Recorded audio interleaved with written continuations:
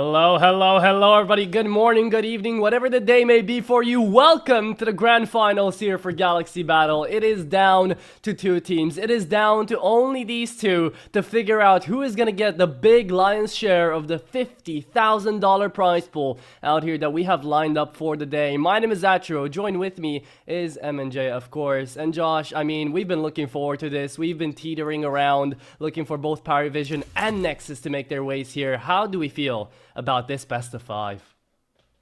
I'm quite excited for this. We got to watch both of those, or I got to watch both of the semi-final games yesterday, and we saw some real interesting Counter-Strike. Both series going to 3 maps and overtime in the third map, delivering on every single front that you could ask for. PARIVISION showing some kinks in their armor, showing some vulnerabilities despite being the favourites against Iberian Soul, and Nexus fighting tooth and nail, overcoming multiple series points that Sinners fumbled, clawing things back to take it to multiple overtimes and then eventually getting it over the line. So a lot of grit and determination that I'd like to see again today. And it does feel like this is what excites me about Nexus today, is it felt like yesterday they were playing on half capacity, right? They gave us that win despite Launix having possibly his worst performance of the month so far. So if he steps up as the hard hitter that he normally is, then they might have a 6th gear that they can shift into and put the afterburners on for this grand final. Oh, yes, they can. Nexus seemingly having plot armor yesterday, really, when it came down to all the overtimes, all the affairs where the Sinners struggled to close it out, and yet they still were able to, at the end of the day, make something pretty damn beautiful out of that best of 3. So now, they've got an entire best of 5 to wow us, right? So, taking a look at the map veto, the initial bans are, of course, going to be the perma bans coming out here for both Nexus and PARIVISION. We're going train off, nuke off, and everything else is on the table. Mirage, Dust 2, Inferno, Ancient, and Anubis. I feel like the degree of difficulty is going to increase by every map that we go to. You know, it starts off easy on Mirage, then Dust 2 might be the easiest, so there's a little bit of a downslope there, but then Inferno starts being a bit harder, Ancient starts becoming way harder, and Anubis, I think, might just be the toughest of these 5 maps if we do get there. Yeah, well, this is the thing with best of 5s, right? It really does test the depth of your map pool. And we're lucky we've got 2 tenured sides, 2 teams that have got a lot of reps in over the last 3 months. They have a deep map pool as well. They're playing 6 of the 7s. They can get their permabans out. We don't play nuke. We don't play train. And we're comfortable with just about everything else. But yeah, when you start getting into map 4 and map 5 of a best of 5 series, yeah, that really is where you're put to the test. And I think fatigue starts setting in. The strat book starts running dry. Into the pistol round for the first map of our best of 5 finals, though. It's James trying to get aggressive into middle early on. Spots ahead. Can't connect onto it. BTN slipping away. Ooh, okay, there we go. It's the start. We get to see the mid-takes we've been talking about before on Mirage for Nexus seem to work out initially, but Nota, just too quick on the dualies, finds one as PARIVISION do manage to trade it back. This is going to be a game of passiveness versus aggression. Passive from the side of Nexus, if you would believe it, and the aggression that we have seen as of late coming out of PARIVISION to close out so many of these games. It's been Jame in the forefront, sure, but he's been more passive as we know him. The guys that are really punching in the tails out here for PARIVISION have been Nota, have been Belchanok, even Kicker to some degree. But a 2v4 remaining. It's BTN and Lau left to fight through middle.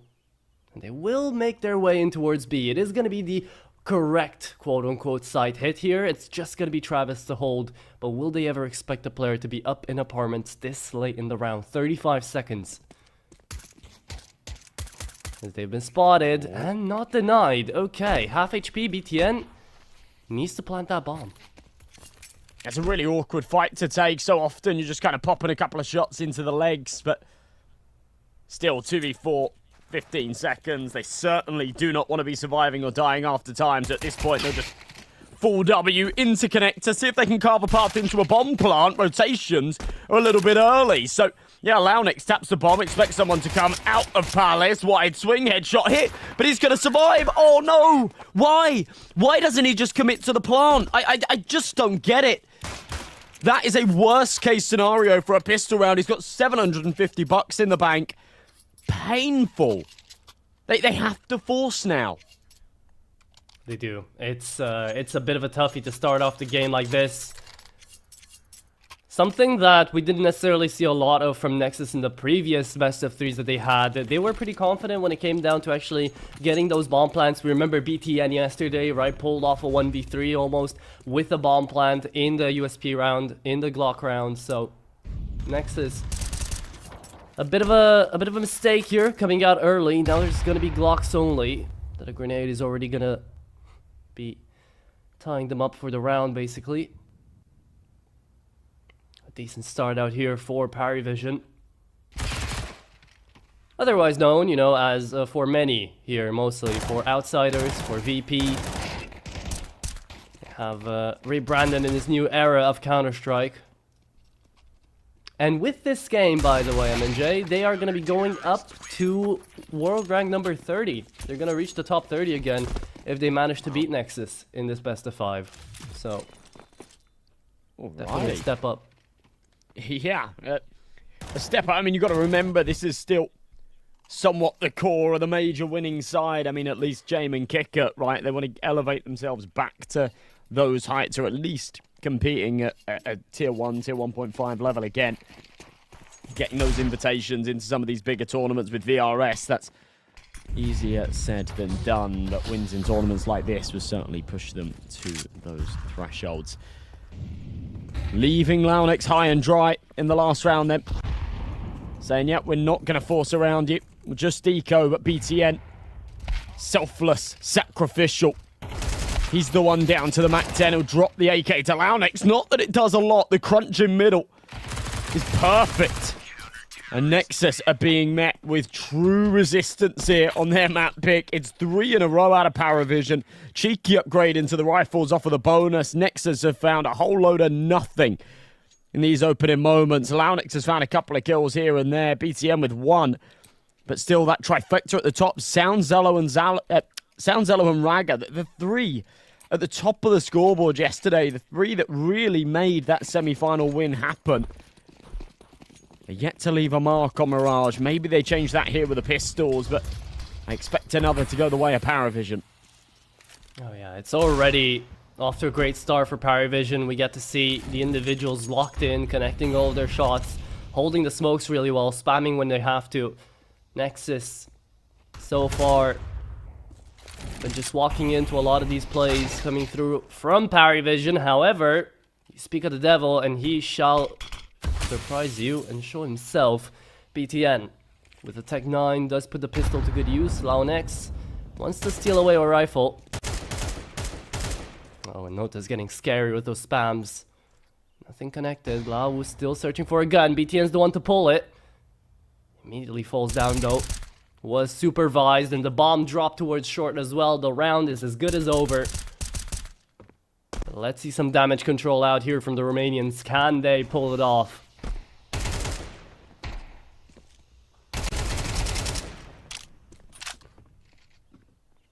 Yeah, hang on a minute. Raga's just hit a key shot. Launix can't deliver there in con, but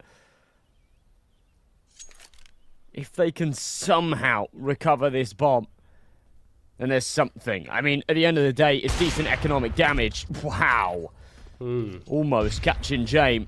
Too low on health now, but HE finishing off Zello means Raga has got it all on his plate. Body shots are doing the trick now. As the head connects onto Kicker, does he have the information that the last 2 are low? He'll grab that bomb with 15 seconds left. The problem is he hasn't got time to waste here on the bomb site. So drops the molly, but needs to commit to the instant plant. Nota will be here to swing out and deny it. It's well played from the rifle. Way too much damage taken, given what they were against. And finally, some signs of life out of the boys on Nexus. But it will not convert into a round win. Some great shots being hit here, though. Great shots, but again, no real peel coming through from Nexus in this round. With that kill from Raga, the round could have turned out to be way different if BTN was covered for back into short, right? Had an AK, could have gone for a little bit more, but you live and you learn. It's another round on the board here for PARIVISION, and it's a full buy, the second one we get to see out of the T side. Nexus trying to start this grand final a little bit slow. Yeah, full W. Nota doesn't care. He's learned this from James from the previous rounds. This time, though, finally been read into by Nexus. Launex takes him down. It's a good nade, but BTN takes the head off of James. You see, they traded out positions. Usually, up until now, Launex has been pushing inside a connector. This time, he's went around an underpass, managed to find one. BTN goes aggressive in mid. Cleans up the round so far. It leaves us in the 5v3. Now, Nexus, they need to hit heads on this coin. And they're getting close to it as well. PARIVISION trying to aim for a bit of a dual site hold with only 3 people. Definitely not going to be easy. Sound needs to make some noise.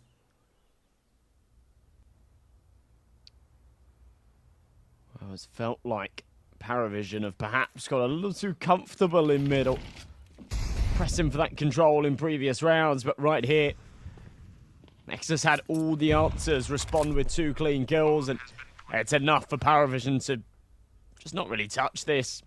Kicker hasn't got a lot of money. There's enough on the rest of the team that they can force up into the following round. To try and stay alive here.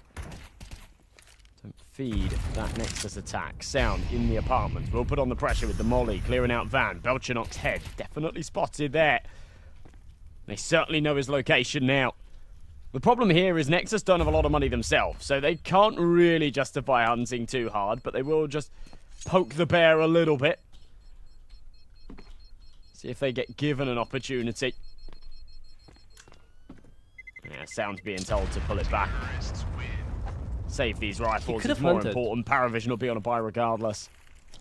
Sure, but he could have hunted for a little bit more. Now they save away 3 guns and they'll still have a good buy even if they lose this next round. Whereas they lost another player, it would have gone a little bit tougher to actually justify that. Either way, Nexus are in the same boat. A flawless round finally out here for the Romanians.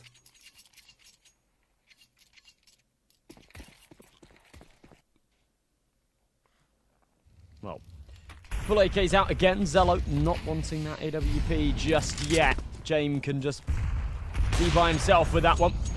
No one to contend with him. A bit of early damage connecting onto BTN, but James shot in middle. Not lethal.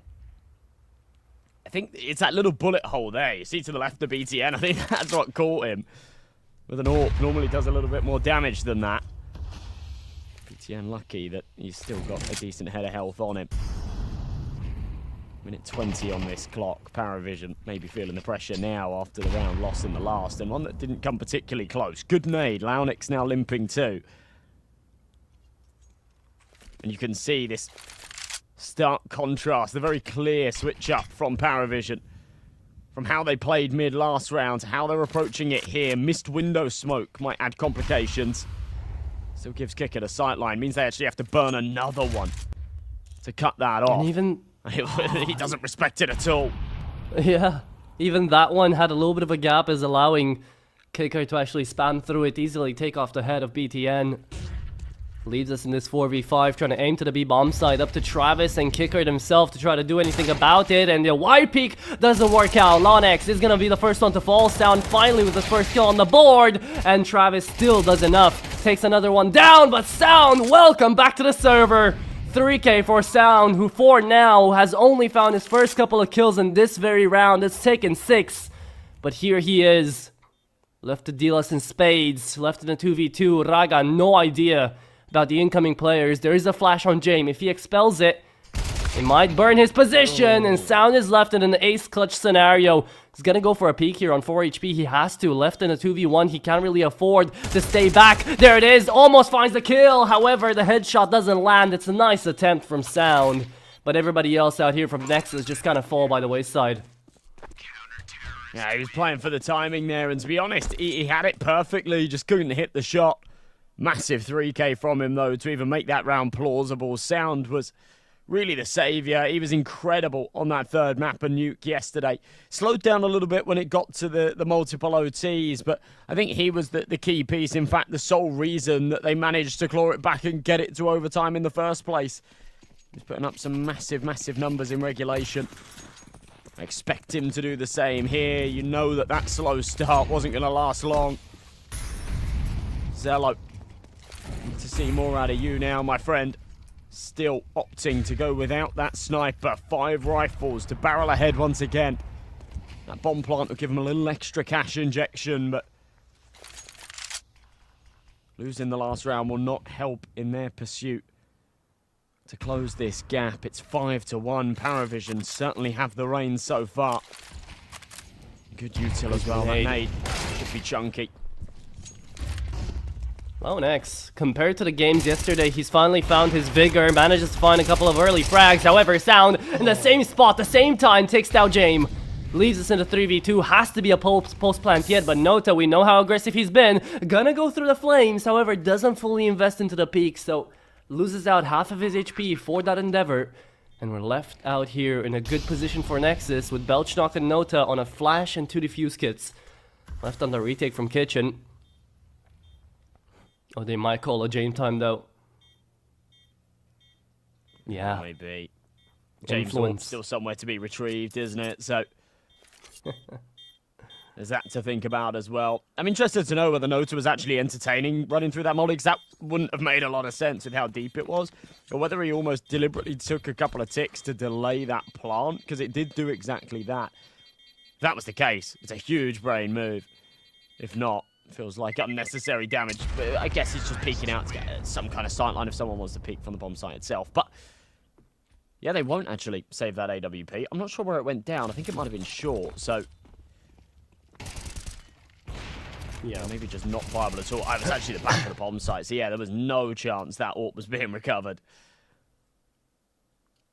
Either way, 2 rifles saved. They'll have enough to buy up into this next, but Nexus really are snapping at their heels here. So we'll see the AKs out again.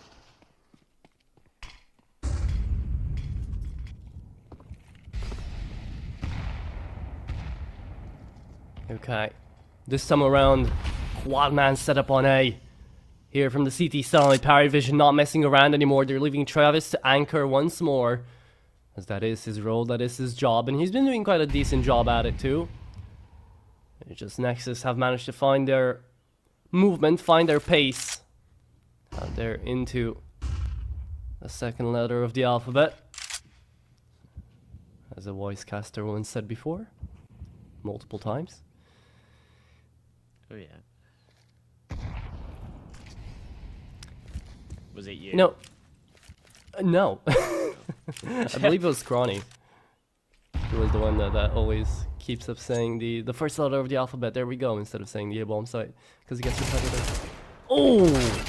Beautiful first kill there. Sound manages to win out his duel, but gets traded immediately. Kicker forced out of Palace. Runs back towards ramp, as Zello as well is going to be saving away the bomb, not wanting to give it into enemy hands. Raga, last man standing here on A, making noise, making space. But they don't care. BTN taken down towards Catwalk. And if Kickard falls here, could trigger a late rotation back. Barrel spotted. Zello, a bit trigger happy, still connects. As they've taken control of the bomb site, could at least result in a plant. Here comes a flash, a peek, and Jame somehow spotted the pixel there. Could have gone for the flick, didn't connect it. Travis coming in through CT is not going to deny any bomb plans. Raga still left alive somehow, 12 HP, trying to just move around the map, and Zello re-peeks Jame. Didn't even have an op. Zello, a bit too ambitious. Raga's going to go down, and that is 6-2 here in favor of PARIVISION. Can't be feeding Nota and Jame like that. Nota sat 8-3 after the trifecta there in that round. 6 on the board for PARIVISION.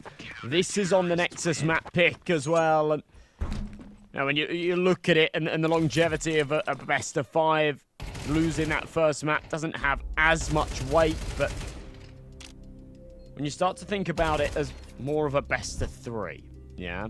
Now, Nexus have the advantage of being able to pick first, because it does then mean that, you know, if they were going to get this done in 3 bites, they're basically playing 2 of their map choices rather than, just the one. However, who's in that first pick? Especially if it's in a convincing fashion, which is what we've seen so far out of PARIVISION, it really does tee the CIS squad up for an easy, quick one, doesn't it? Yeah, see, that's what I'm not happy about with the map vetoes, though. They go so basic that they allow PARIVISION to have this warm-up map of Mirage that they could even take themselves. If Nexus started out with Inferno, which is definitely the weakest map in the veto out here for PARIVISION that they play, 33% win rate in 9 maps, right?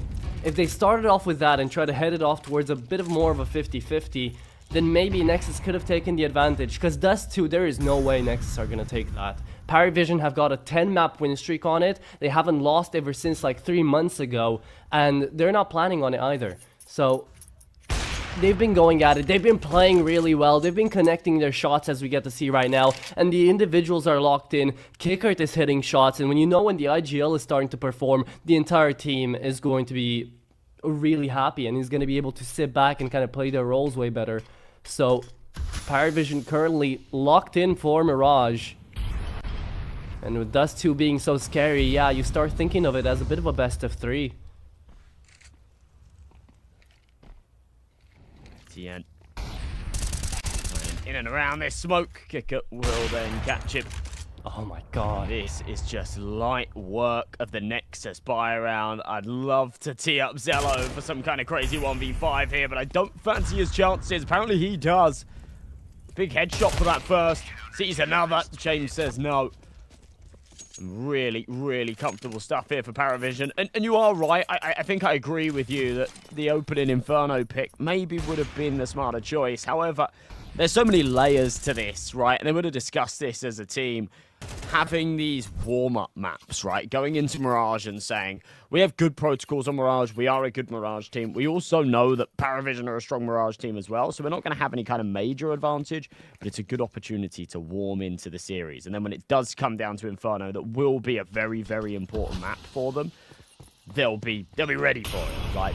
Yeah. And there's sort of no excuses once you get to that third, but... Fourth, fifth, fatigue starts kicking in.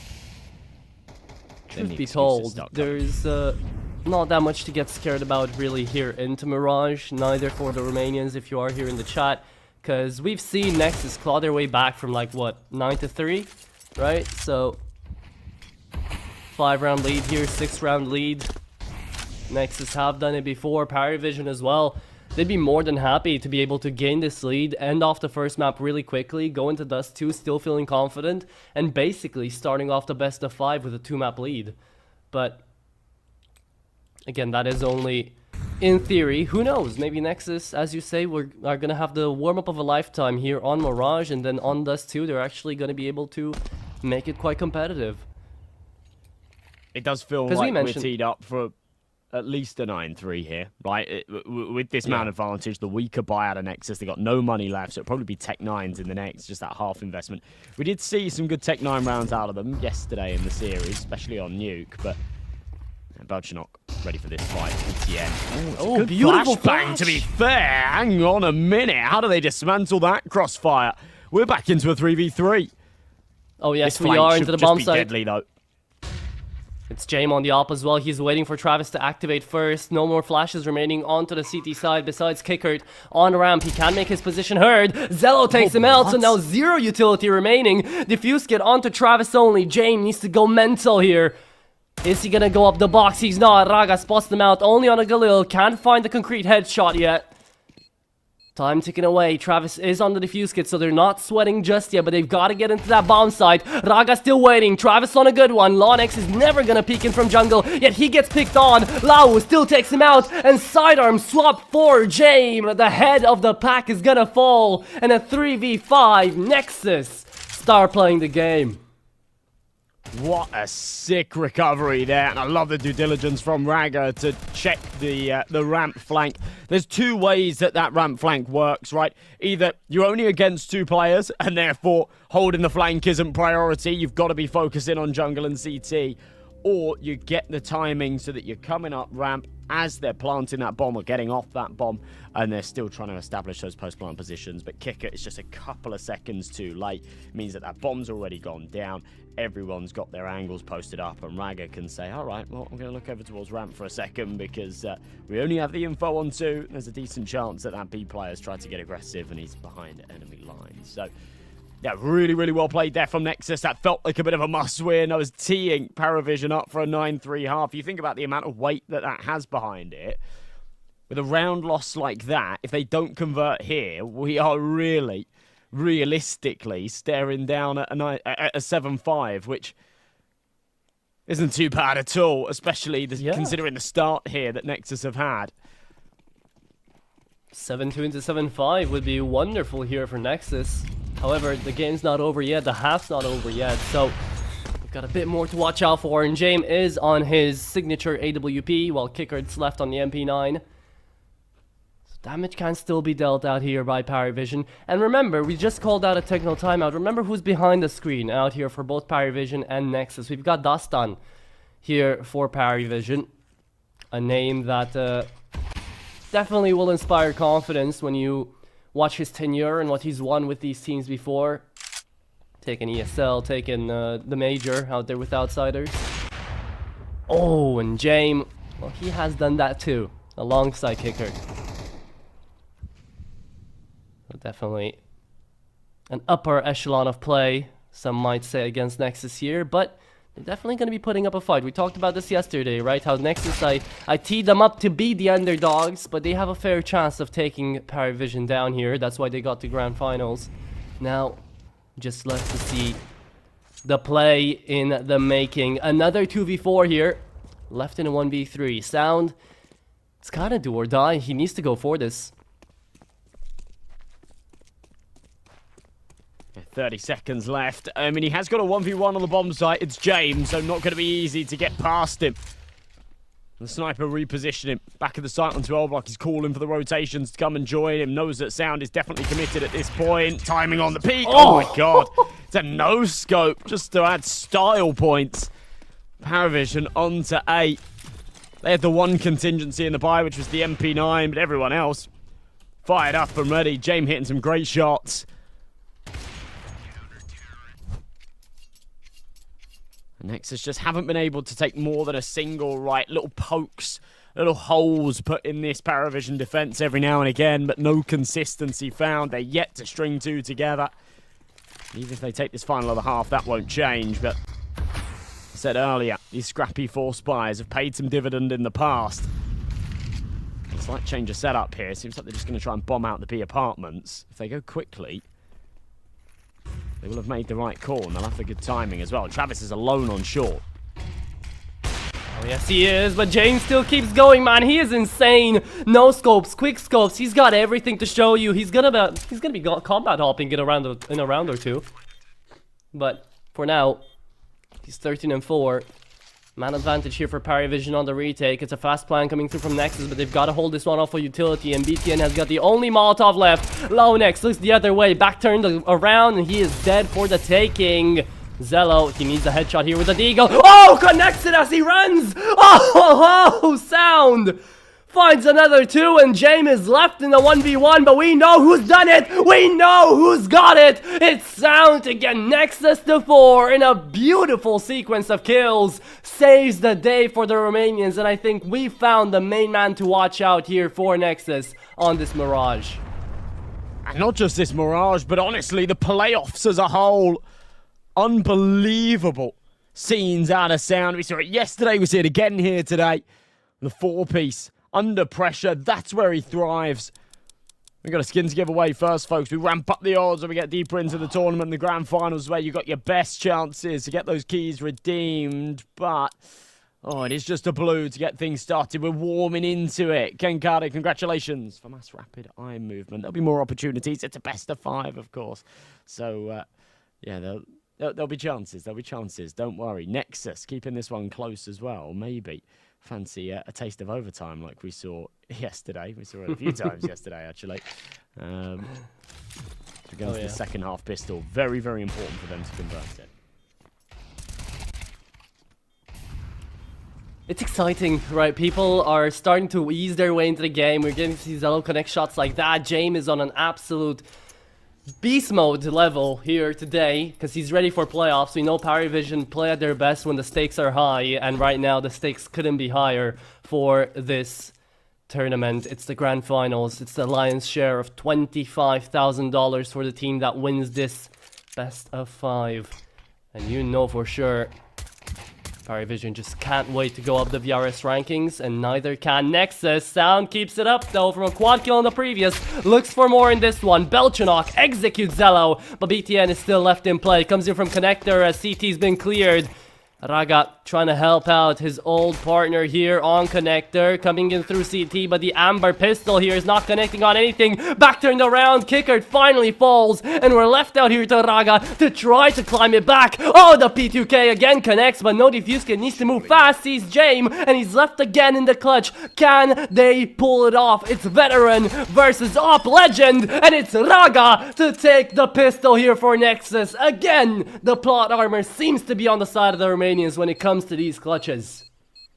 You can see the sigh of relief out of Raga. This guy is cold as ice. Done interviews with him in the past where even after big victories, he doesn't feel like it. You know, he's not someone that celebrates until they crown that big prize. And even with a 1v3 there, just unbelievable shots being hit. It's just his sigh of relief rather than any celebration just yet. They've still got work to do. Forced buy out of PARIVISION, of course. They've got the bomb plant in the pistol, so a fair bit of firepower behind it, to be honest. 3 Khalils, a scout, kick it down to that Desert Eagle. Zello's got an AWP out on the CT side of things. It's a good trade. James thinking, can't believe that he's gone for that one, but fair play to him.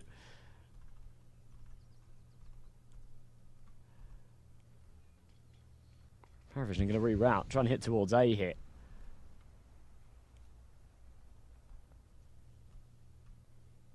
Okay. Left to it. It's a 4-on-4. The weaponry looking tough on both sides, really. Just sell on that upgraded AWP here for the team, but Sound, he's looking for a frag, only gets one, traded out immediately from the Palace players. PARIVISION can start making their way in there. BTN has got to hold on for dear life, needs to wait for his teammates. Raga on a big lurk around in towards T-spawn as PARIVISION now have planted the bomb and will all be playing together. 2 from Tetris, 1 from inside a sandwich. Raga immediately goes down. Travis, wonderful shot. Kind of puts the execution of the retake down to nothing as Nexus are going to be saving their weapons, looking for exit frags, and running with their tails tucked between their legs as PARIVISION pick up 9-5 in this half. That's a nasty round to lose. Saving the 2 weapons. I mean, you get that AWP and M4 across. It's important, but the finances are going to be painful in this next. They'll have a minimum loss bonus, so it's going to be pistols and armor. $1,400 injected into the bank accounts. This is going to be rough. It's going to be really, really rough. You are quite literally reliant on a huge individual play from one of these 2 big guns, or maybe Sound's SMG. We definitely saw a few of those moments out of Raga yesterday, didn't we? And those lower buys doing the lifting to keep them relevant. PARIVISION, though, key conversion. They're on to 9. They can smell the finish line.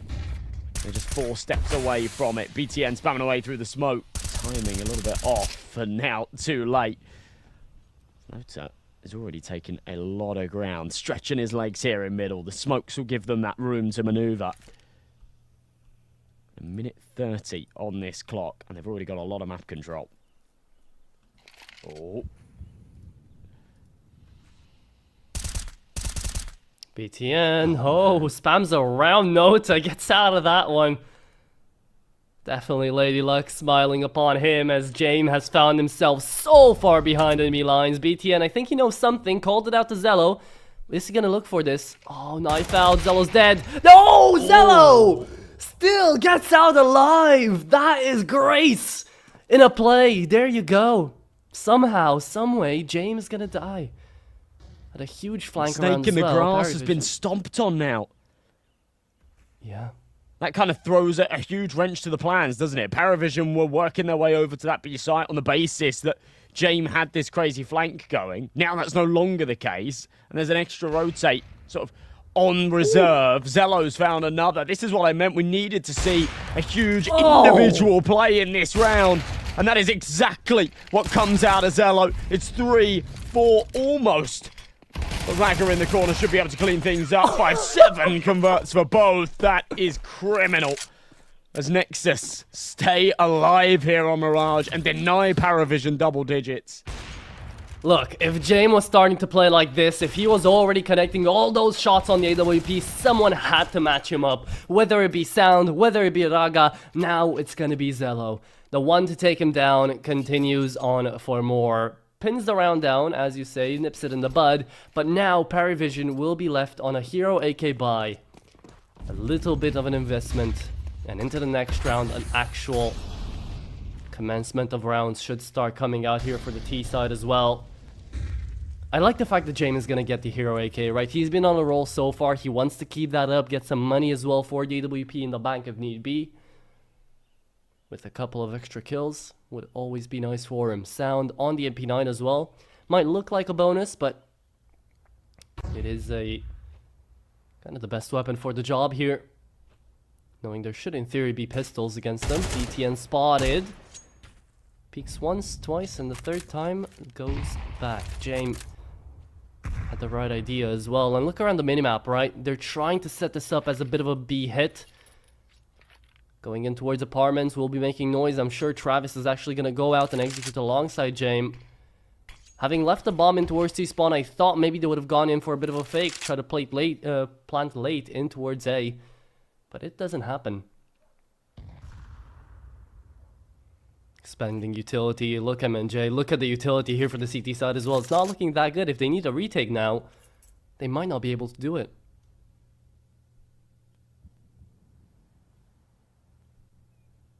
They pull back? Kicker, what is he calling?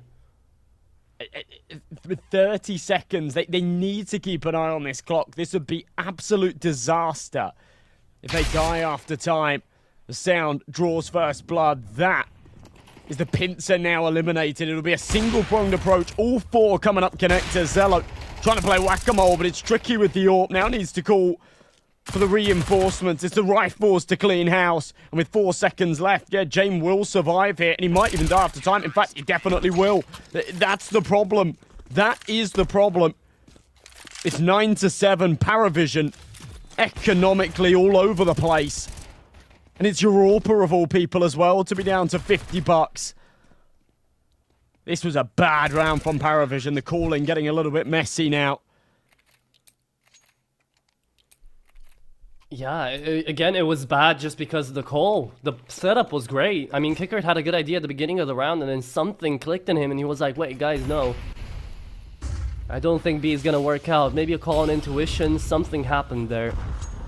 That didn't really pan out well with the IGL. However, we live and we learn. That's what Mirage is going to be for, right? We've said it. A warm-up map and all. From 7-2 down, it is 9-7 on the board right now, and with this forced investment, that's not looking that amazing. We're going to be jumping into this B-bomb side. It's up to Raga to deny. Launex close to him, as Zello is going to be the first one to connect in from kitchen. He finds another. Travis finally out the smoke, but Zello, he's hitting headshots even with the AWP right now. He is off the mark, and he does know where the last one is as well. So it's just Travis to go down as well. Amazing flick to end it off. It is a quad kill at the Opper, and Zello locked in alongside Sound. Nexus are one away from equalizing things out. There's a ridiculous shot out of Zello there, just playing around the edges of that smoke. I guess it was the right play for PARIVISION to go for that force. Of course, James going to call it with no money in the bank. He would have been double eco. That hurts the round count. It gives Nexus an in on their own map pick here on Mirage. Retaking control now that they're on their CT side. And as you say, some of the harder hitters really stepping up. Launex, who had a great start to this map, has gone very quiet. It's been Sound and Zello doing the lifting, and he'll continue that here. It is just against the eco. Nice shot out of Belchanok. Zello still firing on all cylinders. Should only be the single casualty. Sound make sure of that with a triple. A 9-9. This is anybody's map for the taking now. PARIVISION have had it swept under their feet after such a good first half. They've swiftly lost control. And you have to think of the morale here as well, right? For PARIVISION, they've been in this spot so many times before on LANs and online events. Grand finals are something they're akin to. However, for Nexus, while they've been playing for a long time together, sure, while the old guard has been here for around about 8 years, the grand finals they have, you can count them a little bit out here if you bar the Romanian tournaments. And definitely the best of 5 aren't easy to come by, so when you find a comeback like this, when you have a 7-2 lead, it's definitely gonna hit major winning Jame and Kickard a little bit harder, considering their opposition, rather than it would Nexus. They're seeing this comeback and they're thinking, okay, morale is at sky high right now, we can take our own map pick, we are being oppressive, we are being the enemy that can take PARIVISION down here. The narrative swaps around a little bit, so let's see how Bolchinok and Jame gonna be enough to save PARIVISION today here. It's gonna be the full buy, and it's gonna be Raga to hold on, look for that first kill, at least trade himself out until Cavalry arrives, and Cavalry is the name of BTN right now, as there you go, it's a beautiful flash in, nothing connected. BTN on the back of the bomb site, sees too many, takes down none. PARIVISION, great entry and a fast round to take. As they're the first on double digits, yeah. Finding that form as soon as they need to. I do want to lean into a little bit of a I don't know, I guess somewhat of a storyline here for PARIVISION. They are second place merchants. They seem to love finishing second. Literally just this month, we've seen them take 2 second place finishes. One in CCT Series 1 here in Season 3, where, yeah, they went to the grand finals. It was against Ents. It was a best of 3, but it went the distance. They lost it 2-1. The last time they played a best of 5 grand finals, that was also very recent, back on the 11th of May. Best of 5 finals against Bait in Challenger League. It went the absolute distance. It came down to that 5th and final map. In fact, they were actually, so Bait got the advantage because they came from the upper brackets. They got the 1 map advantage. PARIVISION went 2-0 up, so they just needed 1 more map. They choked the 4th 13-11 and then got smoked on the 5th, and that was for a spot in Pro League, right? They missed out for a spot in Pro League by 1 round. So there is something to be said for this team making it to grand finals, especially best of 5 grand finals, coming out of the gates hot, taking the first map, sometimes taking the first 2 maps, and then running out of steam, and maybe those nerves getting to them a little bit, maybe the calls becoming a little bit shaky. We'll see if that happens again today. Obviously, Bait, perhaps more of a formidable force than Nexus, but so far, Nexus are proving to be a real thorn in their side. They'll continue that with the save rifles and money in the bank. It's another strong investment.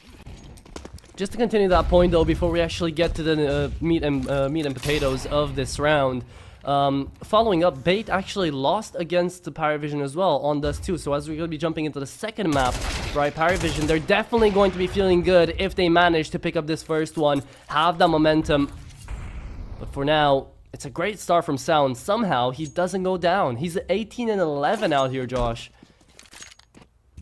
And he's absolutely loving life right now. Yeah. It's one of those games, right? I think it's so weird. You try and get into the head of a player. Sometimes you actually just have these tournaments where you do exceptionally well. And it's not just a map. It's not just a series. It's, yeah, something about the format of this tournament or the servers that they use. You just lock into this mode of your best form. Nice shot from Zello. Kicker. We'll take one back, so a little bit of fight still in them, but it won't last long. Travis dealt with. Whilst Kicker's fighting tooth and nail here in middle and still popping heads. No one else outputting that same kind of damage, so he's forced to just back away. 40 seconds on this clock. Unlikely he'll survive. Raga deep into the apartments, but doesn't overstay his welcome. He will just sort of periodically jiggle back onto it. Might be able to catch a timing. No, he steps. It alerts Raga and survives with 1 HP. Big kill, upgrade into an AK. 10-10, we're tied up again. 1. Everybody in chat is gonna say after that, as Raga does manage to stay alive, 10 to 10 indeed. And is it just me, or is Kicker looking a bit out of the game so far? Like, yes, he's trying to play there individually, but when he's looking at the monitor, trying to convey his feelings and ideas towards his teammates, it just feels like he's checking out a little bit there mentally. Or maybe that's just my way of seeing it for now. But I do want to see him lock in just a little bit more.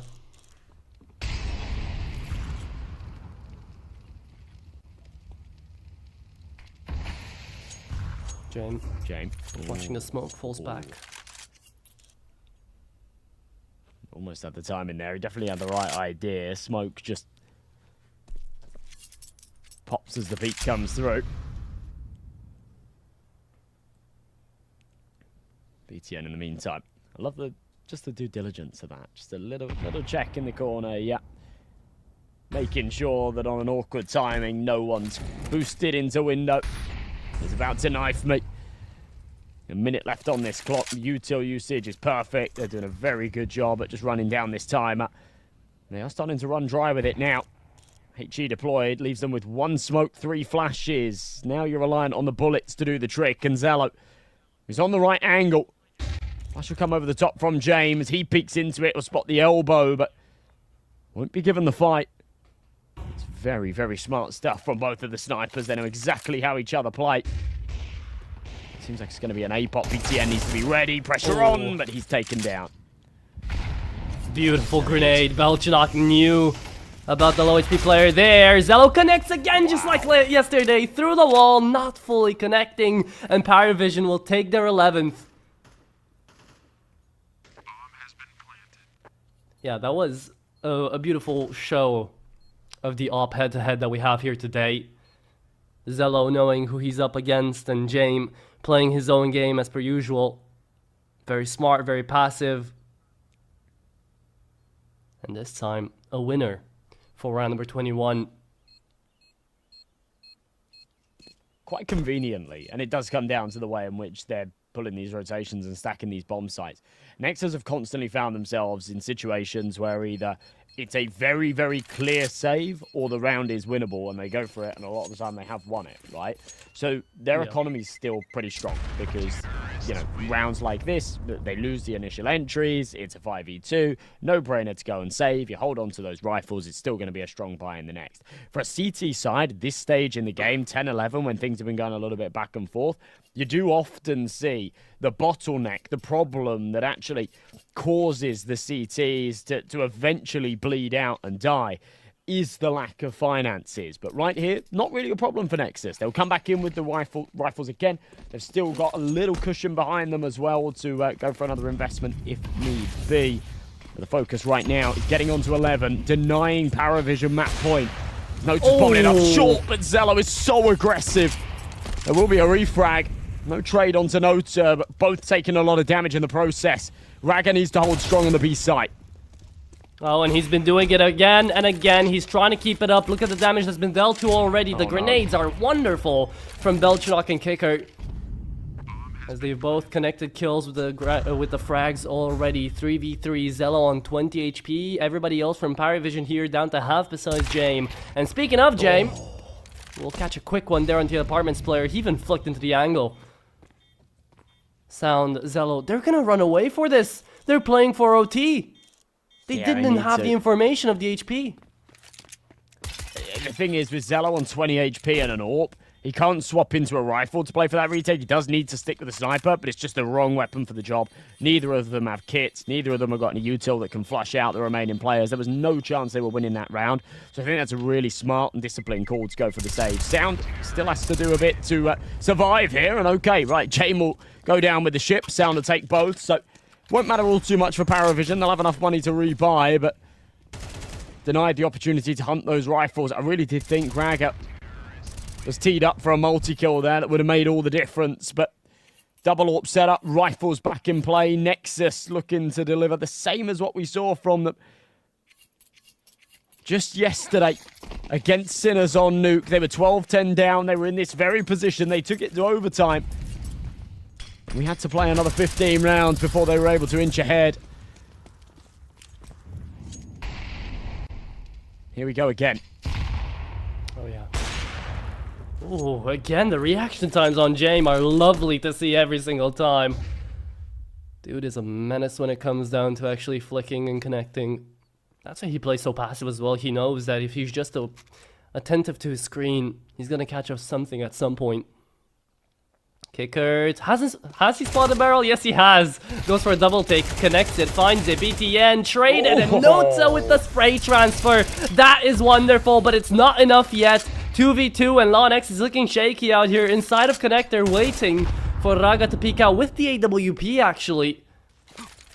Trying to fly him out. LawNX gonna be jumping on the flash. It's wonderful, but he runs out of bullets. Oh, Lau might have just given this one up because it's James left in a 1v1, and the A1S does connect. Raga has been finding so many clutches, and James has been the subject of almost every single one of them. 12-11. Indeed, it's not map over yet.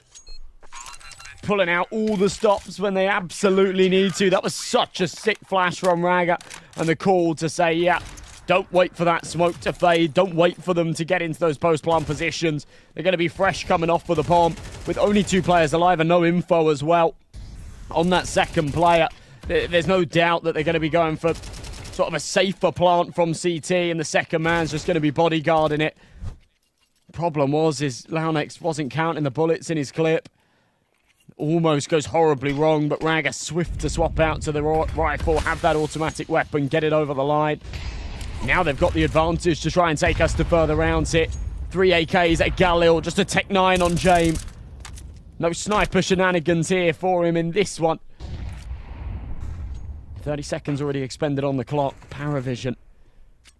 Little tickles of damage from the util, but nothing too substantial. They're going to regroup.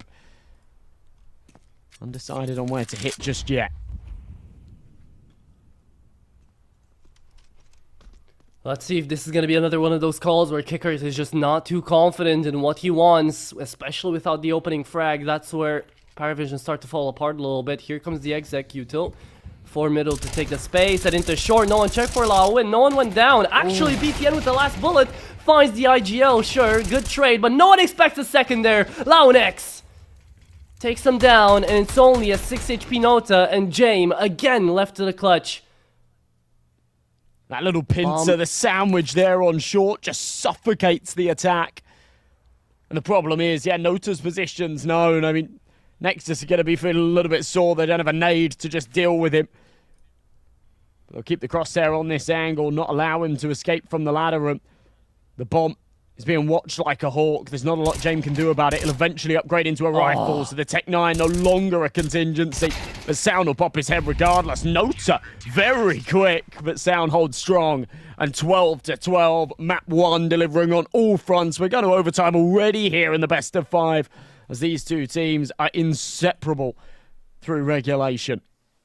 What a grand final start to have. Off Mirage, right? Off the quote-unquote warm-up map, we get so many highlights, and immediately off the bat, we go into an overtime. Now, we do remember yesterday how well Nexus kept themselves up in the overtimes to take down Sinners every single time. Sinners had 5 or 6 map points and 6 chances to close out the game, but it wasn't until Nexus pushed it out to overtime 3 to finally find 2 in a row there at the last hurdle. Now, PARIVISION, they've also been doing quite good when it comes down to the overtimes, but they haven't pushed that many. They usually just gain the advantage and they close it out early. So it's opposing battles going head to head here. Let's see who's going to come out on top. CT side continues for Nexus, T side here for PARIVISION.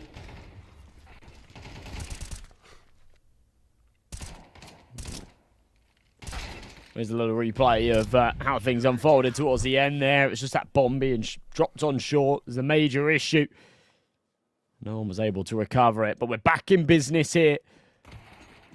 And Nexus took us to OT yesterday. It took them quite a while to get it over the line. They were constantly playing on the back foot. But the key takeaway is the second they had that opportunity, their first chance on that point, they were able to seize it and close it out. Saw some monster clutches, some monster moments out of Raga and Sound. Zello with some big moments too. Jay somewhat anticipating a push through the smoke, but wasn't quick enough for Raga. That was filthy. A bold play through the clouds in the apartments will give them that early advantage. An AK upgrade. Really interesting to me, actually, that in the first round of OT, James didn't opt for the sniper. Right now, a minute left on this clock, and they're all spread around. Seems like they want to hit A with that bomb being left. That does mean that Nota's going to route back through the T-spawn. That will be the eventual execution. But Nexus have got 4 players. Now 3, as Launex starts to rotate, but still a strong defense. This triangle that PARIVISION will have to try and break. That's worked out before as well. Zello out here from CT, not going to be smoked out either, and doesn't care for flashes. He's never done. Connects through them, Kicker runs away, turns around at the potential flash, and it's just beautiful. Again, Nexus, I've been loving the utility quality out of the Romanians, and PARIVISION have hit theirs as well, but it's more about the individuals for them. BTN holding his own teammate, looks like. And a Molly inside of the site, 20 seconds left to go. There's just no way that PARIVISION can really hurdle through this. It's Travis on the last kill, but it's not enough. Nexus break Hayes' law again, and will be able to find 13-12 up in the first round of OT. Off to a flying start here. It's another great flash out of Zello just from CT. Forces that Tetris player to turn, and the mechanics aren't even really required when the util's so good. You're just facing players that are blinded or are facing the other way. Nice and easy. Get those pickups required. So, Zello. Stood on the angle. HG will blow the smoke open. Won't be given the opportunity. PARIVISION not too keen on trying to cross to the boxes and take that top mid control just yet. A minute 30 on this clock. Shinnok stuck behind a smoke of his own. It's down on the other side of it. He's playing the exact position that we saw them play in the last round.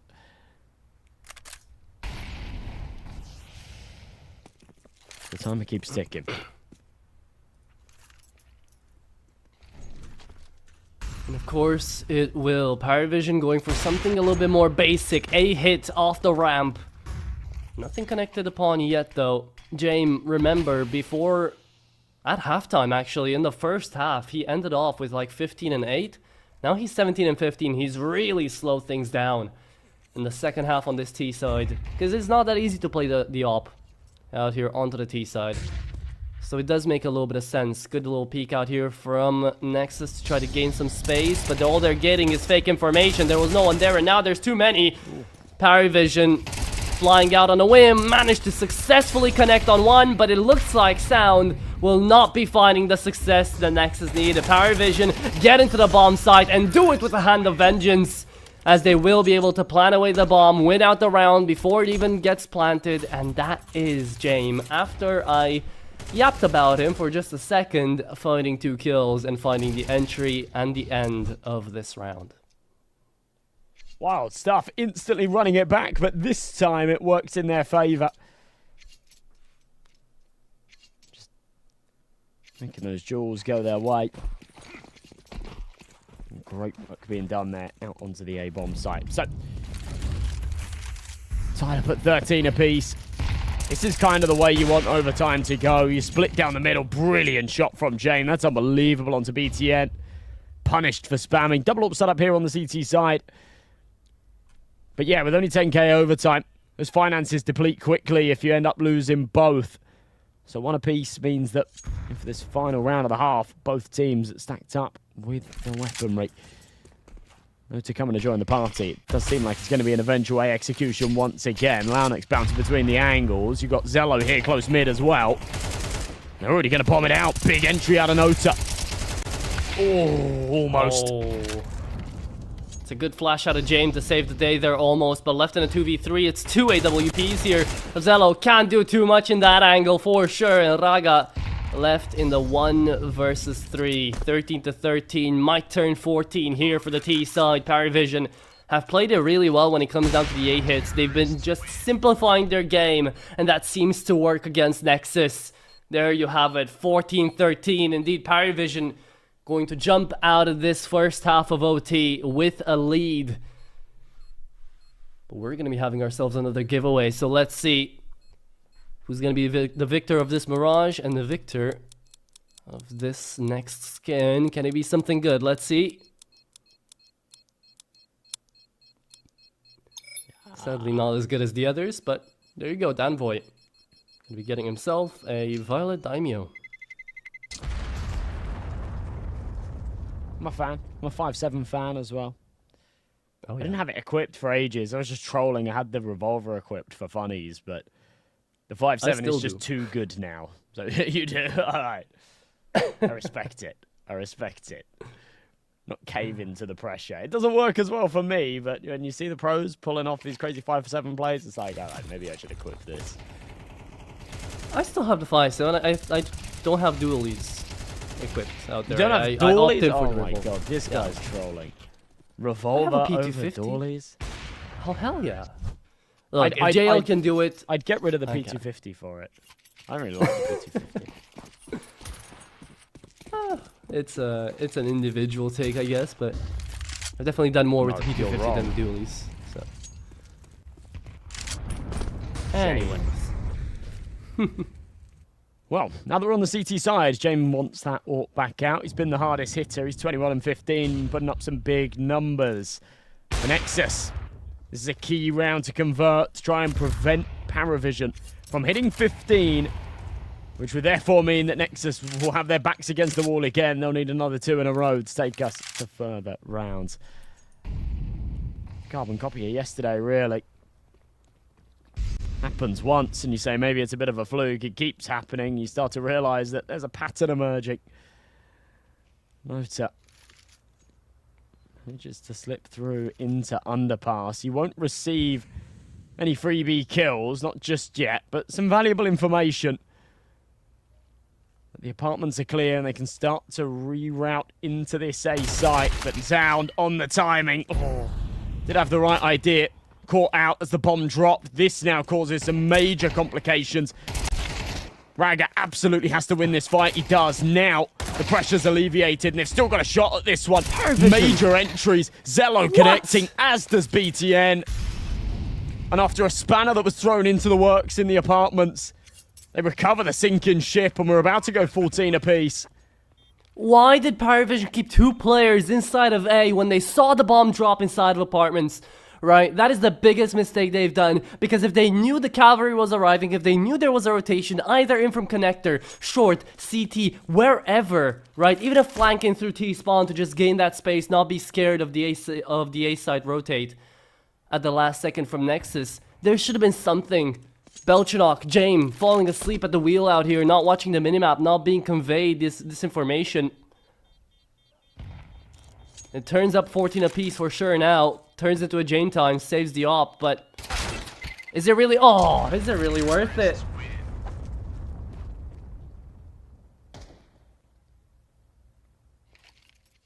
Brutal. Okay, well, it felt like Nota was cooking there when he went through underpass. Caught off the bomb in the rotation. If Raga loses that second fight, that's it. It's round over because the remaining 3 are stuck in mid. There's nothing they can do about that bomb dropped, but nerves don't get the better of him. We've seen that plenty of times. I was saying earlier, he is cold as ice. Doesn't break a smile until they're over the finish line. Molly goes down. James almost caught out. Couple of little spams will tickle some damage onto him. The initial spam's not connecting for all too much though. So minute 25 on this clock. Bomb's going to be recovered. They've still got that pincer in the form of Raga, just sat patient in Palace, waiting for someone to get aggressive. Same goes for the B apartments as well. BTN.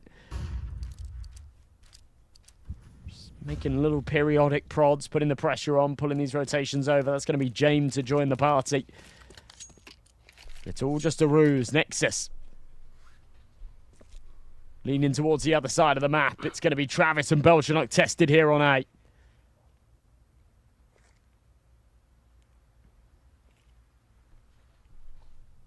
Let's see it. Setup is there. Belchanok's being active on the voice comms. Travis turning back around at the sound of the smoke. Still scared about middle. But they don't care now. They have to go in. Late smoke on CT as well. It's just going to buy up the time. Belchanok can't see anything. Will spam in through for Palace most likely, but he's not even doing that. He's just staying tucked in. 30 seconds is going to turn to 40 the minute the bomb is planted, yet from connector there's still noise being made, there's still bullets being sent out, and Zello does connect on one, but through the smokes there's merchants lurking around, Kicker and Nota each connecting on one, and now we're left to Zello, Raga, and BTN. The oldest members of the Nexus roster right now trying to hold on in a 4v3. Nota, Travis coming along. Zello takes care. And in from short, BTN. That's a late lurk. Down through middle. BTN finds another and is down to Jame again. He's stuck in these clutches and he's been cursed. Because there is no way to win this one. It's over. It's done. It's Nexus on map point.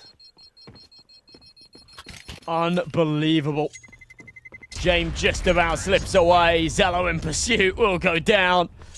Surviving with 3 points of health. So we will have an AWP into this next, but a painful one to lose. It all looked so perfect. They'd used the smoke brilliantly. It cut off the blood supply. The crossfire, Raga was stuck in Palace. There was nothing he could do. He had to try and play through it and was caught in the process. But it's BTN's late flank in middle. You could see him panicking a little bit when he got to top mid. Started running, worried he was going to be too late. He arrived. Perfect timing. James, brilliant shot onto Launix. They are not done just yet. Still some fight left in them, of course, PARIVISION. Unwilling to give up Mirage. Unwilling. Nexus left in a 4v5 here. Have got to pull something out the hat. Jame all over the map, essentially. Was just in mid a couple of seconds ago. Now up in towards apartments. Waiting for sound to make a noise.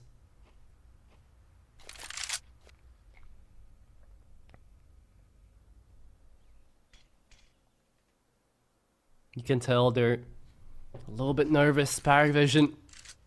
A lot of stake on this first map as well. From 7 to 2 down. Nexus have climbed it back away, but might just turn us into another overtime. Beautiful flash and kill combo coming through from Belchinok. Raga. Okay, you don't turn around. He had the W press as well. I'm very surprised he didn't figure it out. Yeah, it's one of those positions, and especially on a map like Mirage, you should really know what's up. I mean, that's a hell of a round from Belchinok. The 4K there.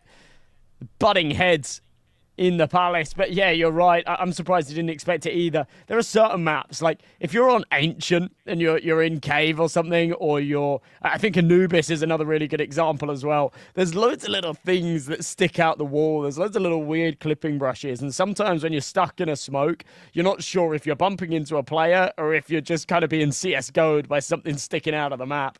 But yeah, in Palace, not really the case. In hindsight, absolutely should have pulled the trigger or been a little bit more aware that he was getting cozy with one of the enemies. An anticlimactic end to the first OT then. We've got to go to further rounds to separate these two sides. PARIVISION just about holding on. I said before, Nexus yesterday, they were on the back foot going into every single overtime. But when they finally got the opportunity, they had the map point. They didn't waste any time closing it out. And that will not remain the case today. Doing things on hard mode. Oh, yeah. Well, hope you're strapped in. Hope you're ready for a long one, because this grand final is definitely not going to be quick. But it sure as hell going to be exciting. Travis, good movement. Gets himself into catwalk fast. As Nexus wanted to go initially for something fast. See that a lot of util came in through from apartments. Denied it. Called it late. Oh, Jame. Getting a little bit aggressive there on the comms. Nothing concrete found. Some noise down middle. PARIVISION. Unwavering. Look at Belchinok.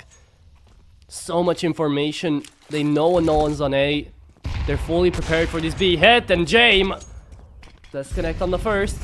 Now looks for more. Nexus, can you pull through? I doubt they can. It's Kickert on another. Traded out finally. Lau comes in from shorts. Would have liked the second, yet Nota does it better. in from the back of the bomb site. Good for 2. Left in a 1v3. Zello wants to make magic happen, but it's not that easy. Requires a miracle here. Connects on Nota, though. And James misses the timing. Sees Zello there, but waits for Beltranok to come through apartment. Zello has checked these before, but this time, surely, he won't manage it. There it is. 16-15. PARIVISION are the ones to take away this first round in OT number 2. It's those little missed opportunities. I mean, you can't always rely on these multi-kills, but it's those missed opportunities that make or break rounds. Launix needed to win that second fight. If he does, it's the difference between things boiling down to a 2v2 or an impossible 3v1 for Zello to clutch. PARIVISION, as you say, do pull ahead first. Out the gates hot here in OT2.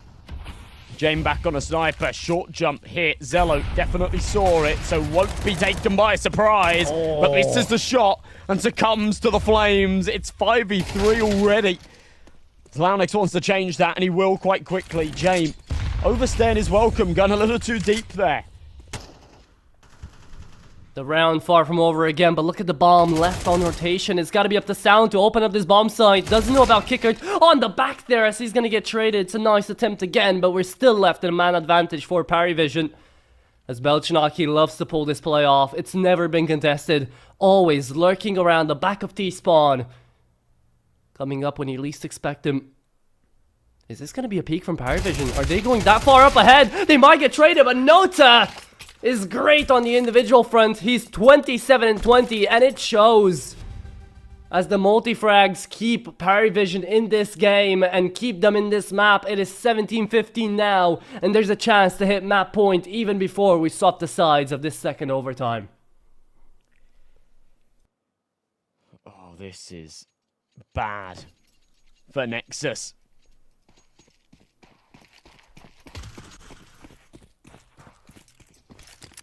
Difficult stuff. Is the money looking bleak? We haven't been in this position yet so far in overtime. BTM working his way round with the Deagle.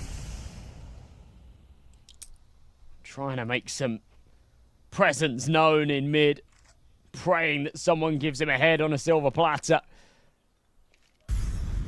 Sell a bit of a ruse so his teammates can get out onto the A site. That's what we'll see. Brilliant entry from Raga. It's a nice trade back from James, but a 4v4 and a site obtained. This feels winnable. Does, with all that space already being taken, Nexus have managed to plan away the bomb. Should have the round as well, but there's no saving now. There's no Jane time left. Because the half is going to swap after this. Kicker is calling in a retake. 4v3. In from CT he comes, but the rest of his teammates down connector and jungle. Raga. Look to left after them. Left to look after them. Has to find one. Does take down Travis. Lau trades it back and is just Kickered. Overwhelmed. And denied. 17-16. No map point yet out here for PARIVISION, as Nexus now have got to fight their way through a bit of a hill to get up to another overtime or even the map win. Again, it's gonna go for a long one. It's just the first map of this best of 5. The grand final delivering off the first map already. Let's see if we're gonna be giving away some nice skins as well out here today. And tralerora. Tralero tralala. Vogue is gonna get himself, Vogue is gonna be given away. And we are going into the end of the second overtime. My instinct is screaming at me out here, Josh, for overtime 3. Yeah, me too. We are cooked with this brain rot, though. I was literally out for a nice day out with my family the other day, and yeah, I have a younger sister. It was her 18th birthday, and that's why I was back home actually, and we were walking around and just out of nowhere just comes dung dung dung dung dung sahur, and it's like we're definitely being like indoctrinated by the government, by the corporations, by the Italians. We don't know what these words mean yet. By the Italians, there's a big plot. The answer's somewhere hidden on Inferno. We're not sure what the words mean yet, but they mean something, and you know, they want them to be in our brains. Cappuccino, yes. You gotta resist it. all. You gotta resist it, Adro. Oh, it's in my head. It's screaming. It's yelling.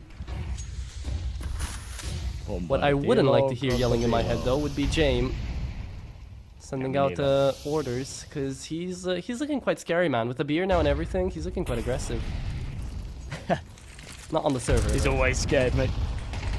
BTN has been spotted, knows the best he could hope for there was just one and done. Oh, this is poor. The site defense crumbling under the pressure of PARIVISION. And one by one, they'll entry in, they'll hit their shots. The util was perfect. And no time to save here, Raga. He has the right idea. There's one coming up from jungle, but Nota quicker to the trigger, snappier to the headshot. And it will be 18 here for PARIVISION. So, Nexus required once again to take 2 in a row. Just to prolong play. Double up set up. Out again. Zello and Raga to wield them. Very similar scoreboard to what we saw yesterday, actually. Sound up at the top. Zello and Raga close behind. It's BTN and Launix slacking on the kill front a little bit. You can cut some slack for BTN, that's for sure. He's calling the shots, and he's been calling a pretty good game so far. Launix needs to wake up here. Lock in a little bit. I will say as well, 20 kills don't do Raga justice. I feel like he's the most impactful player so far for Nexus. He's had so many moments where he's just clutched it, he's just saved it.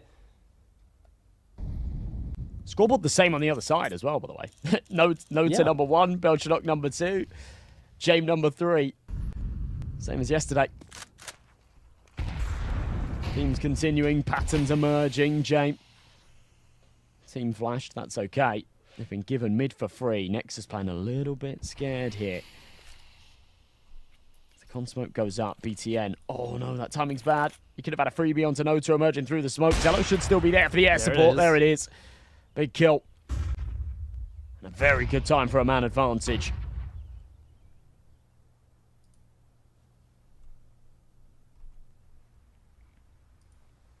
"45 seconds. PARIVISION have got to choose a bomb site. It's probably going to be A. Nexus ready for it. Sound, Zello, and BTN. The usual suspects on the site. Kickert has found himself in to a nice little spot, but will he really be able to activate? At best, he's going to take down BTN before his position's found out. And Sinjury down towards Sandwich, no one there. Oh, and Kicker doesn't even get BTN. It's Sound to take him out early. Position spotted. Belchanok's clearing out for him. Spamming through the palace. Does take him out. But Lau, quick enough. James, he's going to go for a James time. There's money in the bank, sure, but it's James we're talking about. Saving away, 18-17 now. We could be talking about that third overtime. Wildly unnecessary. There is more than enough money for everyone to buy into this round, but that's it. That's a KD play there, and I'm not a fan of it, James. You get a slap on the wrist for that one. Either way, 18-17. As we said before, Nexus playing on the back foot. They need one more to prolong things here on Mirage. A carbon copy of yesterday's Decider map against Sinners. PARIVISION actually throwing all their eggs into one basket here. Is it going to be another one of these fast A plays? Last time it really caught Nexus with their pants down. And here it is again. This time Flashes too. over the top. Big entry. It's a double off setup as well to try to hold it down. BTN to fall. 2 of the A1S is now already dead. And how are Zello and Raga supposed to retake with this? Launix, the big shark, has to say out here from CT, trying to climb his way up, but how much can a single man really do? Head spotted. Oh, it's gonna be taken down. James doesn't take the space, doesn't take the time to connect that shot, to line it up. Flash comes into the bomb site. And Zello does find Travis, but time ticking away. Lau and Zello on the defuse kits, but Lau is just taken down. And what are these no-scopes supposed to do? It's combat upping to no degree. It's 1917 PARIVISION. Take Nexus's first map pick away. And the grand final starts off with an absolute banger. As we needed double overtime, almost triple, to figure out who was going to take this quote-unquote warm-up map out. It's just such a good call from Jamie at the end there to just run it back with the fast A play. Even with the AWP, I thought maybe he dropped down to the rifle. Didn't seem to matter. Nota on the entries was so crisp time and time again. So lean into those strengths, and that's exactly what they did. An unfortunate lack of awareness there from Nexus as well, that was going to be the final call. That was really the only strategy that PARIVISION were really having success with in that second overtime. So, yeah, it wasn't too hard to read that was maybe going to come out again. But the MVP of that map, Nota, of course, 81 ADR, rocking 31 kills. It's slightly inflated by the fact that we had double overtime. But yeah, still a lights out performance from him. And as you say, a first map of the grand finals that really does deliver. And if this sets the precedent for what's to come, then I'm very, very excited. Oh, I am as well. Can't wait to see even more. But before we get to that, of course, we're going to be needing our breaks for what's about to be a very long and fun best of 5. So stay tuned for that. In 15 minutes, we'll be back with the second map of Dust 2 out here picked by PARIVISION.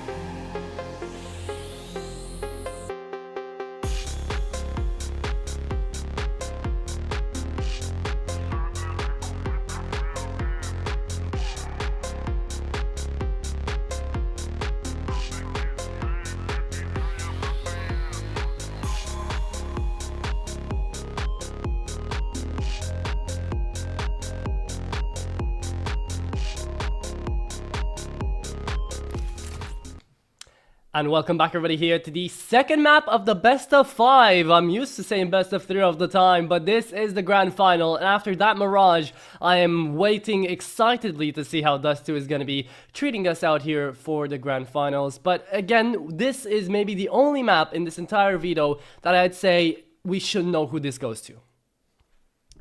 Yeah, I think that's a little bit of a problem for Nexus. Having not closed out on Mirage, it came desperately close. Because, yeah, PARIVISION are just unbelievable here on Dust 2, right? So, yeah, a tricky one for sure. That would mean PARIVISION would go 2-0 up in the series. And at that point, you do feel like the weight of the world is on your shoulders. And, yeah, pulling it back is a very, very tough task. We had a sideways ragger for a moment, but he's managed to fix it. Yeah, I mean, to be honest, Nexus aren't terrible at Dust 2. It is a map that they play, whilst they've not had the best of results in it over the last couple of days. You go back further into the month, and yeah, strong wins against Zero Tenacity, Monty, Cybershoke, BetClick. So yeah, some good sides that they have played on it in the past sort of few weeks. The loss against GTA yesterday as well, I think you can just brush off. When you remember how lengthy their series was against Sinners, they would have had to rush from that game straight into the other. Yeah, you're not winning matches like that. So I don't think they're going to be sort of too heavily worrying about the fact that they weren't able to convert there. But ready to get things rolling here on this second map of the best of 5. Nexus starting off on their CT side. PARIVISION on the attack. We're straight into a brief technical pause, but should be ready with the action very soon. It's Launex to disconnect. Okay, well, hopefully he returns. Yeah, looking like a bit of the LeBron logo there with how he dies, as you see, with the legs. But this is actually a good time to bring that point up for Launex. A lot of people might say that, you know what, looking down at his previous performance on map number 1, if he was playing a bit better out here for Nexus, do we reckon it was Nexus to take first map out here on Mirage? Was he the difference maker?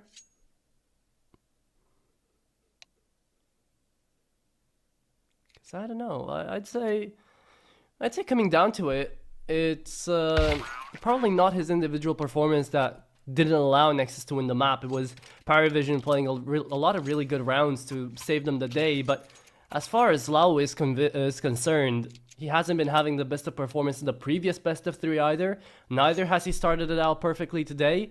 So he is definitely going to need to step it up a little bit out here into map number 2 and above to get Nexus into a pretty spot. But we are finding ourselves now at the beginning of this second map. Dust 2 is live, and we are ready to get straight into it. As you mentioned, CT side for Nexus, T side for PARIVISION. Let's see what they've got cooked up for Dust 2. Well, not wasting any time. It's the Glock sending it straight out along, but Sound with a beautiful headshot in response. And he hears him coming, so we'll call him for the reinforcements. Great flash, but it's turned, and Nota back on the angle. Crispy with the Glock. They'll keep barreling forward. BTN delivers a one-tap of his own. The cross to Goose makes things tricky. Running out of bullets, but connecting eventually onto Raga. Julie struggling as well. This is such a scrap for the bomb site. I think eventually the Glock should fall. There you go. Nota just having such a hard time. Launex survives with a single point of health, but it will be the Pistaranga on the way of Nexus. Yeah, unfortunately there for Note. I could have done a bunch more if the bullets actually landed where he was aiming towards, but you gotta remember, moving through with the recoil, with the sprays, even pistols have got them. But here we are. 1-0, and what do we get to see out here, MNJ? I'll give you a second. What have we seen throughout the entirety of yesterday that we weren't necessarily cool with, but it was happening every single round? There was a force buy or an eco. Oh yeah, both teams as well. Quite scary with the limited weaponry, right? Yeah, but we've got an XM on Lawn X. So that's coming back. Hopefully it's not here to stay, but on a round like this I'll cut him a bit of slack. Dust 2 is not a map that you normally see that XM really flourish. I like the molly, just denying any chance of going for that short plant. He'll cook, but okay, the bomb will go down. That's alright. Felt like he was in that fire forever, but for a full eco, 1 kill on a bomb plant, that's a result.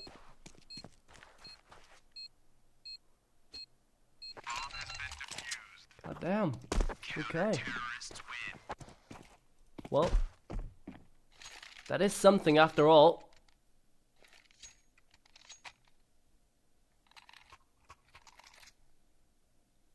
Two-0 start here for Nexus. There's PARIVISION.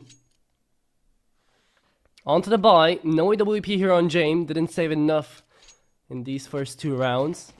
But Zello's already going to pick one up, and with 4 kills to boot, Zello has been looking amazing in the first map too. If we get to see a Zello resurgence out here in this grand final, then it's the time to shine. It's the time to be looking alive. James crouching away, doesn't want to get hit, and will not indeed. Half HP remaining on Zello from that incendiary. Made on Lau, the XM is not going to be there to stay. Alright, no, it's up. Big pickup. Kick it to be just around this corner. Raga left to contend with, but kick it's just quicker. That rifle packs a nastier punch. The bonus round not going all too well here for Nexus. Zello knows he needs to recover this sinking ship with the AWP, but 2P when he threads the needle right down the middle. Not lethal onto either. I love that from Sound though. Getting the information that they're up on short, plays forward. James got a great flank. Sound shouldn't be ready for this. So yeah, it's definitely an impossible round to convert, but can he survive, I think is a big question. He's looking around in the smoke for this AWP. He can't find it, he just keeps picking up the AK. And there you go. Okay, all right. A good full buy round here for PARIVISION, I'd say. 5 AKs convert the round, save away 3 of them. Would you call that a bonus buy as well, coming through from Nexus? I guess so. A little bit, yeah. Well, with the SMGs, it's difficult because when you buy the AWP, you're not really playing bonus. Like, you know, you are committed, but anything other than the full buy with the rifles, I think you can sort of pin as a little bit of a bonus. Love the flashbang. It is only good for the 1 kill. Zello doesn't fancy a shot through the door either. Instead, just holds the angle in case anybody peeks. But an early 1-for-1. Pressure on for both teams. I think more so here for Nexus. Thins those defenses. Means that for now, there is nobody defending the B site. Zello will change that in the next couple of seconds. It does appear to be where PARIVISION want to lean. Stuck behind the smoke here, though. Just sat put in tunnels. Don't want to stay too stagnant, because with all 4 bunched up together, this gives Nexus an opportunity to take a bit of map control elsewhere, gain some information. Awkward timing for Raga. It should mean that BT... Oh, did they see the head? Maybe not, actually.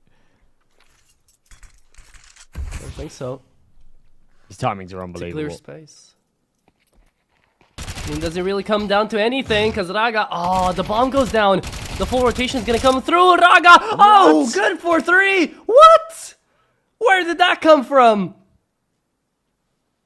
I don't know why Belchanok is knife out there. That just doesn't make any sense to me that he's running up short, knife out. As if in a 4 versus 4, the slight lean towards the B tunnels would be enough to pull everybody off. There'd be nobody on Cat. I don't like that. But incredible work out of Raga. Spray transfer, the reset on the FAMAS. It's not easy. It's a tough skill to master, but he certainly is the king of it. Jane left for the 1v4. 10 seconds left. Looking like he's going to lean towards saving that AK, but that will somewhat force his team to buy around him in this next. Maybe that would have been the call anyway, but 3-1. Nexus looking good. Okay. There it is. Yeah, still insane to me the fact that Raga gets away with even the first one and then 3. Right off the back of that short play. The round was supposed to fall apart, especially with the buy the Nexus were rocking. Now, speaking of buys falling apart, if PARIVISION don't manage to win out this round, they'll be down to 0.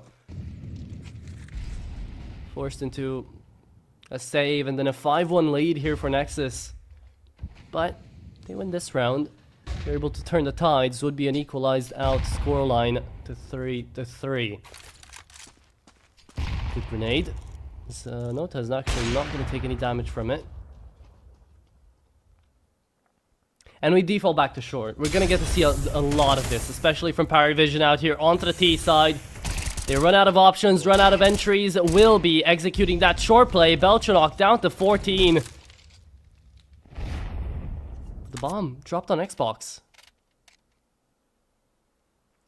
Makes things really tricky. It's a very awkward place to recover that C4. They have still got Travis, this prong, from the lower tunnel, so it doesn't mean anyone has to drop down, but he still has to come and join his teammates. He's still just sat on the lower side of things. Re-incendiary into short. 45 seconds on this clock. What is the call here? Belchanok's low. They don't really have any map control. I mean, they're here in middle, but it's been watched like a hawk, and anytime they want to poke for some more info, they will be punished. It's Zello on the other side.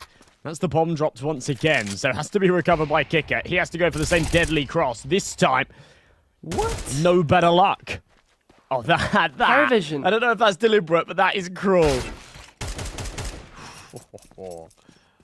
Okay, Belchanok, sure, he finds one. But PARIVISION misplayed this bomb down so badly. Like, yeah, sure, it's a mistake that the one guy that falls down mid is going to be the bomb holder. This? Can you see what we're highlighting here? Where this AK is dropped? I think this is accidental, right? But that is ridiculous. Coming out of short like, and just seeing that.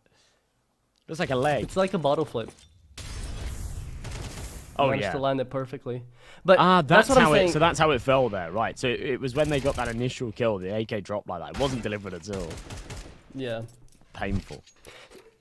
See, this is the big issue, though. The bomb is dropped in middle. PARIVISION one by one try to go and pick it up and go into Xbox. Like, there is no way you're gonna get out when you know there's an op holding and sound there as well that found the initial frag. So why do PARIVISION just send in it one player by one, trying to retrieve it? Sure, they're taking up space in towards A, but definitely wasn't enough to constitute for that. And now because of that, the scenario I was talking about before comes to fruition. Nexus 4-1 should easily be able to convert a 5th round on the board as well. As this is going to be an eco and a hero AK coming out of Belchanok in round number 6. Should is the key word there, and it's one that I've learned to be a little bit reserved when using, but seems like they've got the right idea here. Hitting some key shots. 2-man advantage, not overstepping. That bomb is dropped, but it's in the smoke, so it's very recoverable here for PARIVISION. However, somehow recovering this deficit will not be easy. No, it will not. There it is. Good crunch down into mid as well. AK dropped. Sound allow X. I'm gonna save one into the next round if the P250 doesn't deal with them. Kicker. It's a good shot. And there's the locked-in kicker that I want to see, right? You get to see him on the webcam as well. Much more secure, much more confident in his play. Much more aware of what's going on in front of the screen. rather than in his head. 5-1 though. Nexus take a big lead out here of the start of Dust 2.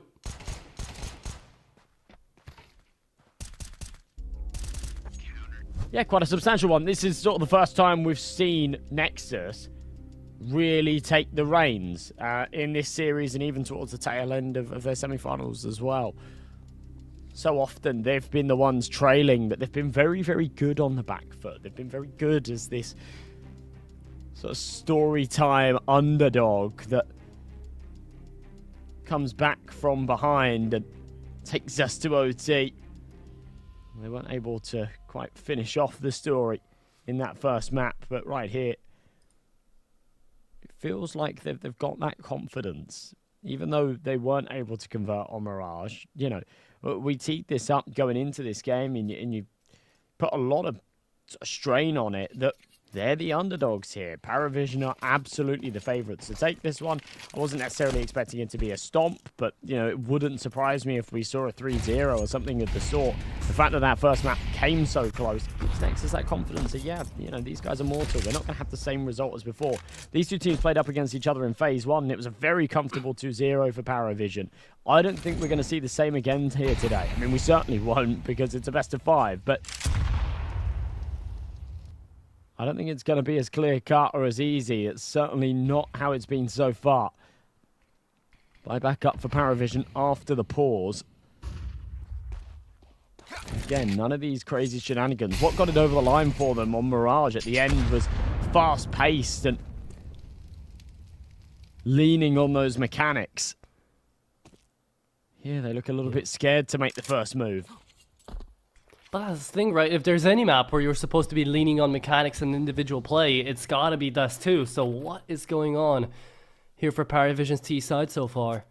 Zello, will he connect a shot onto Nota? We're waiting for some sort of utility to come out. Nota might just make his shoulder peek out, but the first one's out. Kicker is gonna fall. Good flash onto BTN. He stays alive. Molly in towards ramp, and it's gonna be a big nade back. Thrown right where it came from. Jane connects the bullet, and Belchinok keeps up opening the A-bomb site. It's up to Launex to make up the space for Raga to be able to connect some of these kills in from pit. It's so far away, but the bomb already planted. Kind of tough to retake, Nexus. Still gonna be attempting it though. James sees a dead body, almost shot towards it, sees the elbow player, and he becomes the body himself. Good kills coming through. Sound another, and it's up to Travis. So far away. Defuse coming in as well. Full 10-second stick. And Travis forced to run because he thinks the defuse is going to go faster, but it doesn't even matter. That's the end of the round. 6-1. I want to put a bit of a spotlight on that rotation molly as well. It actually stopped them from planting the bomb for short, which was the plan for PARIVISION. They had the short post plants. They kept Jame on the AWP there and Cat. So, yeah, the second that they then had to plant default, because you don't want to be wasting time. You don't want to sit put for another 5 seconds before going for that plant.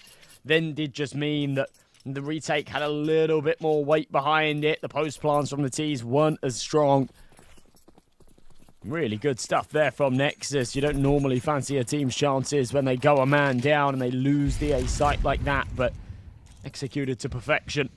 Jame a little too slow to the trigger on that elevator fight. Spams through. AWP on the angle, but Sound.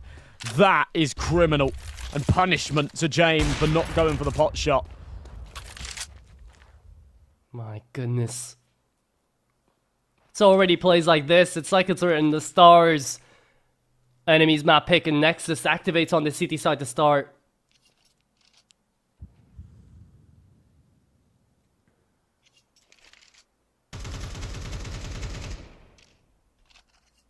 I like the spam here. Kind of fades, kind of hides away the position that Nota's currently in. Try to bait in a little bit of a peek, send it back. Couldn't net themselves a kill. But Nexus playing very passive this round, contrary to what they've been doing in towards middle so far.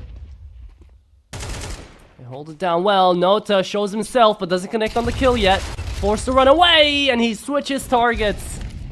Couldn't end up finding any kills. Travis Shadow spotted. Launex easy to connect that frag, and that was what's left. Is Belchinok in the 1v3 trying to get to the bomb, but the bomb is in enemy hands, and it is in Launex's safe bomb site to connect another round here for Nexus. 7-1. They are on a hot streak right now. Yeah, they really are. One or two more rounds, and you know you are looking at the finish line. Despite the fact that we're only 8 rounds into this game, it's not rare at all to see a 3-4, even 5-1 start, but breaching that threshold of the later buy rounds, especially when the T's got the max loss bonus, is impressive work. We're not just talking about on a Nexus map pick or one of the later maps in this best of 5. No, we're talking about PARIVISION's bread and butter. It's Dust 2.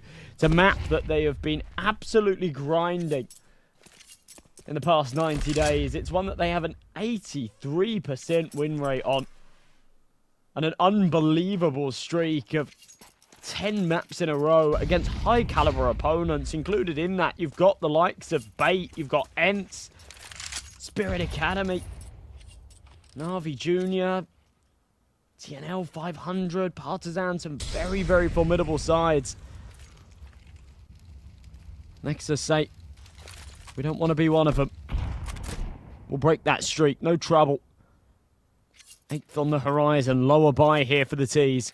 Travis on a Deagle, Galil out on Belchanok. A lack of util, but it's got to suffice. The one saving grace, the silver lining here is they've been given a little bit of leg room out mid.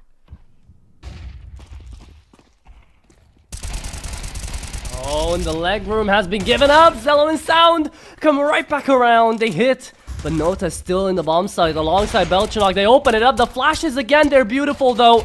It's connected once before. Not even looking at Raga because he's not connecting shots. Oh, just leaves BTN to die. 2v2, Nota and Belchanok right into the bomb site. Look at the late flank coming through from Belchanok, trusting that Nota's not gonna die too quick. And they're not peeking this because they're scared. They've got to line it up. They've got to get ready. Here comes the flash, and here comes Nota, fully blinded. The flashes, they're so beautiful. Yet still, Zello in the 1v2. The flank just came in time. PARIVISION multi-layered. Got lucky to not get pushed quick enough, and will be able to win out the round. Wow, that was a key one. 7 still recoverable. We kind of saw it there on Mirage, didn't we? Where saw a very similar lead from PARIVISION. Nexus were almost able to claw it back to 7-5. It ended up being 8-4, but we still went to OT. Right here, that same opportunity presents itself. CT side, strapped for cash. Just about enough for the buy here. Launex down to that MP9. But the T's don't go without their contingencies too. Travis with the Galil. Having to go without too much util here as well. Kind of interesting. There's still money, I think. He's got 1,200. Belchanok, first blood. That's a big pick. Zello will pick up that piece of util. Incendiary deployed. That's going to impede their progress a little bit here up onto the site. Means that Belchanok can't go for the wider angle as BTN's just stuck behind this cloud. Oh, big kill. One, can it be sent back though? Oh, the walkout through the smoke. Sound, you're a madman, but BTN is even more so. Line up there for the A1S. Connects on the 3K, leaves us in the 3v2. And a player spotted down towards shore. Travis doesn't know what's about to hit him. There it is. Launex, happy with the kill, but his Jame left in the clutch. 1v2 again. And this time, I don't think there's going to be any Jame time. Just the clutching kind. Trying to go for the peek, and he's going to get double peeked. 8-2. Jame falls down in another clutch scenario, and Nexus playing a beautiful game of CS2. The flashes, man, they are hitting in such a way. They are destroying PARIVISION. Yeah, that sort of went both ways on Mirage, but right here it does feel like the util game certainly being won by the Romanians. Stealing away these rounds. Up onto 8 already. And even if they lose the next 2, this is a very strong half, but I fancy their chances at extending this lead further. I think they will too. Strapped for cash at PARIVISION once again. It's a scrappy buy here. If they can't win it, it'll be a scrappy buy in the follow-up as well. Dust 2 slipping from their fingertips. And this grand final really does mean business. We sort of joked about it before. Mirage, a warm-up map. Maybe there is a little bit more to it than that. There's a will, there's a way. And Nexus so far on a map that PARIVISION haven't known loss on. They've beaten big teams on as well. Now they've gotten a huge lead and are wanting to have even more. Laonex did not continue the spray, only took down 2.5. Travis down to 4 HP, a sliver away from doom. BTN, Zello, and Raga again joining up as the longest running members of this Nexus roster, trying to retake. They've done it a million times before on B. Scared about a potential lurk because that is how PARIVISION have played up until now. Deep smoke as well out there from double doors. And it just has to be Raga to entry up quickly in from tunnels. They want to have a shot at this. Zello does have the defuse skill, but they're pulling the plug. They don't want to attempt it. They're playing from 9 to 3. And let's see if Travis is going to die here, because then the buy is not going to be that nice. And Belchanok could die as well. Oh, Raga, this is huge. This is the way that Nexus will take it. 9 to 3. Probably. Yeah, we'll see. I mean, PARIVISION will still have a bit of cash behind them, but it's not going to be the buy that they were hoping for, is it? I think Belchanok with the AK in hand was hoping that, yeah, bomb would go boom. He'd have enough to drop an AWP over to James. Wouldn't have to reinvest himself. And then have all the bells and whistles going into the 12th. It's not the case. Definitely frustrating to be caught out on the exits. I love the idea there, though, from Nexus. Just playing reserved, not jumping the gun despite having the lead, respecting their opponents as they should. But it is disappointing when you got that 8-2 start. You do start to think, yeah, you know what? We can go all the way here. We can go double digits at the halfway mark. They will fall short. But how short? Will it be by 1? Will it be by 2? How many opportunities will PARIVISION get to stay relevant in this second map? I mean, whatever may be the case, Nexus can't really fall on false hopes that, yeah, sure, they've got a big advantage. They can take their time moving into map number 3. But they really gotta put the sprint while they're up ahead, because it could always be that PARIVISION swap sides there, go to the CT side, and they are gonna be the ones that feel good about this game. Could always come back to bite them. Well, for now, the sign of relief here for Nexus, I guess, is that PARIVISION are normally, statistically speaking, better on their T side. Now, that often comes down to the fact that they pick into Dust 2, which means their opponents get the pick of the sides, which means PARIVISION are always starting off on their T half, and if they're winning games, then they're normally taking the lion's share of the rounds in that first half. But, yeah, we normally see a lot better than this from their attack. And Oh. I don't think they're going to have too many tricks up their sleeve. It's a good start from Sound, though. Aggression out of the FAMAS means 1 for 1 against an AK. He'll take that every day of the week. ECN. Oh, God. Burning alive. He's done well to just survive here. Zello connecting that as well. And Nexus, one of the only teams that I see the FAMAS work so well on. Back and short before on Raga, now on Sound, pushing up top mid. It does seem to be that doesn't matter the buy. Nexus right now have got confidence, they've got a lead, and they want to keep it up. But before we see if they're going to be able to do that or not, we're going to be jumping into another giveaway. Let's see who's going to get what this time around. Right, we've got to cross our fingers. If the scorelines were swapped around, no one would say anything. Like, we would even be like, yeah, that was supposed to happen. 9-3 for PARIVISION, right? It's Dust 2. But now, oh yeah, things are really going to start getting exciting. Yeah, this is a real shocker. Well done. Shula CS. Give yourself an AK-47 crossfade. I'm praying for some purples, some pinks, some reds, some yellows as we get deeper into this best of 5, but maybe more overtimes to come. I'm doubtful here on Dust 2. I actually think that Nexus should just be able to close this out now with a 9-3 half. But you have got to remember, this is very reminiscent to what we saw in the first half of Mirage, where PARIVISION ended up 8-4. Yeah. After a little mini resurgence out of Nexus towards the tail end of that first portion. And we ended up bringing it all the way back and going to OT. So, Exactly. I'll stay open-minded, but I definitely have my apprehensions. I definitely have my predictions for how this one's going to lean. I think the first step, the first hurdle to overcome for PARIVISION is definitely this pistol round. If they can win it, and they can still make a decent argument for remaining relevant in this map. If they can't, it may just be a little too far gone. Oh, it's a good start. Oh, it's a very good start from Kicker. Nice one, Kicker. There you go. That's what you want to find at the beginning of a round like this. Moving on in, though.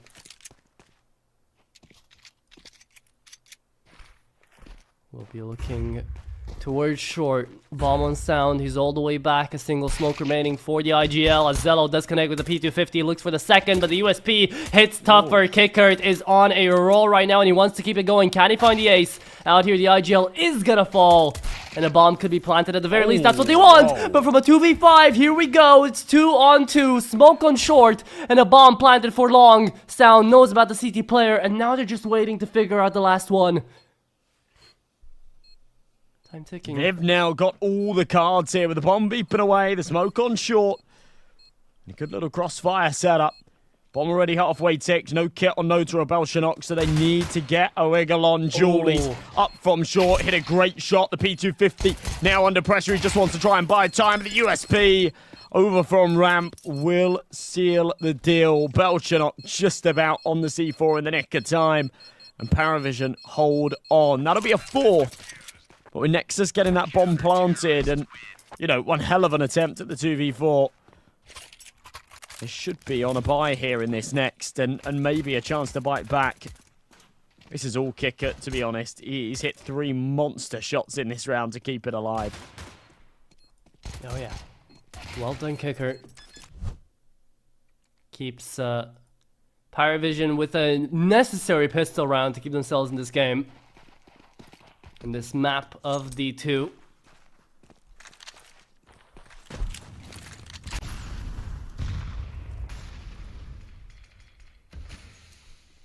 Question is, how are they going to continue?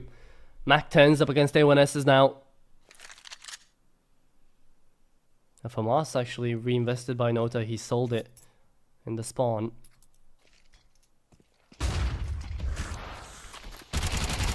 There's the boost. It almost works out. Finds one, and the second down to 17. As you're trying to jump on front of this B bomb site, Belchanok is going to be met with resistance and an empty site now. Nota does connect onto the IGL, but they don't know about this. Zello could get a lot, but the flash is just beautiful. Saves the day. No one checks in copy. Oh, Zello, wake up! There you go. Finds two. Runs out of bullets for the third. Sound left in a 1v2. Spams away with the Galil before he plants away the bomb. And it's Travis and Jame left in a 2v1. Sound wants to make this one work. Plays aggressive. Jumps on down. 9 bullets to finish the job. Finds Travis. Looks for Jame. 20 HP. The 4 bullets might be enough. And he taps them away, thinking he won't have enough. I really thought that he'd go for a reload after he planted that bomb. Yeah, thinking that the few bullets that he had left, he had 9 before taking that initial engagement, would do the trick. Unfortunately for him, it means that he's too scared to hold down Mouse 1. He's thinking he has to tap it. Jane was just on 20 points of health. This moment here from Zello, he actually makes a lot of noise getting back to the cubby, but it feels like in all the chaos and the util popping, nobody heard it. And this is what I mean with sound. Yeah, he had 5 bullets. Needed to just hold down Mouse 1, hope that one of them connects, but was apprehensive to do so. It gave Jame the opportunity. A very close round. Close enough that Nexus want to have another stab at it with the forces. In the meantime, they're building up that loss bonus as well, so it can definitely be justified. And they've got the margin for error, but they need to be careful as things do close up. You don't want to be feeding PARIVISION rounds. If you give them those opportunities, they will take them. This would be one hell of a map to choke and lose. For now, they're still ahead. They've still got a strong advantage. Yeah, feeding the beast gets scary, but right now, with a 5-man stack on A, Nexus have hit the nail on the head, and they've chosen correctly. They're out here on B, and there will be a retake attempt coming through with Nota being the only man on the defuse kit. Top mid sees one, denies. Raga trying to cut off rotations as Belchnok is the only one far enough forward to attempt this. With Jame in control alongside Kicker. Surely PARIVISION will call for a save indeed. And it is double digits now for Nexus.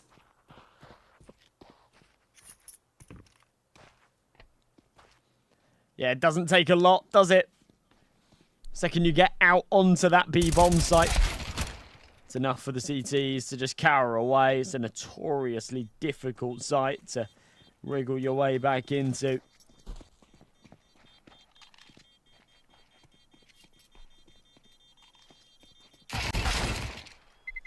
Yeah. As the hunts won't be too successful. Double digits now hit. This is getting scary for PARIVISION. Ooh, the Mac 10 just about survives, okay.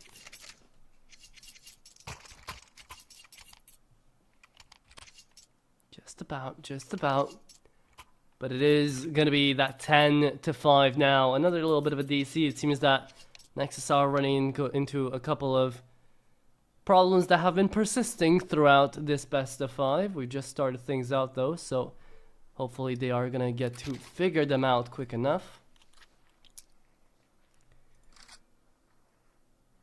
Either way, in a position like this, we are here now to witness if Nexus can continue or if they're just going to be picking away a round or two whenever PARIVISION are going to give it to them.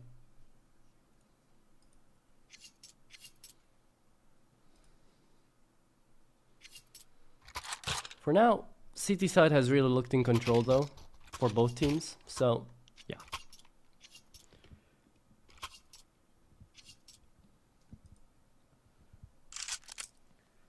I mean, take that with a pinch of salt for PARIVISION, to be honest, because the few rounds that they have won have been desperately close, haven't they? There's been no sort of comfort or consistency with them, but getting it over the line is, of course, the most important thing, and yeah, a little break to take a breather. Won't be a chance to necessarily talk things over. I'm not sure what the ruling is here in terms of being able to sort of communicate within these technical timeouts. However, into number 16. A shaky buy from both sides, actually. Of course, Nexus come back with the investment. Is Launex still on that Mac 10, but the rest on the rifles for PARIVISION. An investment of their own, but James, instead of the big green, is on the grey, weaker alternative, the Scout. Belchnok with a FAMAS. Travis with a Galil. Only the one kit. Util sparse. That goes both ways. And a very, very key round, especially for PARIVISION. This one's a bit of a must-win.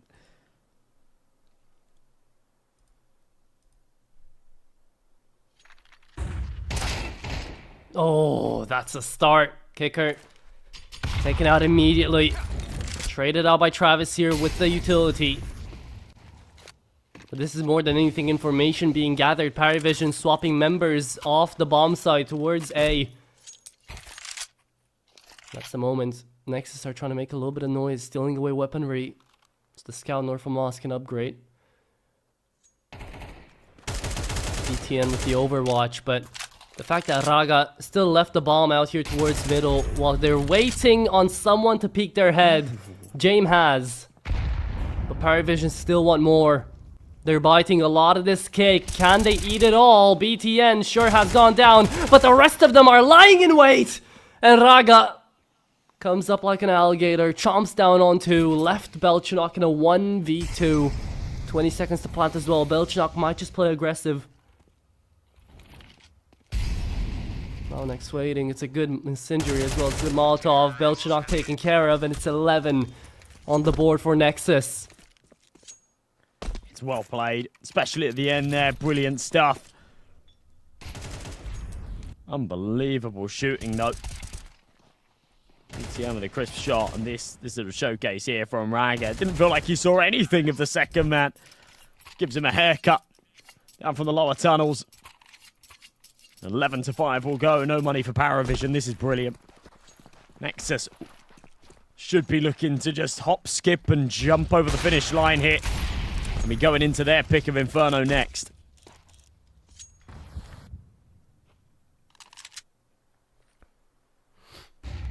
Will be indeed, but there's still a little bit left to go until we get there.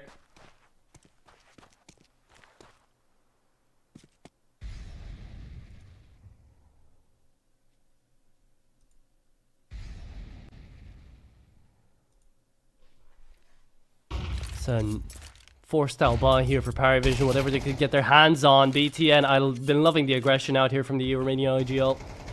He's really changed things around. Sees that Lao next is not having that good of a day, so just takes his position straight up. Lao is usually the one to play aggressive, the one to play connector back on Mirage as well. He took up that mantle.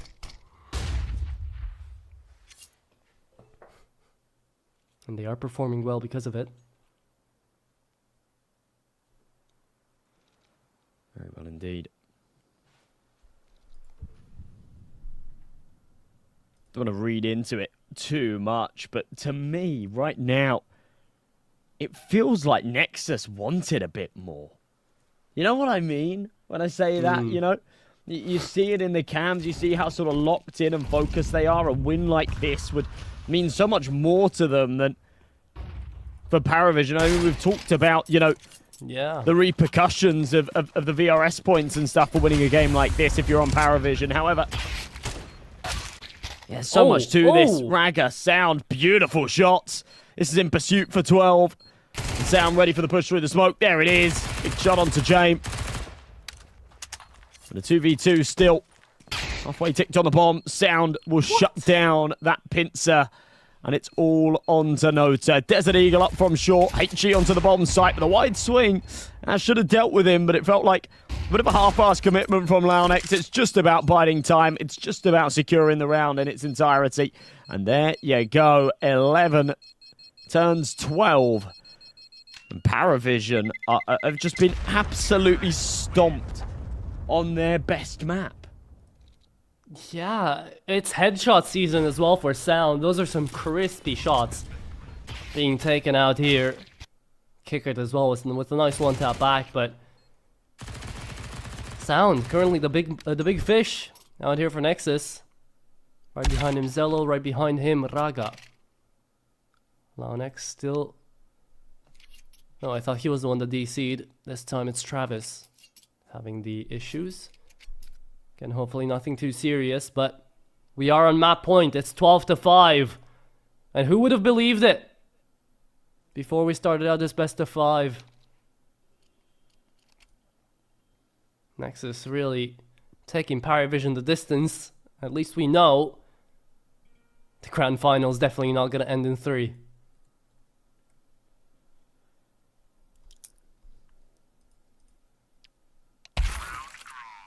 We don't definitely know it for surezies yet, but we're pretty confident, guys. Yeah, I don't expect PARIVISION to really show any signs of life left here on Dust 2. They've got a low buy to try and convert here, and even if they take it, they will need 7 in a row to tie things up. Just go to overtime. That wouldn't even secure the map victory for them. No margin for error. No chance for mistakes. There's been a fair few of them here for PARIVISION. Not a whole lot on the side of Nexus. They've been pretty clean, pretty concise. I am still concerned with Launex. It's difficult to sort of criticize all too much when you're winning in this kind of fashion, but I do keep having to put the spotlight on him. For a player that has been so good in recent games, for a player that has been popping off in the past month, the fact that yesterday was incredibly absent from the series so far, he's been struggling to put up his usual numbers as well. It's definitely cause for concern. Battle of the snipers in mid. Scout trying to get cheeky. Won't connect on James. Could be the final round here of this second map of the grand finals. If Nexus can just get it over the line. We're surely gonna try. There you go. Entry in towards middle. Belcherok, the first one to fall down, takes down 2. The spray, it works out. Thank goodness for PARIVISION. That Kickert was right behind. Could have turned out even worse. Out here for them.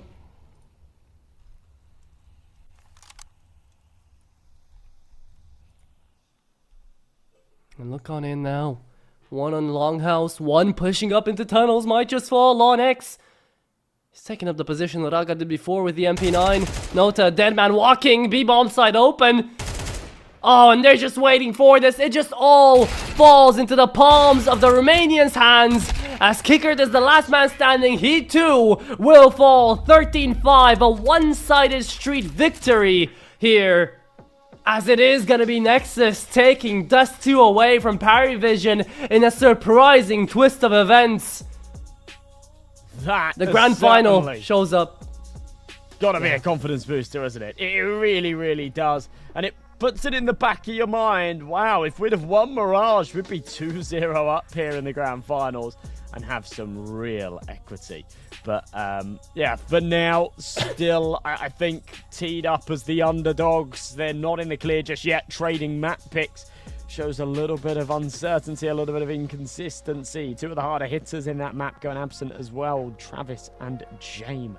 Rock bottom. But I tell you who did show up in a big way, it was Sound, and he has been remarkably consistent throughout the playoffs so far. 117 ADR, 20 kills, an absolute beast, a force to be reckoned with. The PARIVISION did not have the answers for, and they need to dig deep and do a bit of soul searching in the 10-minute break to see if they can find the answer of how to deal with Sound, because he's going to continue to cause problems, I feel, as we go deeper into this grand finals. And again, he's not the only one. Zillow has been matching up to James as well. There's going to be a multifaceted front we're going to have to see. But up next is Inferno. So we're going back to a map pick that Nexus. Hopefully, we'll be able to deal some damage on for them.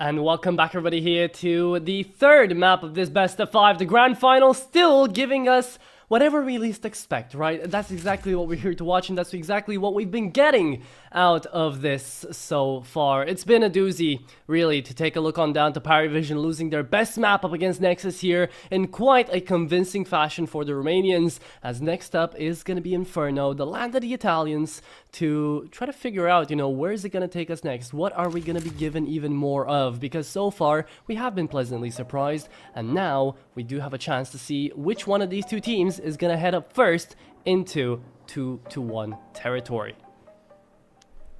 Wow, I think that there's a real sort of emphasis on Nexus to come out of the gates hot on Inferno. It's likely they're going to be starting off on their T side.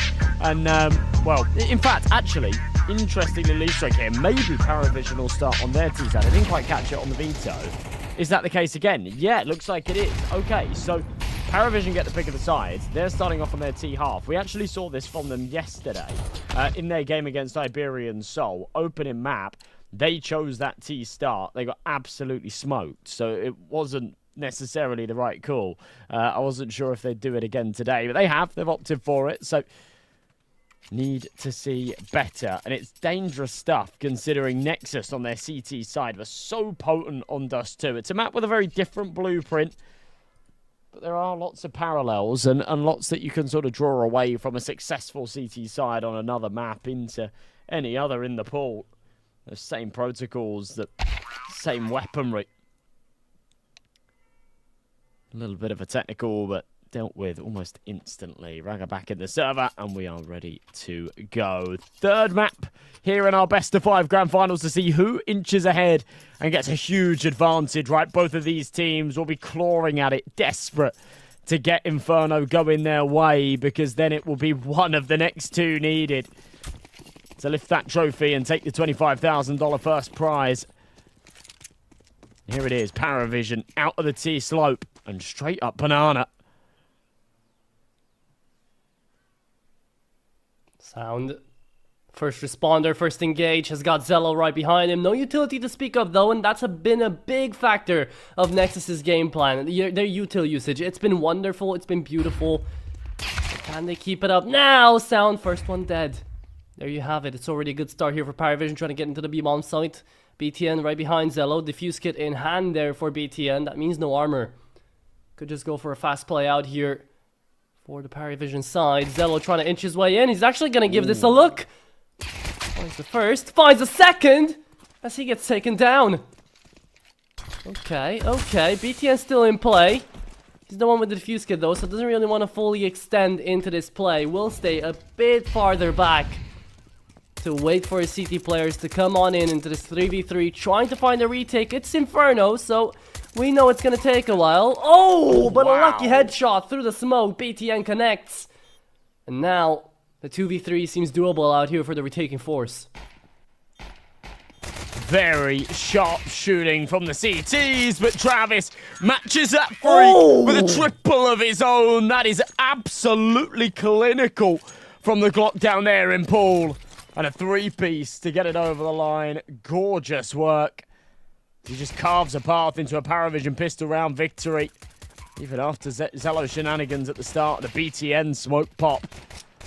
Look at this again. So crisp. A real beauty, indeed. But here we are. That is the pistol. Taken out by Travis.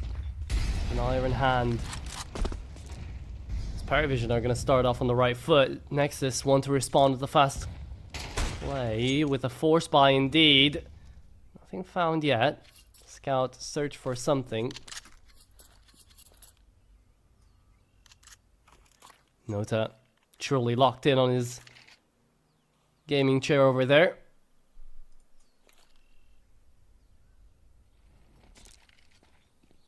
Oh, and Nexus, I don't think they're fully ready for this. They have the scout ready for the B-bomb side. BTN wants to spam again, see if he gets lucky twice in a row.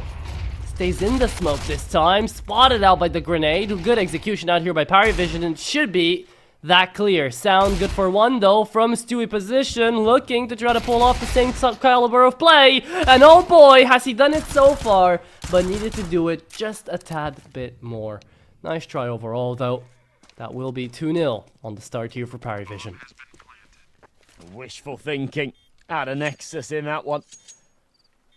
But a good start, very good start from PARIVISION. Overcoming the pistol, overcoming the force buy round as well. And in pole position to pull away in this half. I do still feel like Nexus have not been stomped out of these 2 rounds. So as soon as they get these rifles in play, I'm pretty confident that they can start materializing something better. I don't think they're dead in the water just yet, but yeah, 2-0 start does you a whole load of favours, and PARIVISION will be very happy to accept it. Likely a third to come to them as well. Yeah, Nexus. Just wasn't enough hit. A couple of great shots, but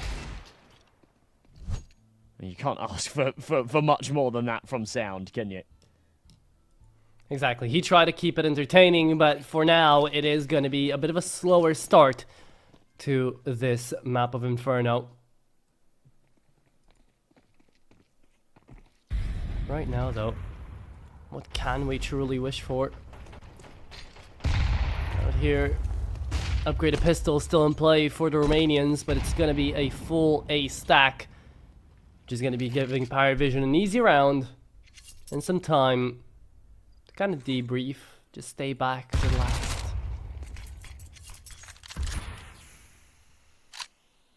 Take an easy round, or at least that's how it should be in theory.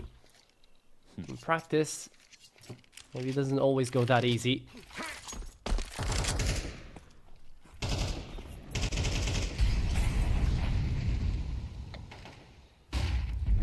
For now, nades will fly in. They're just going to barrel forward. Look at this. BTN hearing all of this information and saying, well, there's not a lot we can do about this. Kicker, the laser beam through the smoke. Ragger can't do anything about it. And I quite like this approach, actually, from Nexus, saying, you know, we're on a buy in the next round anyway. Let's not feed them here. Let's not feed the Nexus frags. Let's not allow their finances to thrive either. They know that they've made quite an economic dent in the last couple, so a third will swing the way of PARIVISION. That was to be expected against the Eco. But actually, almost a bit of a blessing in disguise as well. With Nexus not finding kills here, means that there'll be some weaker weapons here in the following round for PARIVISION. Nota's got that Mag-10, Belshonok with a Galil. 5-7 had a little stab at the end. Okay. Sound does take away that SMG. So a forced reinvestment. But a full buy to come out here for Nexus. There you go. 3-0 start though here for PARIVISION. Could keep going based off of this momentum so far. Tell you what, momentum can be a very scary thing, especially for teams like Nexus, who take quite a little bit to actually redirect and reaggress in a lot of position. Until you get the point across, you have to try out everything, and, well, until you do, all of your time might already be going away. Kicker, it's spamming away. Has to put his whole body into it.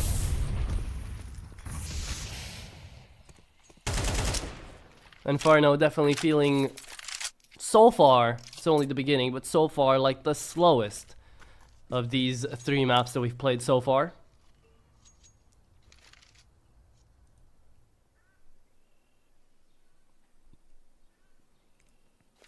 It's just the nature of the map though, can't really fault it.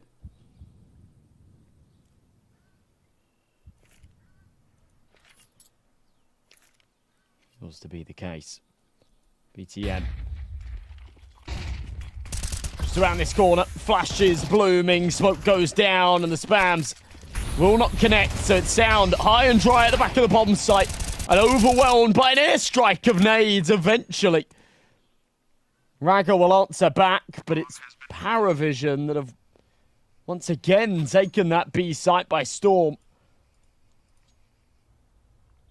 And no trouble whatsoever here in the opening rounds of Inferno. I sort of criticised the PARIVISION T-side start. I was thinking maybe they'd make the same mistake as yesterday. Seemingly gone back, watch that demo, patch those holes. Looking very good here at the start of things. Yeah, so far so good. Seem to have a clear idea as to why they picked into the map in the first place, especially after the pistol round. They managed to convert, and so far everything comes off the back of Travis with that 3k in the pistol. That's how PARIVISION currently have a 4-0 lead. It's a good save though, coming through from Nexus. They've got 3 rifles and they will be forcing the issue. Going in for another buy.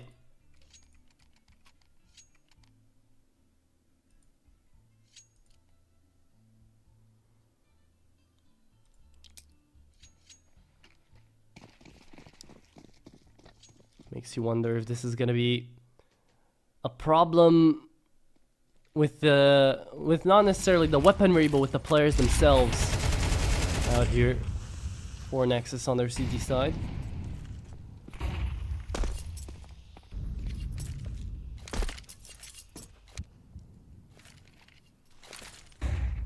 It's going to go down bottom. Banana, incendiary into tree, so that will force out Nota, and that little sound cue. Heard. Sound wanting to try and play forward off of the back of it, but not go for any spams. Doesn't want to give up his location. I like this. Pressing forward, taking the space, putting the pressure on. Not giving the opportunity to lose that opening fight. Not just yet. So if we smoke bottom Banana, they'll maintain this control. Over towards the bomb site, a crossfire established and 2 rotations on their way. They will be cut off by the smokes. Raga might get a sight line in before it blooms. He does. Incendiary deployed. And that splits kicker. Oh, what? Oh my god. It's a beautiful 2-piece there. Kicker kind of disables the entire structure of the round here for Nexus. They had the hold on the A-bomb side ready. Sound does connect on the advancing kicker though, so now they're ready for a B hit. Can they find it fast enough? Looking for a shot right in the way of the bomb site. 1 for 1, again traded out. Twice for good luck, and Lonex left in a 1v1. James left into it one more time, but with 10 seconds, he has to be aggressive. He has to push. Did he just make noise? We don't know. Lonex, no idea. And he's just fallen. It's 5 in a row. James saves the clutch there. Keeps it up. What a ridiculous round. It's kicker while blinded here. It was so perfect, you know. The molly had actually split the progression out along. It meant that Kickett was by himself, stuck on this island. And he just deal with it beautifully.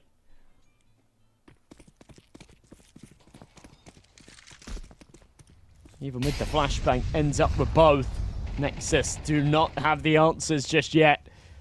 Zello with an AWP out, the rest on the buy. Ragger's down to an MP9 here. But a lot still to do. A lot indeed.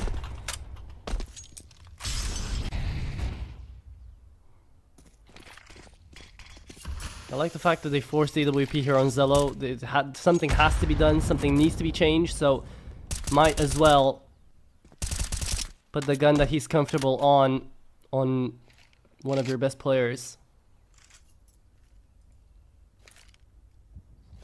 Either way though, with a 5-0 start on the side, it's like PARIVISION are already good for most of this half.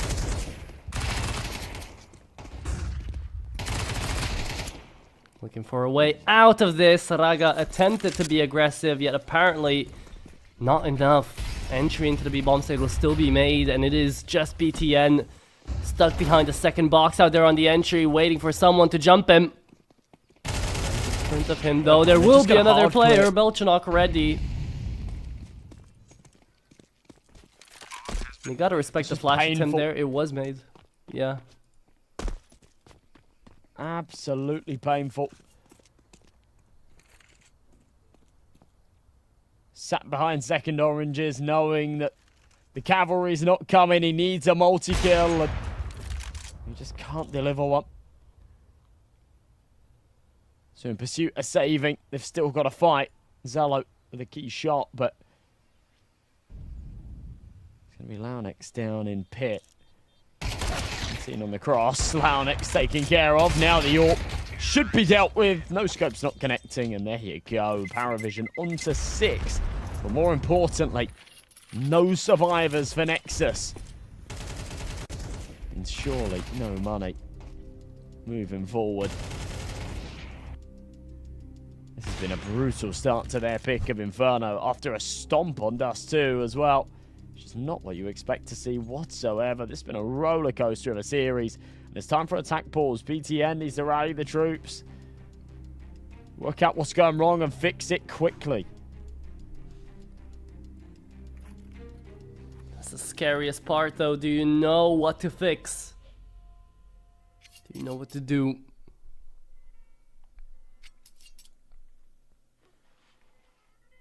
$6-0.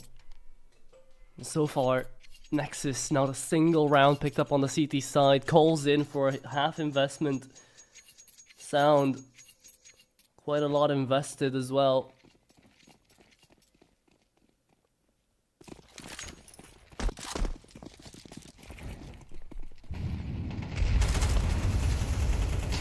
And so it turns like this. Nota good on the spray transfer, takes out 2. They want to play aggressive, they want to get in there. Lau making steps towards the smoke, yet Nota not yet found.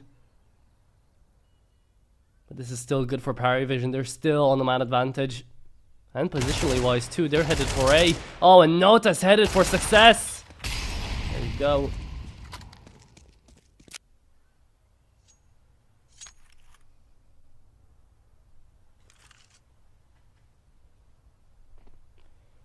Surely not again. Scout with a chance though. He calls for Raga to come and join him. Molly onto short. Stops the peak, but into the apartments from Boiler. Zello. It's a very nice shot, but double dipping is his demise. Nice shot from Raga, but cannot adjust. It's a great 3K out of the round from him, but again, it's another for PARIVISION as they just keep beating down. This is painful. I mean, a good stab at this round for Nexus, given the fact they didn't have very much to work with. That comes very close, but close doesn't cut it. They desperately need conversions.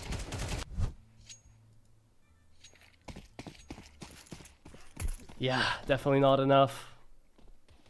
And it is tough to see, but at this point, gotta live with it and play for the next round. 7-0. At the very least, the buy is here.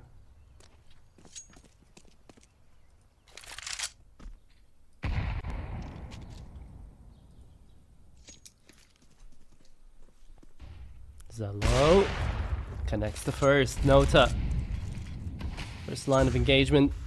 This time broken by Nexus. For the first time, I believe it's going to be Nexus on the man advantage early. Good grenade back onto Belchenok as well. The timing correctly found.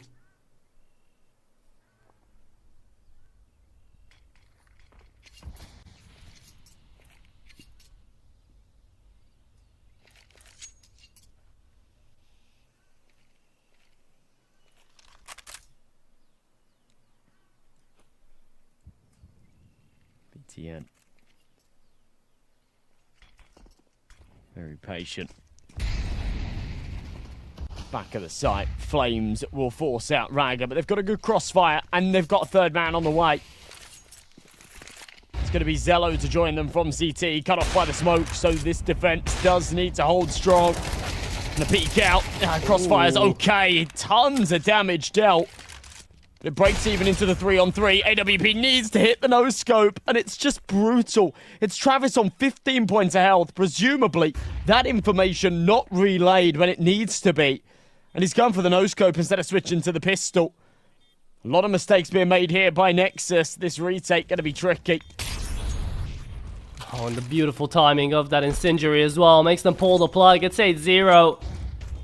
With 15 and 3 HP, they're gonna die, whatever the case may be, even if they run away now. But they don't care for money, really.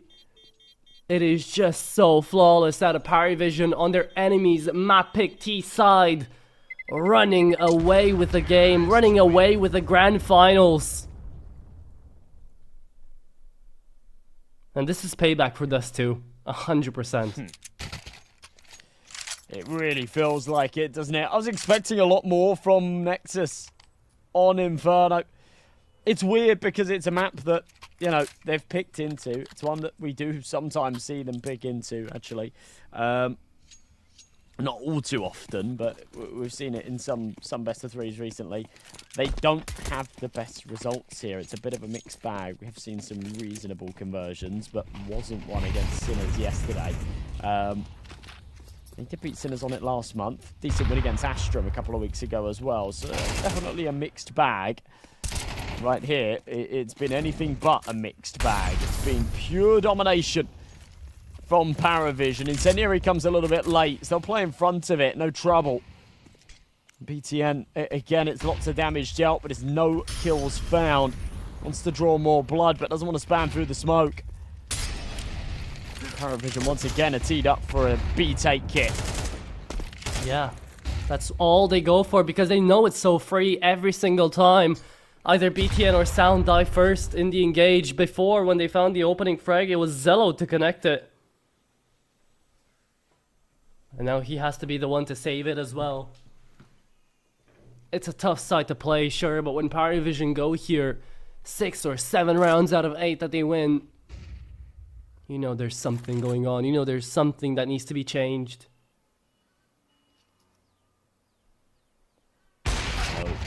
Oh no! Shot. Yeah, he's been missing a lot of these key shots. I mean, that's no easy one to hit, but yeah, even walking into the stack site, this is dead in the water. This is done for Nexus. They had all the pieces in place there. They had a 3-man defense on that B-bomb site. We didn't even see anything too crazy from PARIVISION. It was just a dry jiggle peek. Baits out the AWP shot, swings for the kill. One by one, dismantling that defense. Launix on the other side of the map. He's 1 and 4. He's not found kills, but to be honest, he's not had opportunities.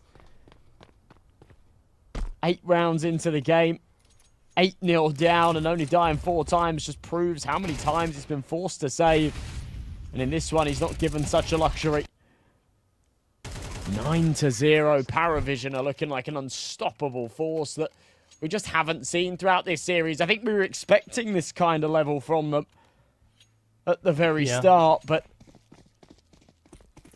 yes, certainly took them a while to warm into this game. Now they're looking fired up. Okay, Zello, again, the breathing life force of Nexus taken down early. And this is just one of those maps where Nexus are going to look back on it when in the VOD review, and they're either going to skip it or spend all of their time on it. Because PARIVISION are just having way too much space, way too much free time on this map.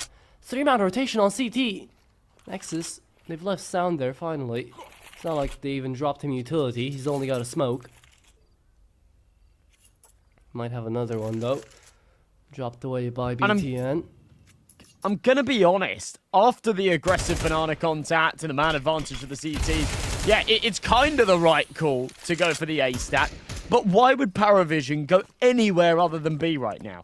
Yeah. Round after round, rinse and repeat. They've been rolling this B site. There's no reason for them to venture elsewhere. And once again, it's back to Old Faithful. They convert on the kill with no trouble. Sound by himself couldn't defend anything. And it's now a 3v3 retake, and you expect this to be double digits here for PARIVISION. MP9 will actually charge down kicker. Rifle upgrade. Nota at the back of the site. Molly falling short, so BTN and Raga will get it done, no trouble. First on the board for Nexus. It feels like too little too late, but maybe it's a sign of life that is much needed.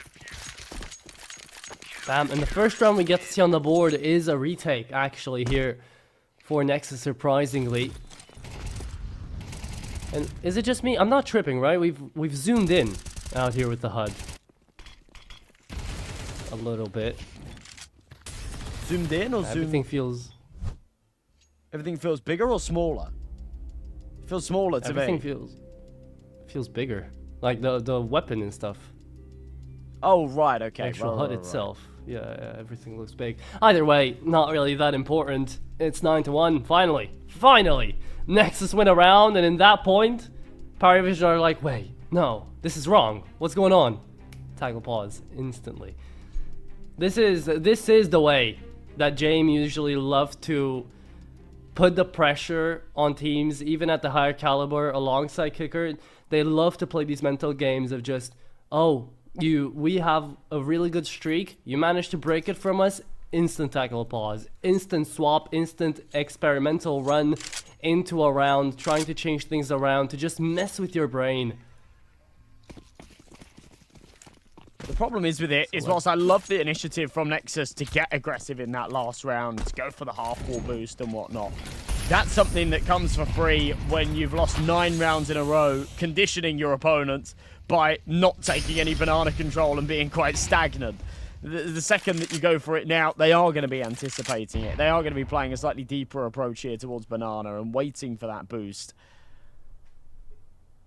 Here we go, it's kind of back to old ways, or is it, actually? Hang on a minute, super aggression, love that, BTN charges forward, and just when they try to play for the trade, Sound is there to return the favour, so an early 2-man advantage, traded back, but doesn't last long. Sound with another, needs to be careful, because he's now the only one here on B, but a 4v2, and a 9-3 half.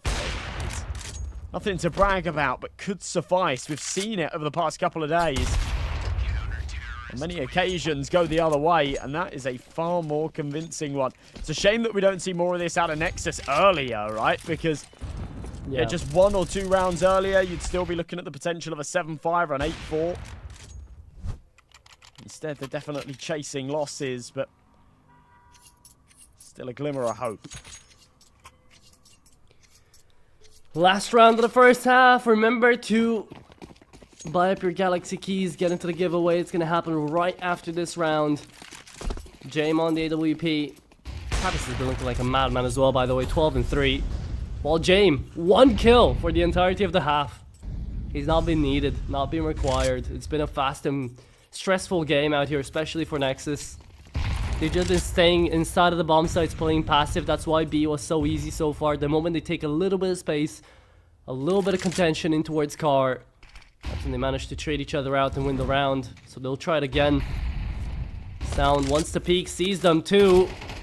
Waits, but caught off on the timing of the smoke being thrown. Nota trades out Sound, and BTN is left to wait for reinforcements in through CT. Raga is quick enough. There comes the smokes. Here comes the exec. Do they think it's a fake though? Not fully. Already Zello is rotating around. Move to archways. And here comes the push. When will they see the bomb? 55 seconds. Fully blinded. BTN dead. In the water now. Raga. Oh! Connected on the shot. And it is surely PARIVISION here on double digits. But let's just see a 2v4 retake attempt.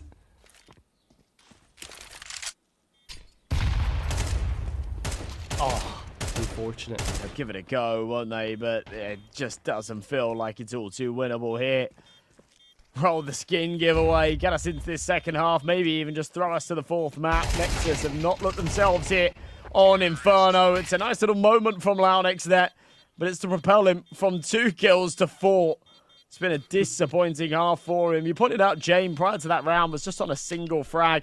It's very difficult to T-side up on Inferno. It's a very contact-based map and often really does pander towards the rifles. But it surprises me that he hasn't then dropped down to a rifle when they've been going for some of these faster contact B plays. He's persisted with that big green. Either way, he's been calling a great half. It's 10-2. We'll roll the skin. Oh, is it another blue? It's a Tooth Fairy, though. It's a half-decent skin. Ignatic777, congratulations, my friend. You got yourself a shiny new M4.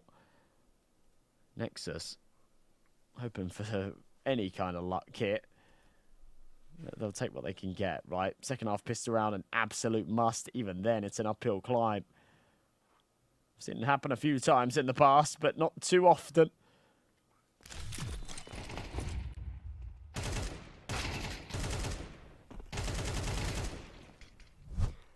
And again, the guy that's connecting hits, the guy that is managing to keep Nexus alive. Well, it's not just one.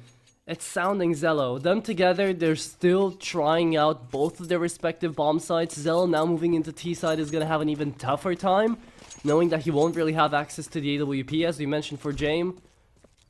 So it's going to be basically all on the shoulders of Sound. How much can he open up? And it's really sad. And it's really tough as a team when your best player, Lon X, hasn't been performing for 2 days in a row in a semi-final. They still managed to get by in a 16-14, in a 19-17. But also out here into a grand final. Been the bottom of the scoreboard for every single map so far.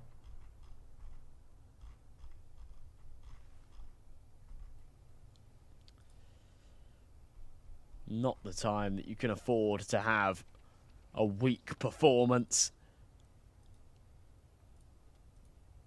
All the pressure is on here in the grand finals, and maybe that's the issue, the pressure. I mean, you'd expect tenured players like this to not be too fazed by it, but it's interesting what those nerves can do to you. Glocks flying out of the apartments. It's a great start from Sound, but Belchanok and Travis delivering the goods. Kicker arrives at the party. That is so clean. As PARIVISION will take 11. That should just seal the deal here for map 3. Nexus. They had such an advantage in being the first to pick here in this series, and it's done nothing for them. They've lost both of their choices, or at least they're about to. And it'll boil down to Ancient to try and stay alive. I mean, to be fair, again, the map veto coming through from Nexus was never going to look good compared to PARIVISION. Just looking at stats-wise, but yeah. Definitely this Inferno. A wrench thrown in, anti-pick. A bit of a punish pick out here for PARIVISION gone wrong. Because it's not that good of a map for Nexus either.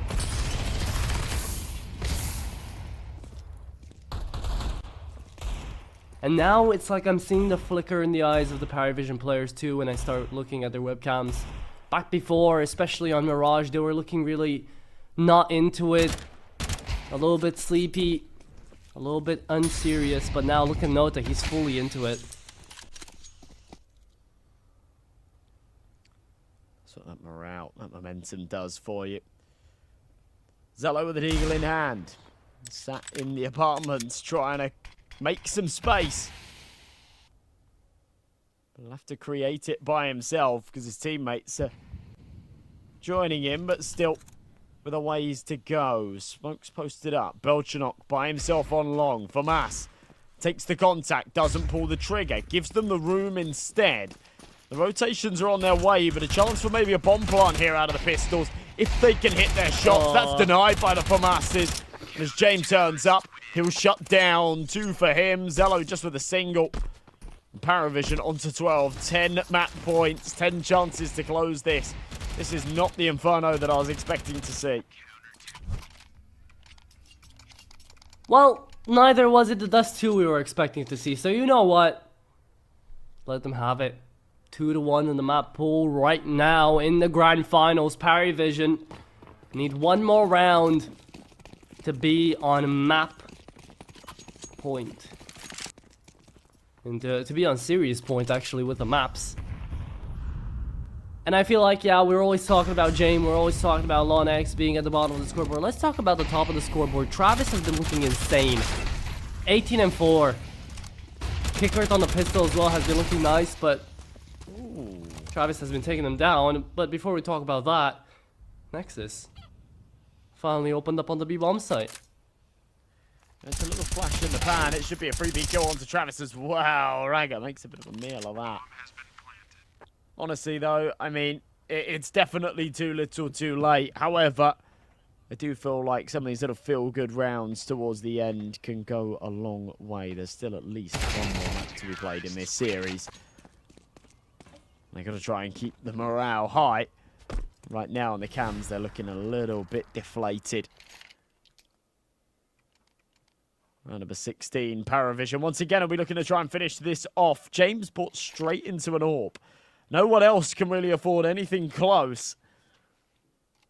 So it'll be a weird buy around this sniper. I'm not the biggest fan of getting this AWP out, but it doesn't really matter. They're so far ahead that if it doesn't work and it goes wrong, then you just shrug it off. If it does, then you can be the hero to get the team over the line and maybe try and stat pad a little bit after such a slow map out of the AWP. It hasn't mattered, but yeah, he is 4 and 7. Definitely easier to activate it, make that sniper work when you're on your defense. Smoke into CT, no one on the B site, kickers routing around. With the bomb left on the T slope, they've still got options.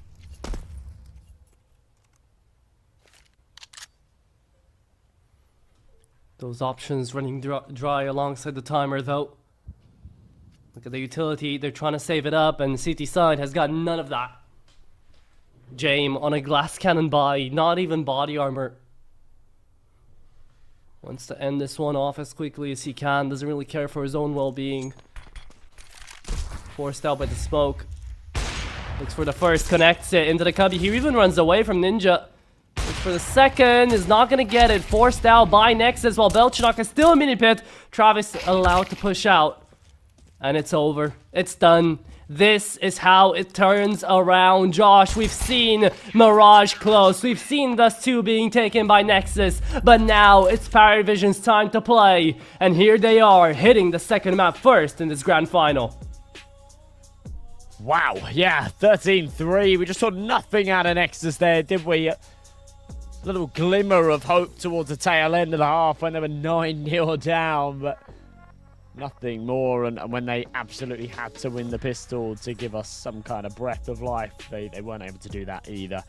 Wildly disappointing game from everybody. I mean, Zello and Sound were up there putting up reasonable numbers, all things considered.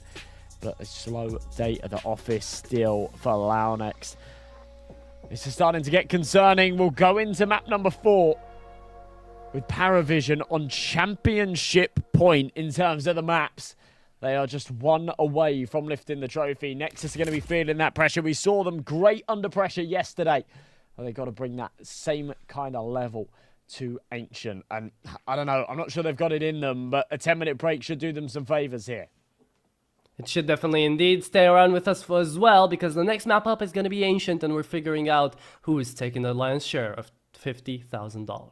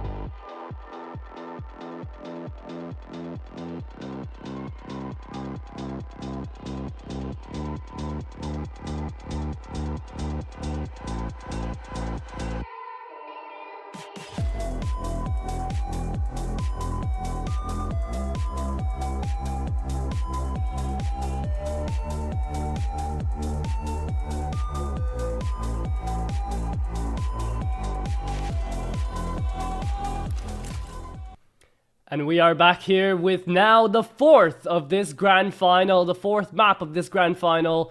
That's absolutely been wonderful to see. I mean, a lot of things that we weren't expecting, you know, a lot of things that definitely took us by surprise. But hey, right now we're still left into figuring out who's going to take the big pot out here, and especially 25k from the cash that we have to offer. Yeah, some wild twists and turns certainly in this best of 5, but I think we've kind of left ourselves with an interesting fourth map. We're here on Ancient. It's one that both teams are okay with. Very rarely the pick, but a map that, yeah, both teams are kind of happy to float a lot of the time. So this is kind of the turf that you get into when you get into the fourth and fifth map. If Nexus do end up falling, obviously they were expected to do so. They were the underdogs. I think they've given us a good fight here. But let's not start singing commiserations just yet, because they still have some life in them and a chance to take us to a fifth and final decider. We've got Evolution Cast on the cams, and as we go into our fourth map here, could be the last one if PARIVISION can get it going their way. It's going to be Nexus starting off on their CT side. Jawley's in hand for Sound and Lounix, but pace up into the B slope. Nice shot to start things off.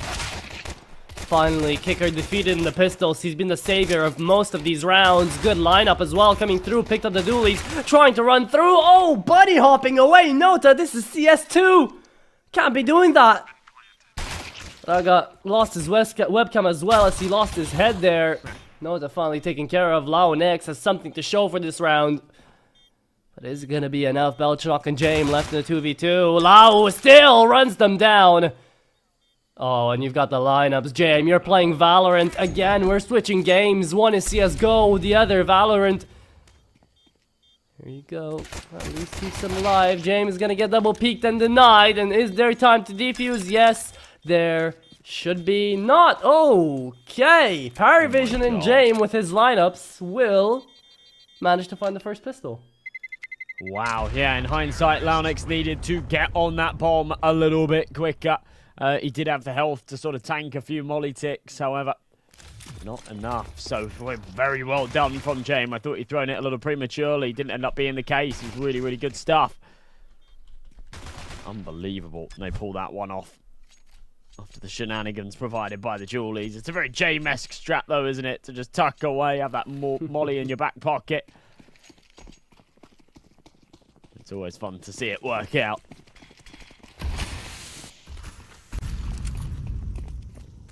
So here we go again. Here we go indeed. Good start though. Raga will be able to take down Kicker again. 0-2 Kicker. It's not been allowed to play the game so far on Ancient. Not like there's gonna be a need. Again, a fast bomb plant coming through. James on the back of middle, playing towards T-spawn here, not with the rest of his team.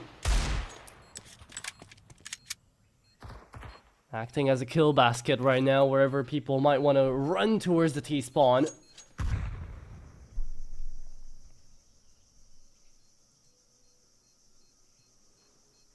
But there you go. Quick round. Sure, Raga takes down the first, but not enough to deny PARIVISION the plant, and it's a 2-0 start, as Nexus have to hold on to their weapons.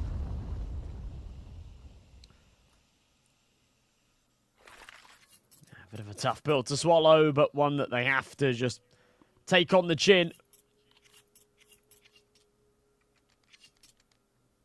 Keep up this morale as we go into this third round. A force buy here. The pistols that they've got at hand are certainly better than the eco that we would have seen otherwise. So,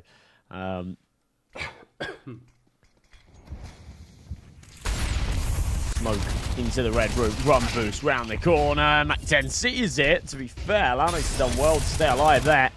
And it doesn't seem like that's going to be the case for much longer. Nota, hearing him ticking in the flames, will swing out, finish off the job there.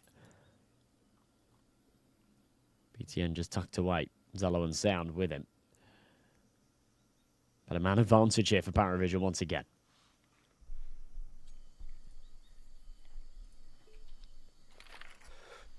Okay. Let's see how they'll handle it. Nexus left on 5-7 Deagle and MP9.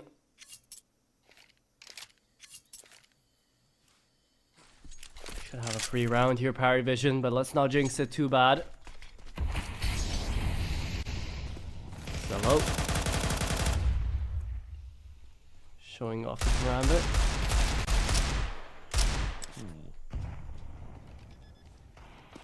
Like the approach from BTN. He does connect. I still don't believe that to be enough. Coming round. BTN.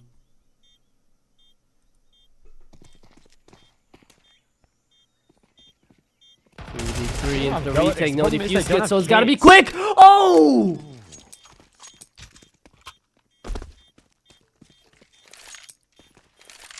That is ridiculous. Blink and you miss it. Everyone having a piece of the pie besides Raga. He fell early, but yeah, Nexus around. They didn't really have much business in winning. I thought, you know, this is very sort of superficial approach towards going for it. I wasn't sure that they were truly going to commit. They did. Right at the end, popping through just about enough time for that defuse as well, of course.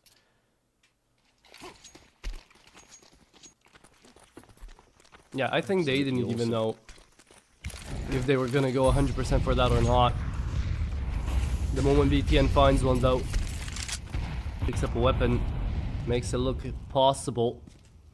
It's a good rebuttal, and now it's time to look forwards. Let's see it. The buy good on both sides. Kickert has only died so far. Been calling from the grave. Can he have some impact in the actual round? Good flash. Oh, it's beautiful. It just pops on by. BTN allowed 2. And Sound cleans up the rest.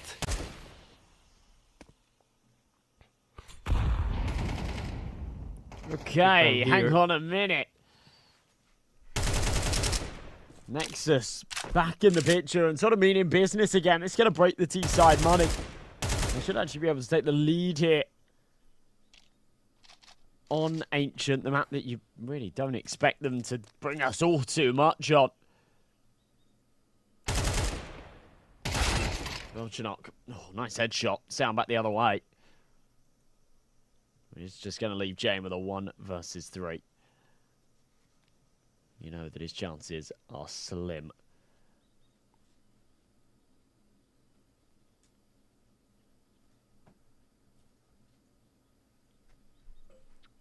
Surprisingly, it's not as big of a Jane time as I was expecting it to be.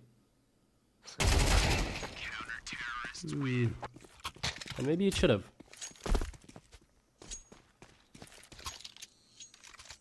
Maybe it should have been. 2-2. Tied back up with the power of a 5-7 again. If Nexus struggle against the force buys, well, it appears that PARIVISION will as well.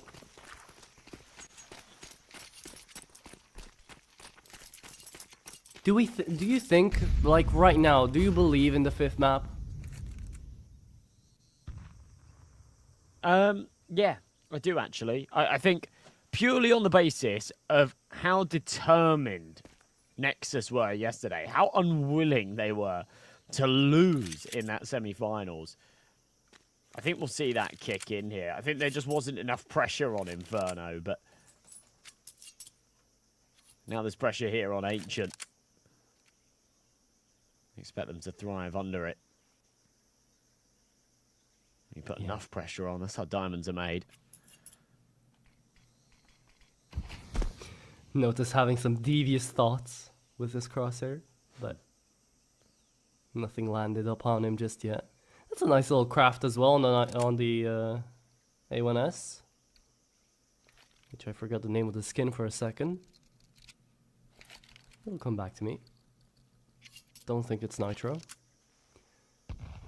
Either way, at the 40-second mark, we should be seeing some movement out of PARIVISION.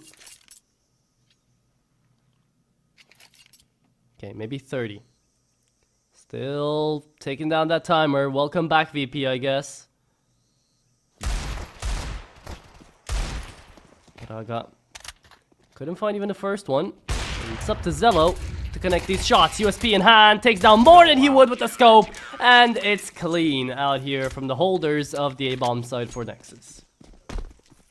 Yeah, tidy stuff. It's what you want to see. Don't take casualties in rounds like that. I mean, you can sort of allow the slower approach there from the pistols, as long as they don't die after time, using that as an extra opportunity to just sort of talk things over a little bit. See if any of the Nexus defenders get aggressive. We'll be able to catch them out in the process. But round number 6 does come with a buyback for PARIVISION. No bomb plant in that last, and actually the one prior to that as well means the cache isn't exactly where they'd want it to be. Util's lacking. Travis down to a Galil. So often he's the one that ends up having to sort of sacrifice himself, demote himself down to that lesser rifle. Kick it, you had to put a kill on the board. You said before he was so often calling from the grave at 0 and 3. Now he's 0 and 5. Still seems to be the case. Fire at the feet. Raga roasting marshmallows, getting toasty toes, but doesn't take any damage. That's surprisingly, if you just false sense of security.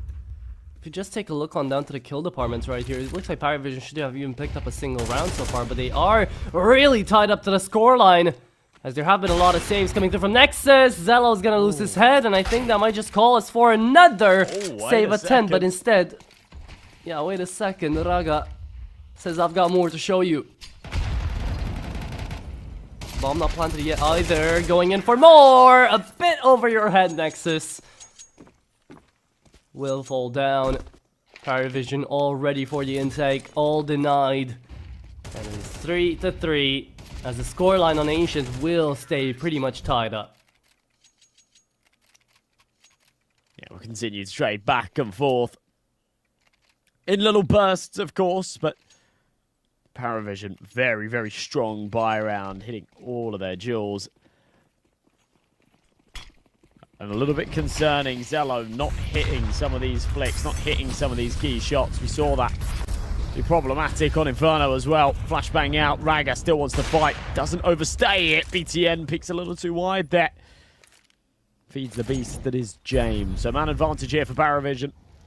I'm still leaning over towards the A side of things. Rotation's been pulled to B, so this is a good call for PARIVISION if they commit to it, but they don't. Instead, bombs routing back, and they are actually going to walk into a stacked site. Let's see if Nexus stick to their guns here, or whether they start to get a little bit loose with it as things go quiet. Belchinok looking for the contact. Oh, that's a big kill. That should pull a rotate off. Maybe it won't. Haven't seen the bomb yet. They know about one behind, so now they've seen the other two left in front of ramp. They're trying to segregate this one out until Belchinok comes in on the rotate, and there it is. Amazing shot indeed from Zello. As he connects it, tries to run down Kicker. They won't be able to find him, and the A-bomb site empty as day. It is going to be Belchinok holding the rotate, and Kicker getting ready from Donut to intake. Question is, does Belchinok turn around and look towards Red Room? It's initially their own molly that plagues them there, but yeah, it's the lack of info on Belchinok that's the problem here. They knew he came out onto A about 30 seconds ago. They don't know where he's gone since. One of them has to start turning the cogs in the brain. Yeah, one of them has to start realizing he's probably wrapped Donut. That's exactly the case. Now sandwiched between the two. Sound with zero info on Kicker now. No chance in this clutch. Does have the right idea, lands the bullets, can't find the frag. It's PARIVISION back in the lead. There you go.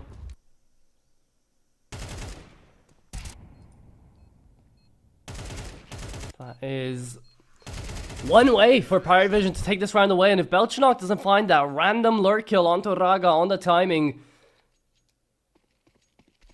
then that round maybe doesn't really go the way of PARIVISION. It's these little things that still go the way of James, Kickert, and co. Oh, but a mid push now coming through. Nexus getting a bit too comfortable. and getting, well, getting shown up for it.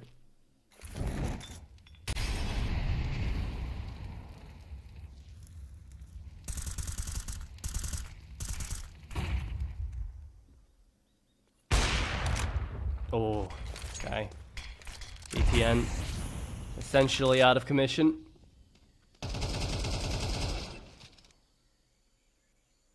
Nice kill. Does that kill not make you think on the fadeaway that there might still be the push in towards B? Guess it does. I guess it forces out a save.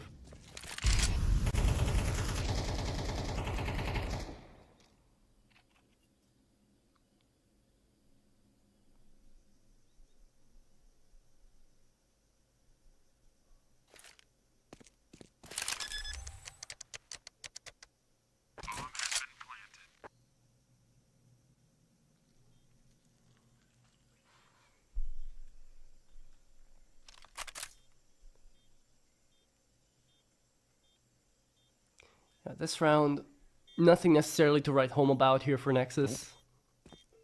They lose space, they lose control.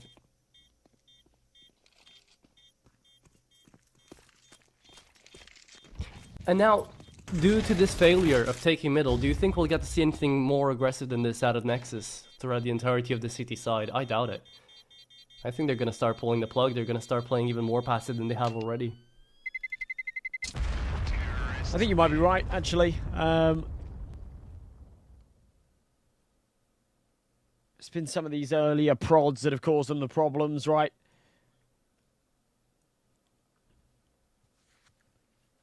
Scary stuff sets in, though, as you lose 3 in a row. Save those 2 rifles. Okay, there's maybe just about enough to go for a buy. A couple of FAMASs will be dropped. Oh, wow. A FAMAS and an MP9. Trying to prioritise a little bit of util. So, far from a perfect buy, but one that certainly could still suffice. Ragger with that MP9 proved yesterday he is a force to be reckoned with. And, well, maybe he can deliver that again. Nade's raining over. Belchanok looking for some room in middle. Denied that. The trades are good. Launix ends up with both. There's no need to still press here for Mass. Maybe biting off a little bit more than he can chew. BTN, you need to be careful. Travis comes hunting. Sees the arm. Oh, that's a very big kill. Start picking up the FAMASs more often, Nexus. It worked out back on Dust 2. Keep it up here as well. Kicker will be able to trade, though.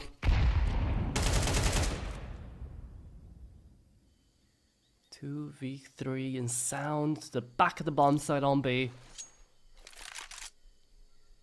Nexus still in a numerical advantage, with the utility to boot off as well.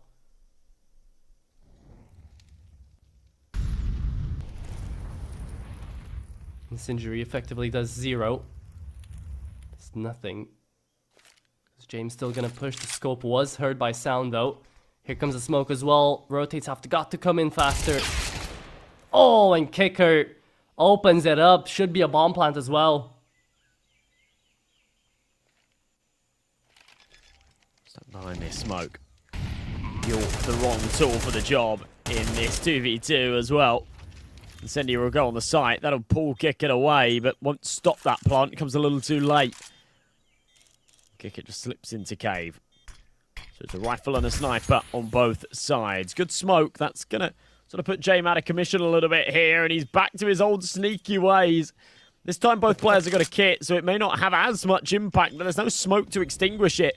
The bomb gets tapped. That'll be the molly to fly over. Ooh. Painful to just receive it twice in one half. And there's nothing they can do about it. That is disgusting from Jame. And Nexus, you'd think after the pistol round, it would then be in the back of their minds on the B retake. They need to always make sure they've got a smoke. And they let it plague them twice. It's not even about the smoke. Launix there in the 2v2. He looks at the incendiary, turned back around. Yeah, look, there was no reason to look towards cave in that instance besides to see what's up with the incendiary. And that's how he dies. That's how the round falls apart, because as you mentioned, they did have the fuse kits. It's absolutely insane. Because they did have the HP to tank through the incendiary if need be. Yeah, not that I think they'd really want to, but you're right. If Launex was on that angle, won that fight against Kicker, they would just be able to hop on that bomb. Zalozorp could hold for the Jane Peak. So, yeah, thin margins and one that they're not going to be happy about losing. At 6-3, PARIVISION definitely back in control. There's no doubt about that. Money bleak here for Nexus. It'll be a buy in the next. They've got that loss bonus. That's the one saving grace of losing so many rounds here. And there'll be upgraded pistols around that AWP. But mid-control lost. Util's been brilliant again from PARIVISION. Just Launex here in Donut.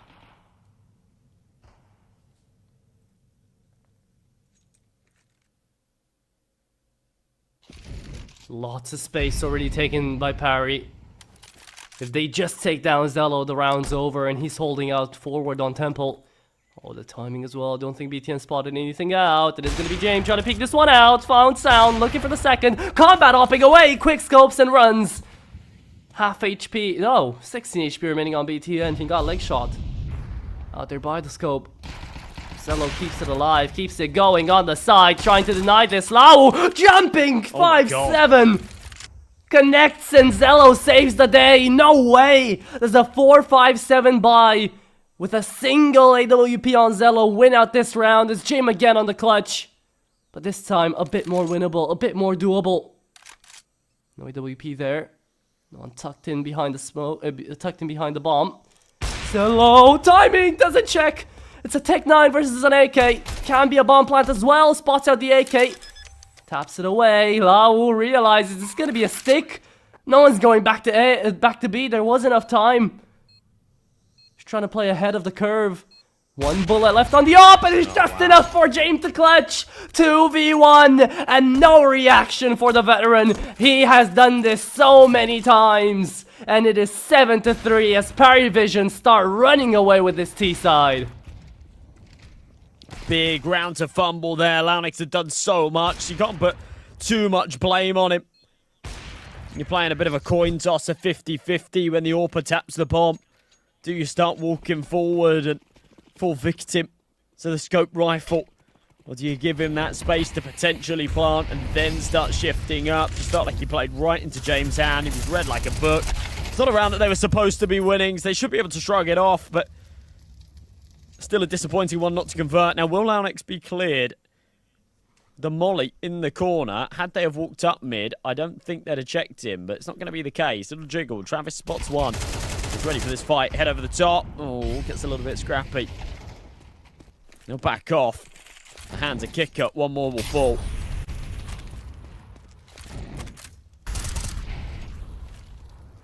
And these rounds just too quick for Nexus to react with.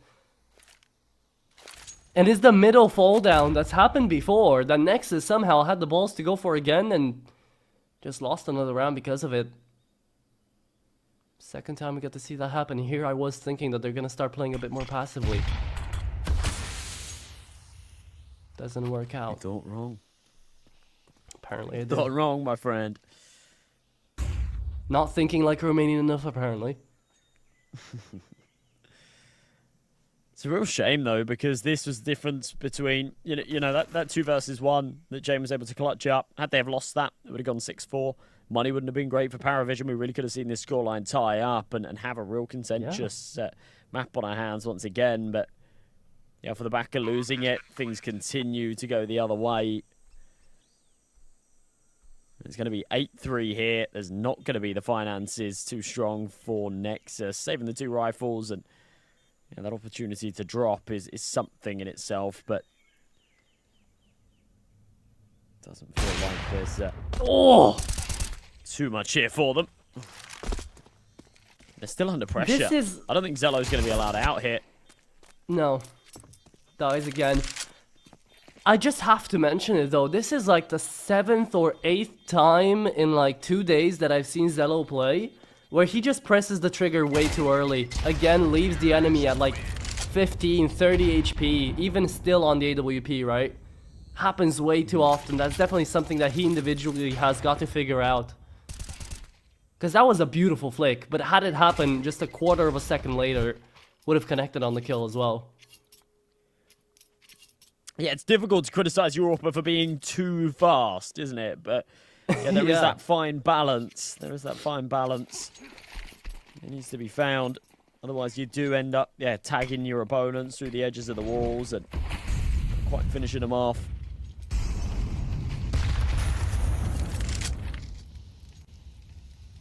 Smoke out onto the site. Molly, close ramp. Oh, that's my big. god. Ooh. Okay. Good for 1.5. Travis down to 16. Could be cleaned up by BTN, but that's definitely not the low HP player. Oh, that's wow. BTN ringing through the team speak. Why would you say he was 1 HP? He was clearly not. But Travis is indeed only down to 16. Naraga will clean him out, or not. The bomb dropped in towards ramp. Should be an 8-4 split. Remember to buy up your Galaxy keys, because the half is just about to reach us.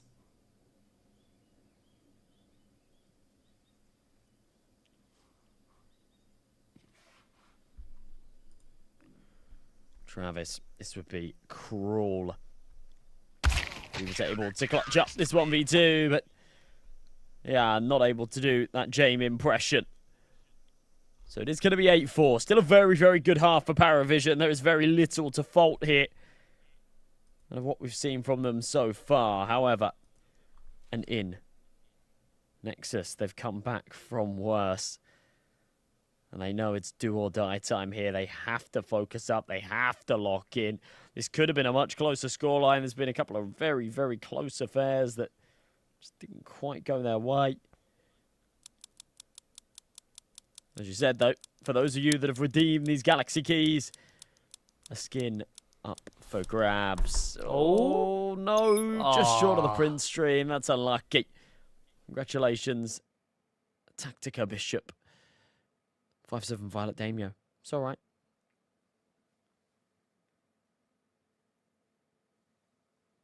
Tactical Bishop is like one of those usernames that your dad gives you when you're little and it sticks around for life. It's just so good. For the longest time, so my dad's called Lee, I'm called Josh. And our old Xbox Live name was Lee Josh. And then you used to have to pay to change it. So just for the longest time forever, I was just like Lee Josh. And yeah.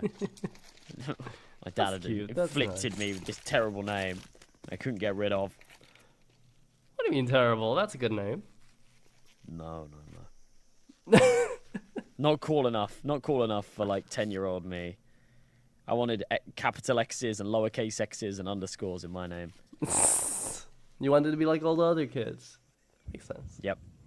Then one day I changed it, paid to change it, changed my name to Sneaky Centipede. That was me. Ooh. Yeah, that's a gamer name, that is. Okay. Well, Nexus have found some space, but that space is quickly taken away. A massive mistake to not be holding the CT smoke and capitalized upon by Travis. I can't believe he just runs in dry like that. His teammates were cooking something up in Donut, and he just says, hold on a minute, guys. I might actually have an opportunity here. Zello's found an opportunity of his own. Just send it round towards the B site. He'll be tagged up in pursuit, but wants this bomb plant at the very least. And if he taps in the digits instantly, he will be allowed it. So there you go. He knows the code. 7355. What is it? 608, something like that. Yes. The 1v3. 250 needs it. Oh, missed opportunity. Had the lineup for a headshot, could have made it a 2v1. Now he still needs to look for Travis, who just dinked him again. Smoke missed away, but it doesn't even matter. It's that 1v3 that Zello just flicks away. Again, quick as lightning, just needs to buy the time. Someone needs to hold this, and there you go. Finally diffusing away. It is going to be a 7-3-5. 5 going again, and Jane connecting the last headshot. 608 is going to end it indeed. 9-4 as PARIVISION keep on winning these pistol rounds. Painful. I mean, Zello getting that bomb plant is something in itself, but yeah, felt very winnable there once he brought it down to the 2v1. I think he's wishing that he planted it a little bit more open because he had the time to do so. He was worried about someone being a little bit closer in cave. Yeah, that open plant would have done him a lot of favours. Didn't have the sightline on to kick it.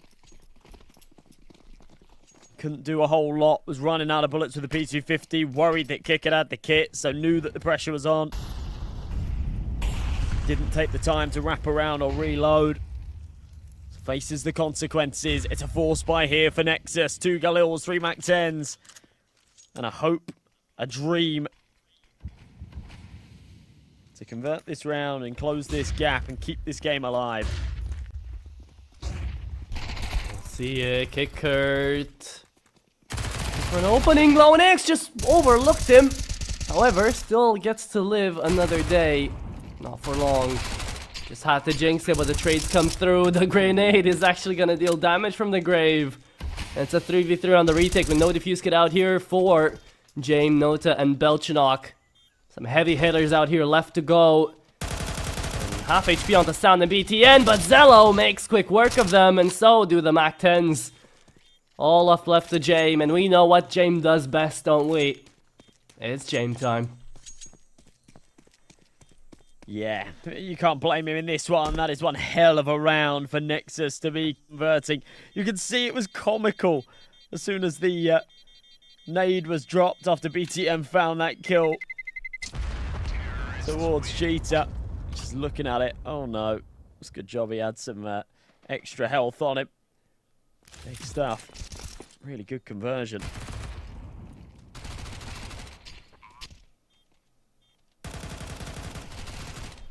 It is a good force buy window out here for Nexus. It kind of gives a little bit of hope here that they might be able to make it 9-6, win out to just a single gun round, and get it all the way up to 9-8. That, in theory, is how it should turn out. In practice, though, things might not necessarily look like that. Hero A1S, saved away from the previous buy, James, is going to be accompanied by some upgraded pistols, and we go in towards middle to have a bit of a fight here for this matchup.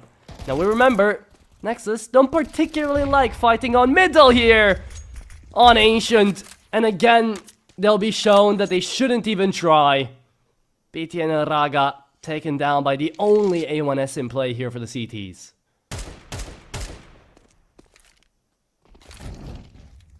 This is bad. 2-man disadvantage. They've got to overcome this 5-7 without complication. And Kickert says, I like to make things complicated. AK recovered. Nota now with the advantage. Will's behind this round. Nexus needed to convert a 6th here, and Kicker ends up with a triple kill. Thought that James was their problem, but proven not to be the case as it comes to a close. Kicker, so that upgraded pistol doing God's work on the bomb site. Really beautiful stuff. 10-5, PARIVISION, 3 rounds away from being your champions. They can almost taste it. I don't see them fumbling this one now. God almighty, though, now another force buy coming out of Nexus, and if they don't win this one, well, their hands are definitely going to start shaking and trembling, because they could have had $25,000, but right now they might just be content with 2nd place the way things are going. It is Ancient, it is PARIVISION's map pick. They chose to go to this first instead of Anubis, and now they might just be really thanking the gods for it. 4v4 on the B bomb side, we go again. The bomb late to be planted, though, could be caught off rotation, but Belchinok taken care of by Raga quickly. The spam onto Sound doesn't fully connect either. Travis down to 28, waiting to play a bit of Bogdan's Law here with James, but that's never gonna happen. No way they save here, right? PARIVISION. Yeah. That call's already been made. And James wants this kill in mid. Wow. Denied it. Love that. HE, big old chunk of damage onto Kickert as well. He doesn't really want to face any further for that AWP, so it might just be the 2 M4s. Careful, Ranko, get your gun out. There's a spider around the corner. Nasty surprise, makes him jump, but...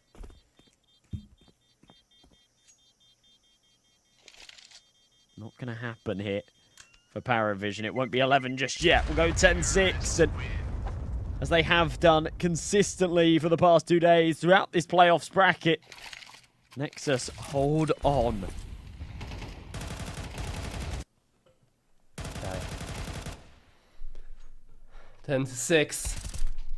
Still trembling though, it's not like they're in safe waters just yet. They're still 6 rounds down from hitting that map point, while PARIVISION just need 2. CT side also historically favored on this Ancient. Nowadays, not as much, but still leaning a little bit towards that. Oh, I love the push here though. It's good aggression, it's good space taking. Now they can completely leave B.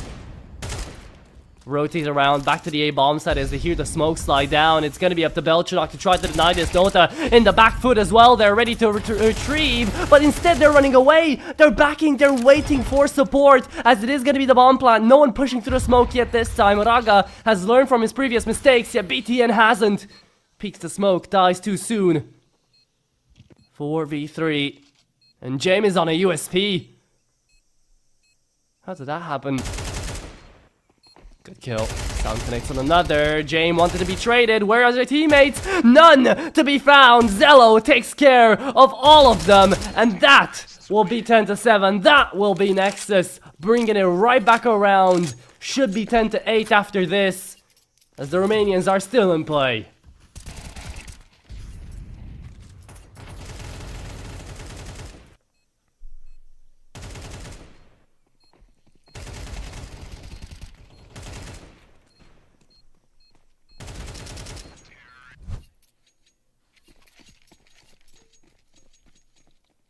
Yeah, just USPs now. Chain was forced onto the pistol in the previous. Well to see, but this is just how it be sometime. Zello, the little 3K. And it is 10-8.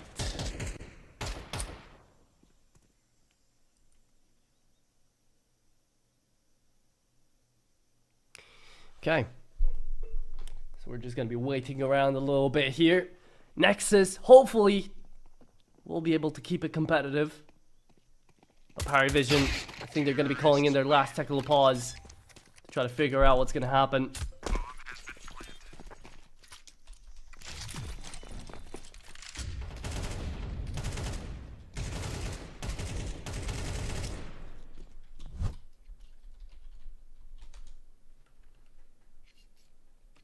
Can you hear me now? Yes, we can. There you go. Okay. No idea what that was about. Hopefully, we weren't talking over each other on stream. Sorry about the little awkward moments of silence, folks. Had a couple of rounds where, for some reason, the mic wasn't working. But we did a little unplug, replug. We're good to go again. 10-8. Nexus with a lot still to do, but got a little bit of momentum behind them now. The CT economy desperately fragile. James with an M4 instead of that trusty sniper, looking for some room. Blows the smoke open, sees ahead, can't strip it from its shoulders. Travis on the other side. It's got Max and BTN waiting. Molly goes down. Sound around the corner as well. They're going to try and barrel this one together. And as a unit, they are strong. They'll take the G to control, they'll take the man advantage, kick it under pressure, burning alive, but still wins his duel. So we break even into a 4-on-4. There we go. Again, keeping it competitive for the first time, I think, in this map. We're seeing Nexus take mid-control on this T side. Pushing in through Donut. Later into the round, Incendiary is not going to extend all the way over to James. Oh, and he's creeping up. This is going to happen again. It happened just 3 rounds ago. Nexus could be backstabbed. What is this information from PARIVISION? Why aren't they so sure it's down on B? Finally rotating, but it is a tad bit late. Speed up. They need to realize we've got a free site. PARIVISION have made a bad call. Let's get this bomb down, not waste any further time. They've got great positions, and we'll see that out of Raga, an important pick on the rotate. That's enough to just pull the plug here. PARIVISION realizing no money, no buying the next. To give up 9 rounds. And this, once again, feels like anyone's map for the taking, and potentially anyone's series.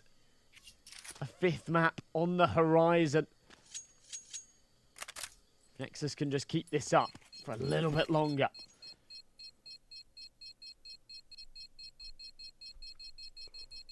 Boy, oh boy. How they've climbed it back up. What was it, 10 to 5? At the very least, something like that, right? Yes. Was it 10-5 or 10-4? Yeah, 10-5. 10-5, yeah. Lost the second half pistol, won the force buy, then lost the round after that. So it's been a bit of a roller coaster. But yeah, 10-5 at one point, they were 9-4. It's been a great recovery, but just a showcase of how quickly games can bounce back and forth. Constantly teetering on a knife's edge here in CS2. MR12, a cruel mistress. They might punish PARIVISION today. You were only able to save 2 rifles from that last. They got to try and put them to good use. Sound getting aggressive. 5-7 down in elbow. Why are you feeding it around like this against such a low fight? You can't run one by one through the smokes. Belchanox allowed 3. And Sound and Zello are scratching their heads. What are we doing here, guys? It's 5-7 magic. It's again happening. It was given to Nexus one before. Now PARIVISION get their chance at it too. 2v3. Travis only on a USP. James the big fish again here and will be able to catch Sound off the rotate. Just left to Zello and he's been having a good game. 17-7. Haven't talked enough about him. But let's hope we have the chance to now. Is it going to be a grand final worthy of the 5th map? Or will we be cut off short? We're about to find out, and it really does rely on Zello here to get us to the equalization. Molotov thrown out, heard by James. Stuck inside the temple, will wait for Travis and Kicker to move around as well, but might just peek out first. Timing, didn't see him move to the orange box. The tarp, James is ready, wants to peek this. Zello, no idea, finally goes! Zello down to 25, the AKs could take him now with a single bullet, and they're both peeking, they're both being aggressive, they know he's here, and they will fall one by one! Zello still left alive, can Kicker pull it off? Not enough time! Zello! Gutsa distrugge, Zello saves it! It's 10-10! Oh my goodness. We sent Atro, we reverted him back to his native tongue. My god, Zello. Yeah. 25 HP and a 1 versus 3 that he had no business in winning, but it pushes him up to the 20 kill mark. He'll overtake Sound, but Sound will be happy with that. That was a round that they shouldn't have been losing. It's one that they still need to feel a little apprehensive about. But it puts them back in the running for a map victory here. Zello's family name is Gutsa. That's what I mentioned in Romanian. That's what we usually call him. In Romanian chats.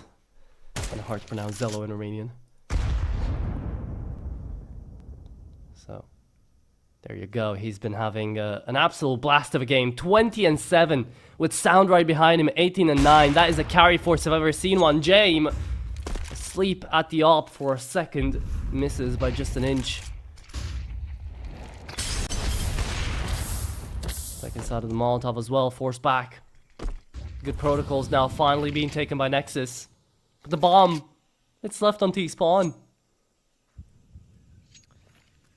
Okay, so, I mean, they'll have to go back for this. There is only 50 seconds on the clock, so needing to keep an eye on this timer. But it might sort of do them some favours here. They'll take the donut control, Nota, then comes back towards the A site. Might actually pull a rotation off. Zello is sat in cave, and in the next couple of seconds might try and emerge out and realise that this is a free site. But I'm not loving this. There's 30 seconds. It feels a little bit desperate. It's a nice shot from James. That is a ridiculous flick to be connecting. Messy spray from Raga, but the trade is there. What is the plan? I mean, PARIVISION are still scratching their heads. They still don't know what Nexus are really deciding on here. Eventually, the 1-for-1 will come in. Zello's found that room. The bomb will go down on B. A retake needed.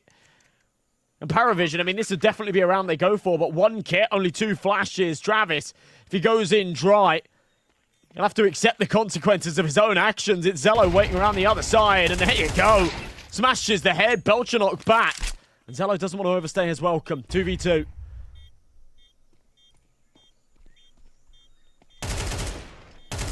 Oh, again, Zello connects a headshot, and Lonex this time right behind to follow up from what was a 10-5 scoreline. We are now up for Nexus 11-10. And Ancient, well, it's not done yet. We thought for a second we might have a fast grand finals here, at the very least on map number 4. PARIVISION just needed 2 more rounds to make it the map point. Wishful thinking from you, Atros. Shame on you. Real. Yeah, that was never going to happen. That's how we like it. At least for the grand finals, give me everything. Love to see it. Me too. Okay, well.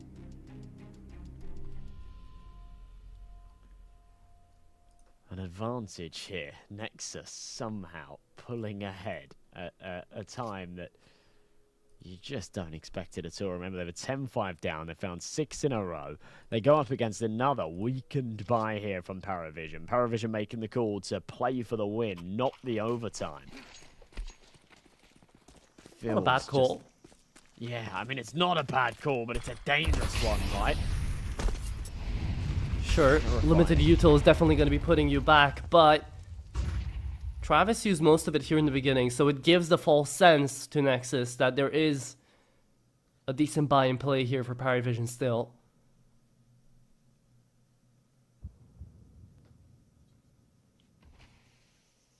Straight up a hit though. Could all end here, MNJ.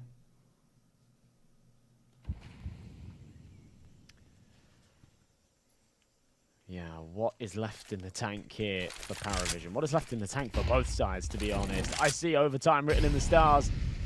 For Nexus, I think they're praying that that's not the case and that they can get this done without complication. Picking a little too wide. Belchanok will tag Lounix down low. Flashes to pursue. Oh. Lining up. Belchanok almost with a double, but he has inflicted so much damage in this round that whilst it's a 4 versus 4, it won't feel like that. Sound and Lounix limping away with 20 and 2 points of health respectively. Nota on the angle. Should be pre-fired here. Ragger on the repeat. What? Gets him low. Somehow doesn't find that kill. But we are back into a 3v3. As I said before, though, they are all so low on health. Nexus shouldn't be feeling like they've got any advantage here at all. But Zello's popped another head. A player that's shown he's no stranger to being low on health, and he doesn't seem to care all too much. Imagine the util usage now. Could have been really tough. Sound. Graced by God's grace there over there, gets to stay alive, but still will fall due to the HP. Zello stuck inside a donut on 2, and Lonex as well, just down on, in front of Temple, in front of Main. It's all up to Lonex, and he needs to connect these headshots. Can't make a single mistake, and they've got to go forward. No defuse kit either. PARIVISION struggling to find where the last player could be at, but they know that there's only so many spots, and they're waiting on Lonex to peek, and that's the peak, that's the round, and that's 11-11 as PARIVISION managed to save it. Ooh, yeah, a bold call as well from PARIVISION at the end there to tap it and wait. No one was trying to put the pressure on to the big box. Instead, just sat, expecting that peak, thinking Lounix is not going to call our bluff. And well, no, well, he would eventually call our bluff, and he does. So that's the end of the 6-round streak from Nexus. They will still have enough money to go for a rebuy. PARIVISION, with how expensive that last round was, don't have all the bells and whistles themselves either. FAMAS, MP9, a couple of AK saved, and off on James. HG into middle. A couple of damage onto Nota, nothing too substantial. Straight up onto Shelf, but they're not ready for the push through the smoke. James there for one trade. But a man advantage still. Flashbang will get him off the angle. They won't face into him. Ragger disciplined. A minute 25 to try and maneuver this into a round win. James slowly creeping his way forward. Should have the advantage in this fight as the peak comes out. Get cut needs to go big with a FAMAS. Only one. And a 2v2. The bomb will go down. This is for 12 rounds. We've seen it so many times. So many moments in which the clutches could have gone the other way, but that's how we got to Ancient. That's how we got to the 4th map, and that's how PARIVISION want to close it. Down to a 1v2. Sound has done these before as well. No stranger to the danger. No worry for the clutch. Takes down James, looks for the MP9, fights at long range, and still goes down to 10. Barely stays alive. With 21 kills to his name, wants to make it to 2KD. Needs to find Travis, but inside of the smoke, a spam will come through. Travis, not enough time to defuse, and they will play for overtime. Travis gives Nexus the advantage. Goodness. The pathing there from Sound was unbelievable. After he just takes that first contact, then he's got the confirmation that he can wrap around the site, put the pressure onto the AWP, isolate those 2 jewels, and getting up in the face of James was exactly what was needed. It was a great start to the round. It was a great close. And it's that limited weaponry, it's that MP9. You can see when Sound re-peaks it, really should have been able to find the header. Travis has a hard time doing so. And if Travis had a rifle, he'd have won that clutch every day of the week. But it's that MP9 at range that just can't deal enough damage. PARIVISION will succumb to the choke on the CT side. They've only been able to materialize 3 after the 8-4 half. And they were the ones that won the second half pistol as well. This should have been done and dusted a long time ago, and they'll be feeling like that should have been the case as well. 3 FAMASs, an MP9 and an M4 to try and stay alive here on Ancient. Otherwise, we're going to a decider map, Astro. This is crazy. Oh my lord.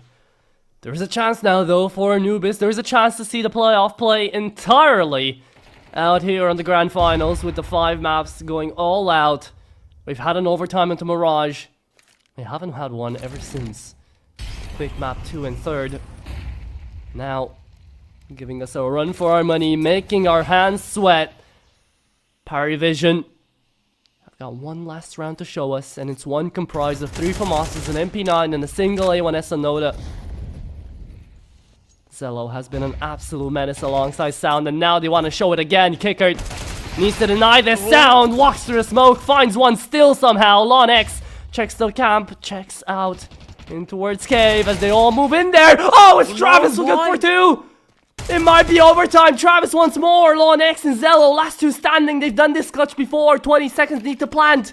Belchanok wants to fight it out. Zello didn't even expect it. Still finds the frag. 5 HP onto Lon X as he's taken down. And Zello doesn't check the corner. We go for more. It's overtime here for PARIVISION to still try to end it on the 4th. A really bold gamble call from PARIVISION to stack up 4 on that B site. But it pays off, and Nexus, you can see that is such a disappointing round to lose. To scrap around in the cave smoke, they've lost the bomb. Oh, that was some big mistakes being made. Big mistakes being made.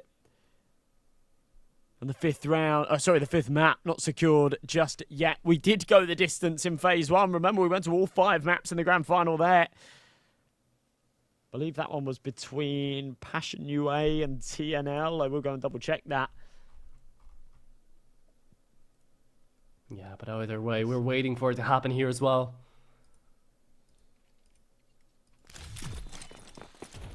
Definitely how grand final should play out like. It's moments of brilliance. The individuals popping off. It's wonderful to see here how it's all linked in together. But now overtime starts right back up. You guys will have yet another chance for a giveaway. And Nexus a chance for map number 5. PARIVISION a chance for $25,000 as we move into OT. Ragger. First blood drawn here in overtime. Look at the pace change from Nexus. They just send it out middle, send it up the B ramp. 3 kills found before you can blink. And Ragger in the corner, hoping to stay alive for a little bit longer. Notable to deny that fact, but he's low on health already. And James, someone out of the equation with the AWP. They've got the bomb, though. Look at this. Nota making a whole load of noise. Knife out. I'm not sure he realised that that bomb was dropped outside of elbow. They weren't really playing accordingly. Both caught with their pants at their ankles.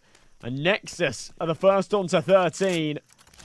Wild stuff, to be honest, but... For the first time in the grand final as well, we got to see Hayes' Law activate. Nexus do manage to find the first one here when they weren't able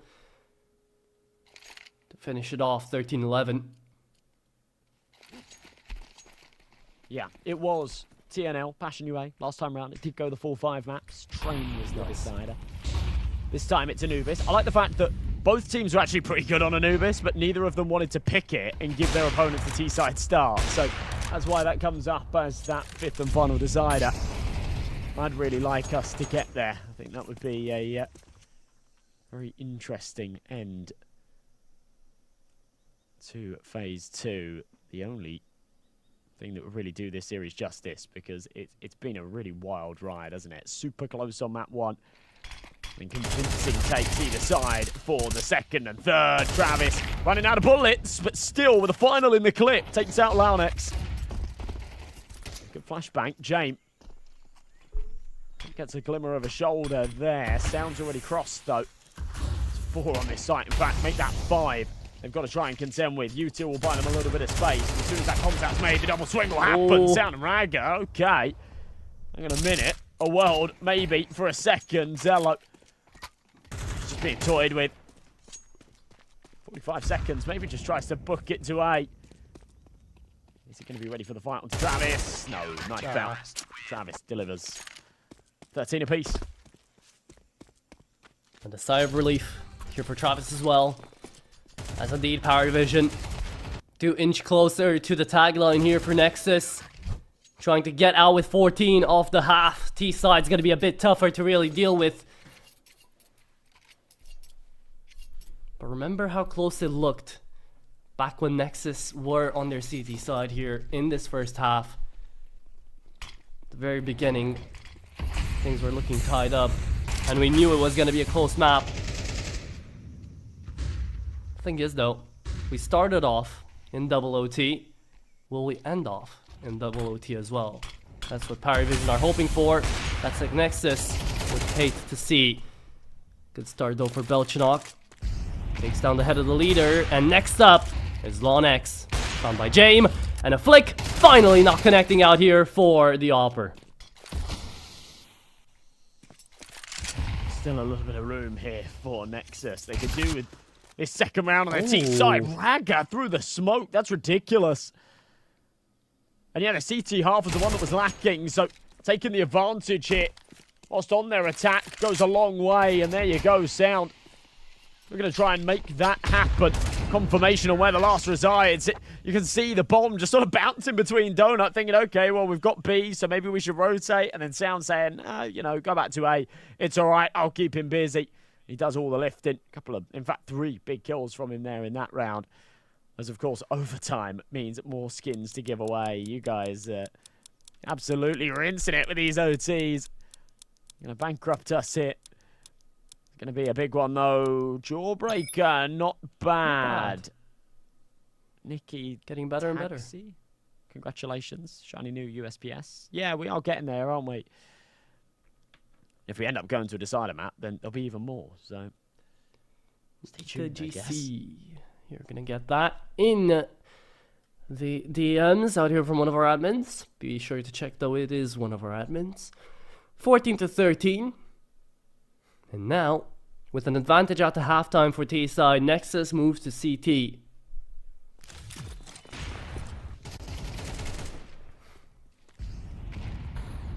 How do we feel like? What's going to happen next? If James connected that shot on Raga, by the way, things would have looked way different.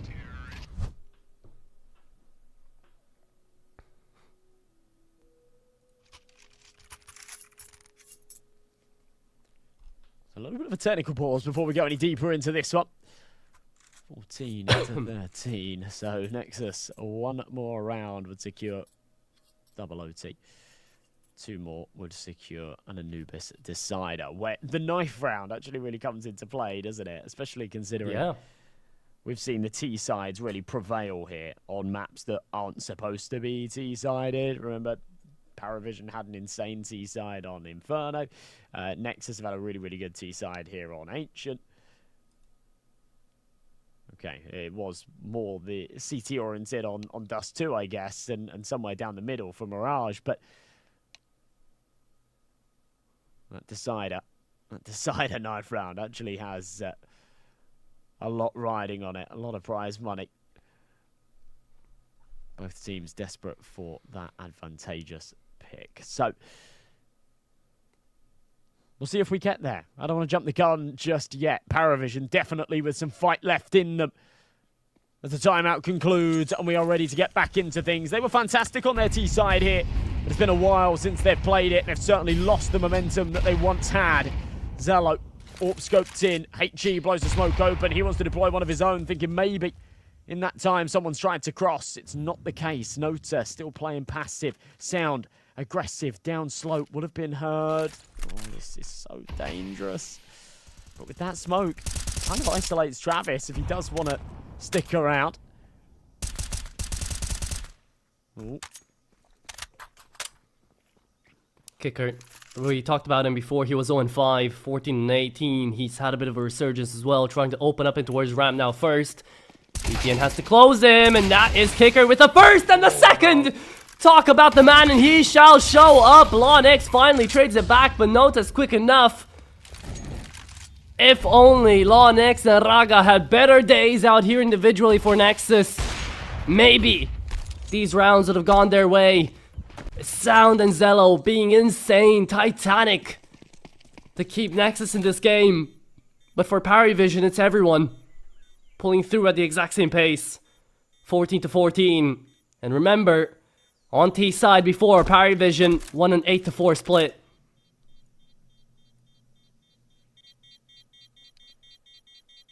This is what I mean. PARIVISION were just better on their T half, weren't they?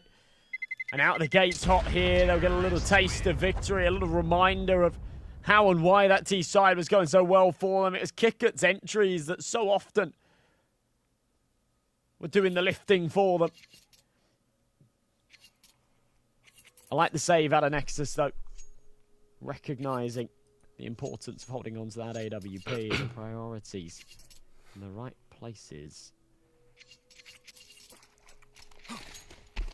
Here we go.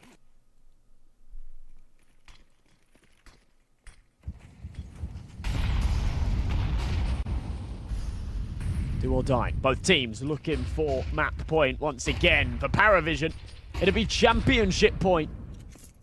They lean over towards an MTA bomb site. They might just end up with a freebie. Zello's still here though. Could connect. Doesn't go for the early trigger. Learned his lesson from before. LawNX trying to spam away on the bomb. Early nade to actually try to blow open a smoke that doesn't land there. Zello missed shot. Could cost him the game. And he might have. LawNX forced to run back. Only Sound coming through CT. And BTN still on B. Move, move, move. All of Nexus in disarray. Could be PARIVISION on that point here. Oh, and that nade. It's going to be beautiful. LawNX doesn't even expect it. But it works to his demise. There you go. It works to his success, not demise. LawNX good for one. Belchinok needs the second here to make it safe for PARIVISION. Sound already a lot of space gain. Sees the player in towards main. Takes him out. Belchinok as well. And it's Nota left to defend out here as the bomb was stopped. It's PARIVISION on map point. Nexus, they've dropped the ball. And now they need OT2 to try to get us to map number 5. That round is actually so painful to watch. I mean, the retake is gorgeous. Yeah, they really, really give that a good go. But they needed that early advantage when the contact was actually made. And you see Zello, he has the right idea. Yeah, he doesn't pull the trigger straight away. He pulls out the nade, preemptively drops it to insta-blow open the smoke for the cross. But the smoke, I don't know if it was missed by PARIVISION or what the deal was there. But it went way too deep. So the nade was then too shallow. Oh, sorry, the nade was too deep. He then had to play in front of the smoke. It was all a little bit sort of disorienting, I guess, when you're an AWPer and you know, you got those protocols, you know what you're doing, and then you're just thrown off a little bit. I'm not surprised he didn't connect the shot on the entry. It's a painful time for things to not quite match the trend that you expect. He's got an AWP out again, but this is to try and hold on here.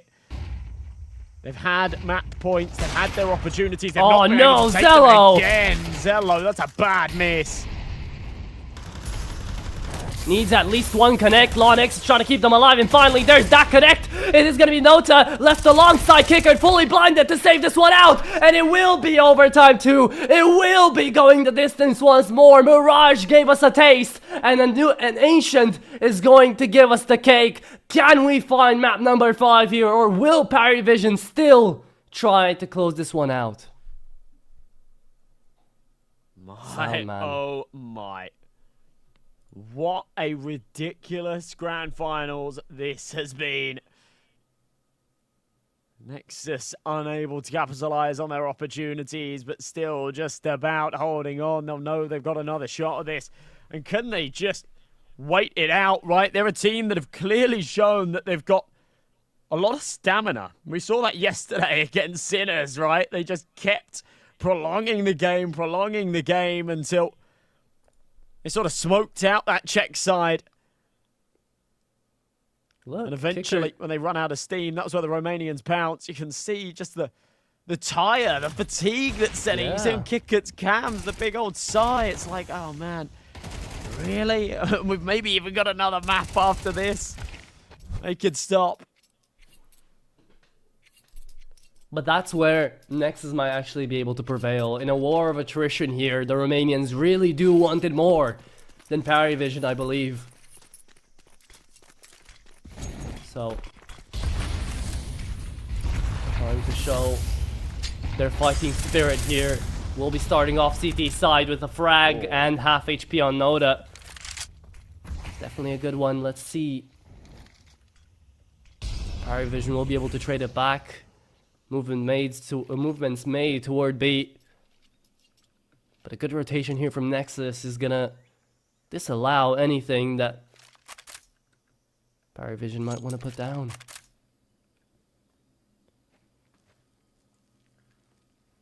Raga. Here in Cave. I love this little boost. Especially when you got the man advantage. You sort of play this elevation. Could do a PTN there on the angle with him, but bouncing between the two. Feeling like he might have to support Sound on a moment's notice. Nexus with all the cards here, though. And if James is the one to peek out, then there's zero chance that that AWP can hit the transfer. Just comes down to the timing. Raga can't look away now. Sound's got you covered. You need to stay on this angle. Yeah, a little jiggle confirms there's two, and James, wow. Love that. Knows that as soon as that contact's made, one of them's going to try and fall off. Catches him on the cross. Now it's Raga and Sound with the crossfire to try and hold this line, but flashes are brilliant. And Raga left on an island, has to deliver. Oh, he does! Indeed, he does. Drops the bomb. Time running away. 17 for Kicker to plant as Jay needs to hold the line. Finds another, but knows there's two more where that came from. 10 seconds now. And where's it gonna go? Blows open the smoke, but can't find a single one. Spams, and it's just Zello alive. The nade actually takes down Sound. Wow. And the Tech 9 wins it out. 16-15. PARIVISION. Make Hayes' Law real again. The idea of the HG was to actually blow the smoke open. I thought that would then give the sightline to both, that it'd be instantly traded, but instead, it finds the kill onto Sound. I'm looking at that left-hand side of the smoke, waiting for him to pounce and give the advantage to his team. It doesn't end up happening. Yeah. Insane. Boy, oh boy, though, what a grand final. It is giving us absolutely everything. But as poetic as it is, as it started off 1917, do we think it ends on 1917? With PARIVISION taking the advantage already, it's truly a possibility.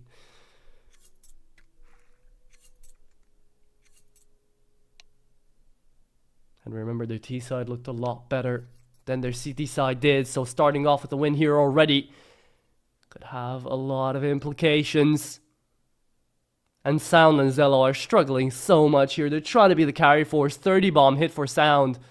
Zello has been hitting some very impactful shots, but so many misses that cost Nexus this map.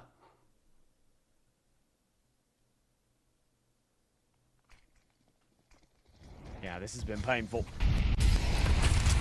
Opportunities not seized, and now No time for mistakes. It's felt like that's been the case for a little while, and still here we are, but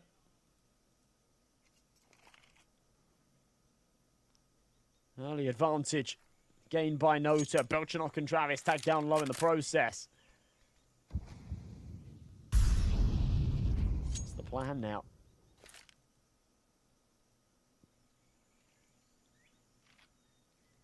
A walk up through fast lane here.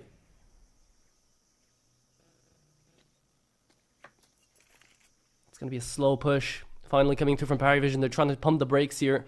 Knowing they have the man advantage, they're playing with that advantage, and it's very smart. Mauling off on Ninja too. It's going to be sound, smoked off, and BTN spotted before the smoke blooms. Wonderful from Kickert. It's very smart, very aggressive. Now he wants more. Zello not ready. Kickert on the third. That is insanity from the IGL. He pulls through at such an important time. Goes positive when he started things off. 1-7 on this game. 17-15. PARIVISION just need 2 more to take $25,000 into their bank accounts. Remember, this is the Nexus CT side. One that has had its struggles. So 1 round could suffice. But pain. As they look back at all of the chances that they've had. All of those opportunities missed. The round prior to the last that came so desperately close. Can't help but feel that they should be on that 5th map already. James here waiting for some aggression out of cave. Will not come just yet. Sound. Trickling into the ramp. Bomb's been left in the T4. Nota. Aggressive. Raga. Instantly. Oh, won't finish BTN. Nade should. No. Falls a bit short as well. Deploying all of his util in pursuit of this kill. That's going to get extinguished by the molly. BTN's just sat waiting. Nonetheless, still a deficit that they have to deal with. How is he evading all of these bullets? This is insane. Still left alive. Sees the smoke and prepares for a BXX. Sound has been hitting a lot of good shots, but now more than ever needed for his team. BTN unwavering from that single spot. And they know it's B. LawNX has rotated around as well. No utility left out here for the CT side as Nota lines them up. Puts them on a silver platter and says thank you for the grand finals. 18 on the board for PARIVISION. They have 3 chances to close this one out. Wow, okay. We've really seen Nexus dig deep, haven't we? We've seen a lot of seemingly impossible moments recovered by them, but maybe this is too tall a task. We are yet to see them convert 3 in a row in one of these overtimes to prolong play. And I fear that, they might not have it in them. This has been one hell of a run for them. Something they should be proud of. Look at how stacked this case is. Hopefully we land on something good. Oh, melodramas. Ay, ay, ay. T1 Plays TV, congratulations, my friend. Get yourself some shiny new jewellies. Unless Nexus can pull this back, then that might be the last skin that we give away here in Galaxy Battle Phase 2. It might be. Oh, that lineup, so nasty. PARIVISION, it might truly be the return of the Kings. I mean, you could see them. They win this just with the VRS points alone, not even with the cash injection to those points. They go up to the 30 ranking. They get back into top 30. They start getting invites. And honestly, if just the individuals wake up a little bit, Belchanok, Travis, a bit more consistency out of them, this would be a really scary team. Nexus indeed gave everything they had. Well, not almost everything. LawNX still had way more to give. Raga, BTN as well. The old guard out here on these ladder maps could have done a bit more, especially back on Mirage too. But you live and you learn. It's not over yet though. Bell hasn't rung. Champions haven't been crowned, but James wants to be that champion. Connects on the first. A good early start. Sees 2 as well. Moving towards Red Room. There it goes. Here it comes. James wants to blow it open. Might just find Lonex dead. Won't. Pushes past in towards the B-bomb side. It's up to Travis and Kicker to try to deny this. Nota doesn't check around. It's Raga. Good for 3. Good for 2. As Sound finds another 2. James last man standing and 16 on the board. Nexus do start it off well. Raga going berserk. Okay, Mistime check. Yeah. Signs of life left in them. With that early advantage out of James, I thought that we were done and dusted here. I sat up in my chair. I was ready to get the webcam back on.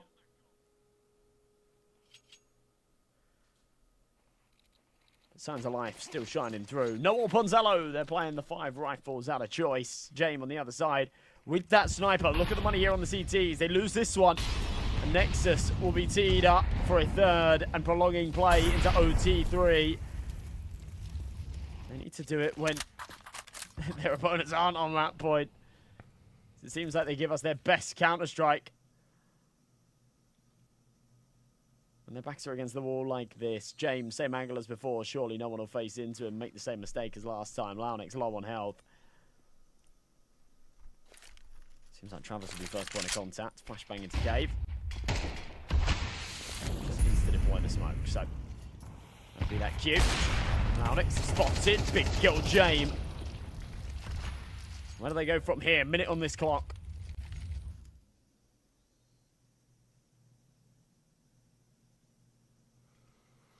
Next moves need to be anticipated here by Nexus. James spotted down on middle, will run away. Incendiary expended for that and was the last one they had in the back here for Nexus. Can't throw it down CT or Temple anymore. James gonna check it, gonna clear it, but doesn't connect. Zello at least makes it a 4-on-4 as he once more. James still plays in towards CT. The timing on the nade and yet still almost gets out. Zello and Raga do move in, but Nota as well is backed up. James left in a 1v1 and Zello keeps it alive. We go from 18-16 to 18-17, 1 by 1, bit by bit. PARIVISION might just give this up.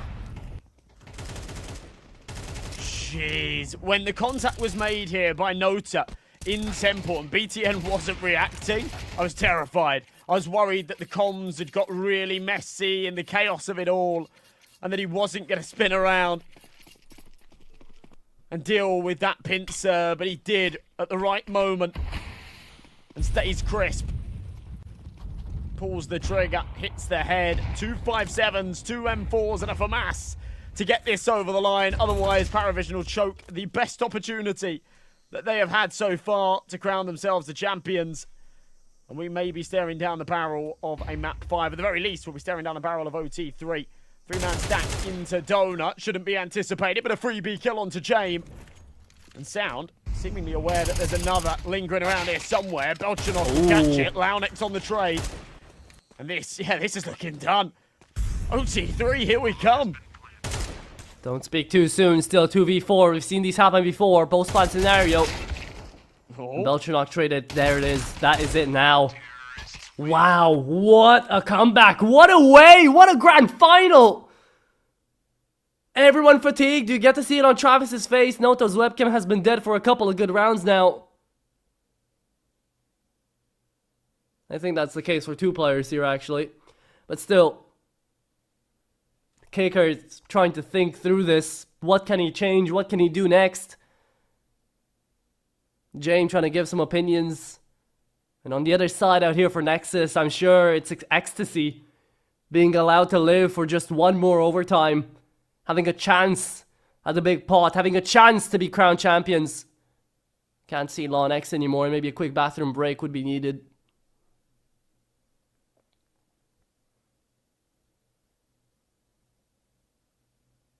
Feels like exactly what's needed, yeah. Enough time passed. You need to start having these pauses, these little breaks in play. It can rock the momentum a little bit, but my, oh my, what a ridiculous game this has been. Even if it ends here, this grand final has had it all. But Nexus giving us similar stuff to what we saw against Sinners, as I say, just continuing to drag out these overtimes until their opponents are exhausted. That's when they'll bite. Kicker, good for one. BTN on an instant trade. This B bomb site, a little under defended in this round. James stuck back with the AWP. Waits for the timing, can't connect the shot. Travis on the flank will take one. The priority for Nexus needs to be trying to take this CT control, put the pressure on. There's a man advantage on the retake here. Burning, oh, it's gonna wrap though! Big advantage for Nexus. Belchinok tries to bring it back, but it won't happen. Jay, last man standing. Might just pull a Jame time. No defuse kit either. Can't go for anything sneaky. So that is it. There it is. 19 picked up. Nexus 4 in a row on their T side here on overtimes. And we said we didn't see it before. We said we didn't see Nexus pull this many in a row to try to claw it back. Here it is. Here they are. Here to stay and wanting to play for an Anubis as well. It's been so back and forth. No one knows what's gonna happen. No one knows who's gonna take it. It's been an absolute cinema. Jay nearing 30 kills as well. Sound long reached that barrier. About to hit 40. Absolutely insane.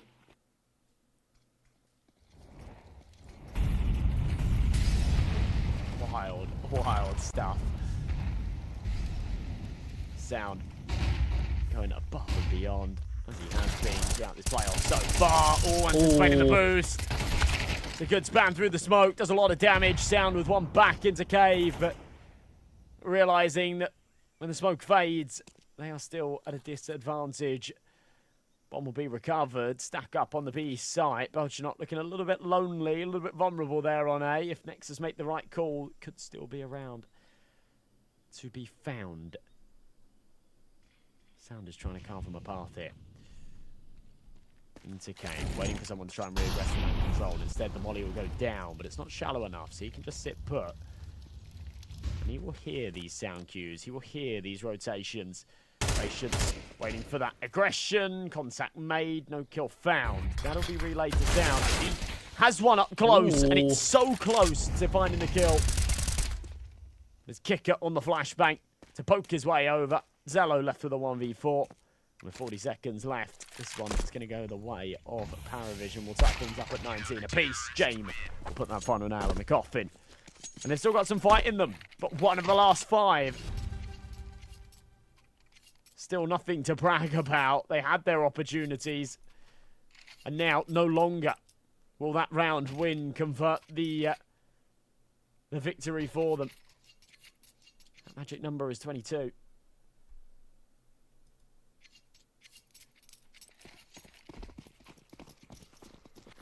Let's see it. 5 AKs versus 3 of them on the CT side here. AWP still on Jame, none to be seen. On to Zello. Could have been dropped, but T side up, not that easy.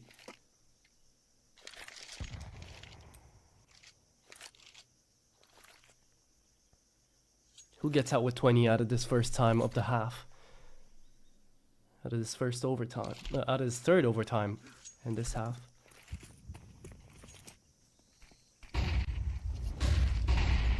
Flash goes for the second. Maul through the back in the head of Belchinok. Good timing on that smoke as well. Forces Nexus back just a couple of seconds. Everyone's been so crisp with the headshots, and the time to kill has been so fast that a lot of this sort of early chip damage with the util has gone largely unnoticed. It has been quite insignificant, but right here, Belchinok has to hold down the line on the bottom side. Launex has found a double, and BTN will finally trade that snake in the grass on the bomb site. Jame blows the smoke open, presses forward with the AWP, but doesn't get the sight line before it reestablishes itself. Rattling off the shot will confirm his position. He eats a HE. There's Travis to arrive at the party. Bombarded with a util. BTN eventually we funneled into the sniper as Launex will finish off the job. It's 20 on the board here for the side of Nexus, proving that their T half is just more potent. And I love that finally we're seeing some serious legwork from Launix, the player who throughout the first 3 maps of this best of 5 has been incredibly quiet. As soon as he's truly needed, he wakes up, he delivers. Some magical moments here from him to keep this dream alive for Nexus. And another giveaway to be found out here, really scraping the barrel of everything we've got left into the phase 2 skin deposit here. But let's hope it's something good at the very least. It isn't another jawbreaker, it's in fact an unduality out here for a hairy pair. So, don't know how hairy a pair can get, but it's gonna get a duality. Hopefully not too hairy. Wouldn't want to buy into a hairy pair. Yeah. Had nice opening kills in this round though for PARIVISION. It really did feel like it was going to be theirs.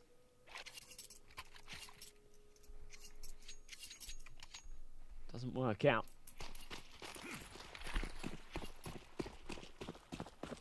And now with the advantage, it is Nexus. PARIVISION, their pace on their T side has been their biggest strength. Some incredible entries out of Kicker, some incredible entries out of Nota. And James AWP been causing all sorts of shenanigans. Look how fast that was from him. It's not the kill, it's Nota instead right through the smoke. Strip the head of Launix. A man advantage in their favour. Double defence here in Cheetah. Nota ready. BTN. Does he really take this fight? Timing could be perfect. There you go. Lovely stuff. Travis has been spotted as well. Very messy. Sound capitalizes. And just like that, the numbers back in the favour of the Romanians.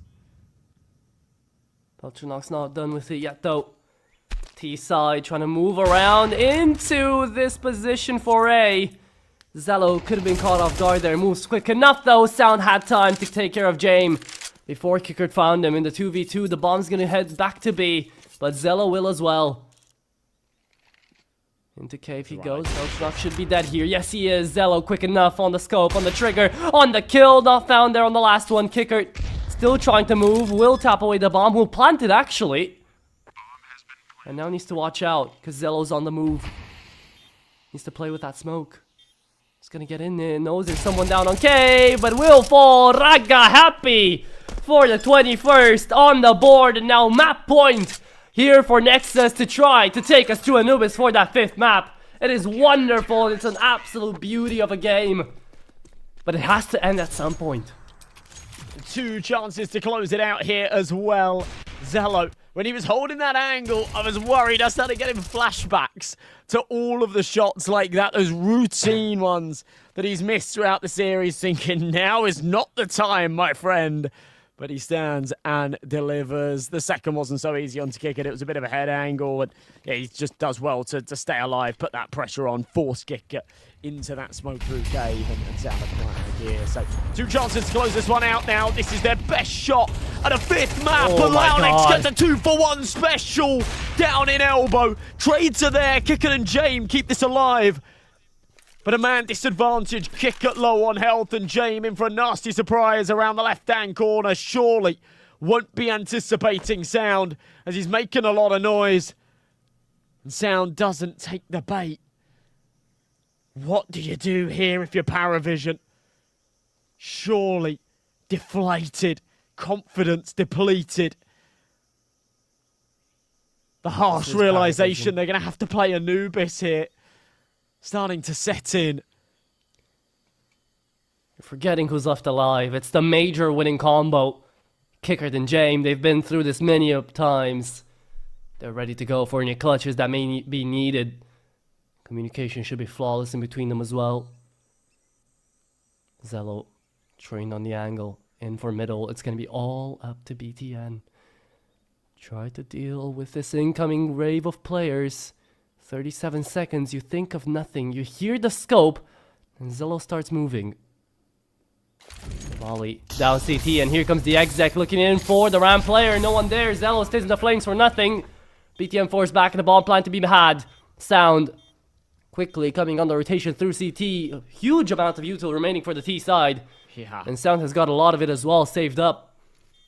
could flash their way in, and that's exactly what they'll do. James looking for a shot early. Let's see if he can find it. Down on the bomb site will be BTN falling. Looking for another. Sound comes alive. Into cave he goes. Zello down to half. Still looks for the ramp player. Time ticking away. Where's the defuse kits coming through? James needs to stay alive but can't do it. This is the end. And we go to Anubis 22-19. That is how it ends. That is how magical this grand final is gonna be. Anubis is our final training grounds. And it's gonna give us a winner. Unbelievable. And you've got to think about the morale now. For Nexus, they're going to be fired up. And for PARIVISION, desperate disappointment. Unbelievable. We see, you know, the stat lines on individuals. Yeah, almost a 40 bomb out of Sound. 35 out of Zello. Ridiculous scenes. And all I keep thinking back to is when they were 3 down. PARIVISION had 3 map points to close that out. Forget about the lead they had in regulation. That was their best shot at lifting the trophy. They weren't able to take it. And I think that's just going to be constantly in the back of their minds, right? Going into this 5th decider map, constantly in the back of their minds. It's Anubis. I said before, it's actually a map that both teams play and have good results on. But I'm assuming neither of them wanted to pick it on the basis that by picking it, it gives your opponents that T-side start. So knife round will have some weight behind it, but absolute cinema here in the grand finals. Honestly, I'm really glad that we're going down to a decider map. I think that really does this series justice. I'm really happy as well, because next up it is going to be such a competitive Anubis. If you thought Mirage and Ancient were deadly close, wait until you see this. Anubis is a 67% win rate with 12 maps played for PARIVISION and a 50% win rate with 26 maps played for Nexus, their second best map besides Nuke. It's gonna be a derby, it's gonna be a lot of fun, but we need a break before we get into that. So we'll be tuned right in for that after 15 minutes.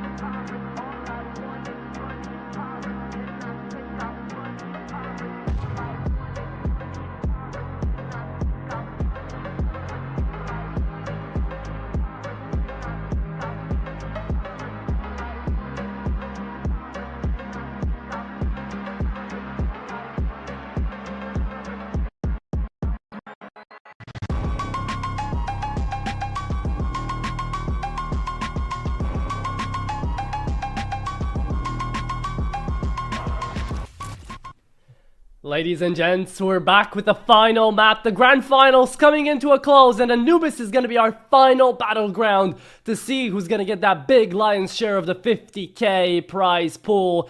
I am very excited to bring this upon you guys, and it's not just me, Josh. We've been having a blast at this grand final so far. What are our thoughts out here for the last map?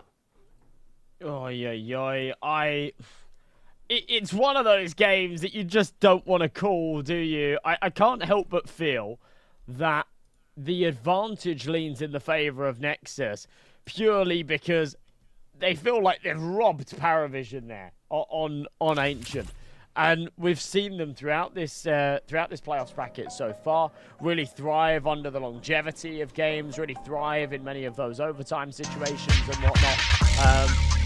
So yeah, as crazy as it sounds, I'm actually going to lean towards Nexus in this one. I think the PARIVISION are going to be feeling disappointed and looking back at that last map, just tilted that they weren't able to close it. Everything is pointing towards the Nexus victory, right? After that overtime affair, winning it out 22-19, taking out Inferno as well, taking out Dust 2, their enemy's map pick. That knife round means a lot. PARIVISION are going to be allowed to start T-side. And here we are. We're going to be jumping into it until they figure out the sides.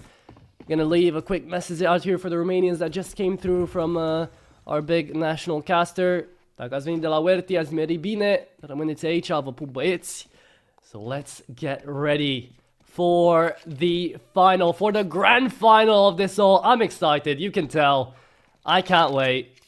And I hope you are too. I hope everyone watching is, because we are just on the verge of starting our last map of this phase, of this galaxy battle.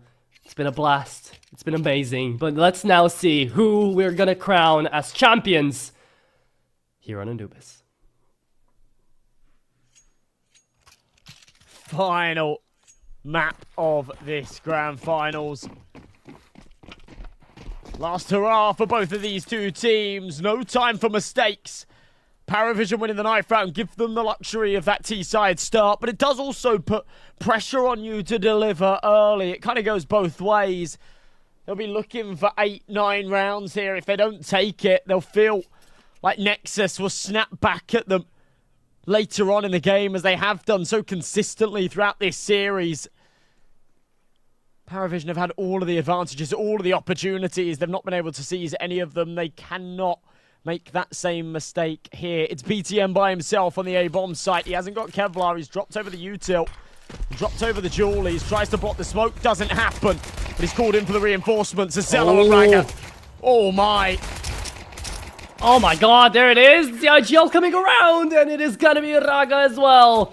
Managing to find the last one. It's what Nexus needed all of this time, and the entire best of 5 pistol rounds have been something that PARIVISION have been leaning on throughout the entirety of the grand finals. Now, it's something that they're not going to get for the beginning of this Anubis. It's going to be a big blow, but with that said, Nexus very happy with it.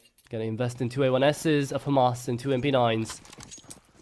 Or an extra FAMAS out there, selling away the MP9. See if it's a smart choice.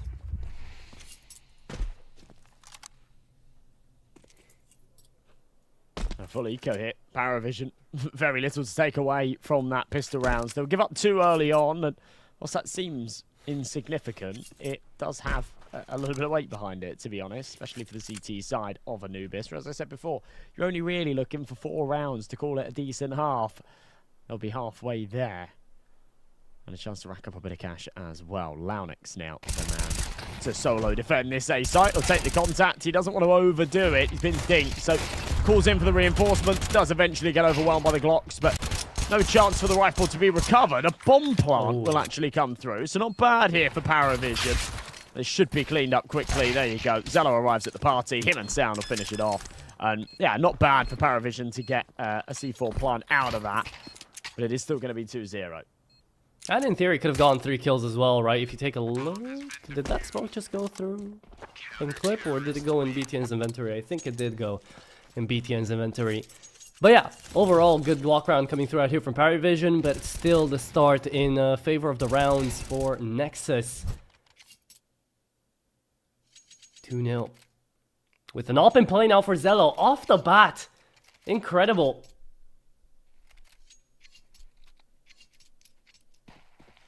They're going to be going in for that. The AK is being bought up by PARIVISION. And well, it's off to the start, man. PARIVISION, what can they bring around the table? What can they show for these 4 maps that they've played?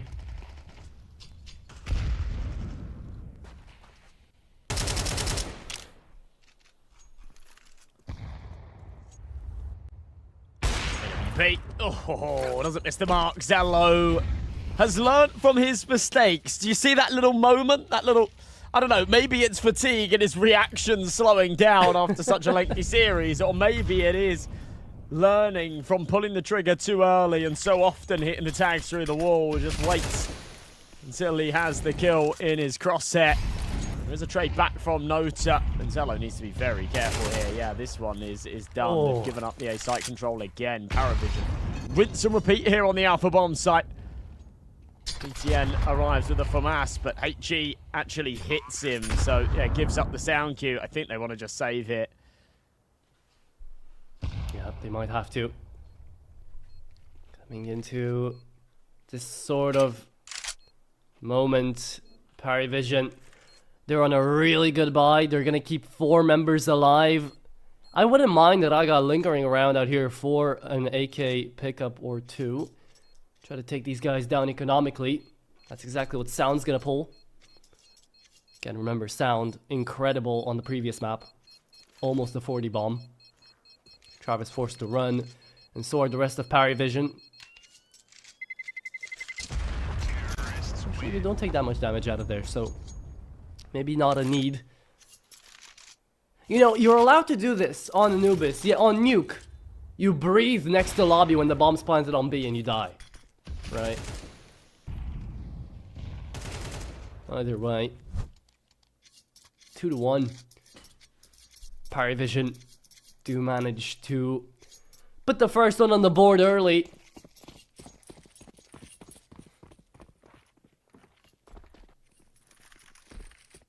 FAMAS on BTN.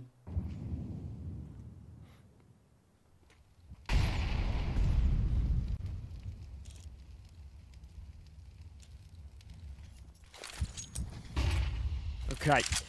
Well, James AWP looking to try and leave a mark here. Him, Belshanock, and Travis yet to find kills. Obviously, very little success in round 1 and 2. And in the third, it was just a case of 2 entries onto that A site, and it was enough for Nexus to cower away. Does mean that rifles are still out here, and they're ready for what siege is about to come on the A side of things, recognizing they can't continue to play that solo defense. But this time they've got 3 ready. Flashbang into main. Oh no, that's all gone wrong. Launex and BTN mowed down by Belshanock. They get the information that there's multiple that reside there. They need to pull these rotates over. But it feels like Sound and Rag are a little too slow. Zello's going to be tested. They shouldn't expect him on the pillar, to be fair, but he's been tested before, though. He pulls one. He fires a second. Almost. Good enough. Makes it a 2-on-3. That could be doable out here for Raga and Sound. Trying to bring it back around out here onto Heaven Wrap. PARIVISION. I've got a long way before they clear any of this. With the 2 flashes, 3 flashes, a smoke and an incendiary left out here for the remaining players of Nexus. This could be approachable. Sound looking in for the pillar player. Kickert has done a lot for the team in previous maps, and now he's going to try to do even more. Falls down to Raga, though. It's again going to be him coming through alive, but James is going to having that AWP as well. Left in a 1v2. It is huge, but he wants to break open the smoke. Let's see if the defuse kit is going to be enough. Raga denied, and James saves the day. Sound picks up the defuse kit. Does he have the time? He does not. James clutches it up, and the Romanians fall by the wayside as James again is left as the last man standing for a reason. He's actually unbelievable with these clutches. It was a great round recovery. The retake was amazing, and Raga had done so much there. In fact, so it was Zello that had done so much there, but it's a big mistake from Sound, to be honest. At that point, they really had the confirmation that the last man was in main, and Sound is still holding from Heaven. So when the bomb's tapped and the smoke's blown open, He hasn't got the sight line. And it was reliant on Raga winning that duel, which he just couldn't find. Zello, AWP. They'll boost in. I like this a lot, but won't connect the flick. Interesting start. Oh, no. Sam can't find it either.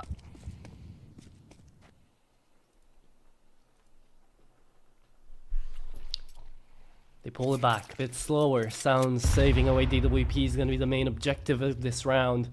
Damage control, of course, would be nice, but how much can you really find? Raga forced out by the Molotov. He still finds one, picks up the AK. Traded out by Kicker. Pistol's actually doing a bit of damage. Not enough to constitute for any big kills, but one does go through. And Sound now looking for exits. Yeah, priority needs to be holding on to this sniper. They will be on a buy in the next, but... Look at how careful they are. It's a 1v4. Oh. It's okay. They're gonna go for the hunt, of course, either way. Kickert and Jame going at it. If Sound stays alive in this instance, takes down 2, would be great for Nexus, but never to be the case. Jame picks up 2 for 2. Hands a little bit sweaty, you can see it already, but the smile is back on James' face. That's scary for Nexus, because so far he was locked in.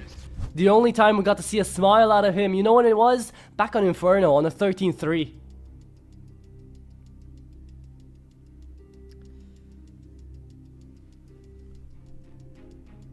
Well, a little bit of attack pause called here by Nexus. Buy round locked and loaded. They know that they only need a couple more here for the half, but very aware.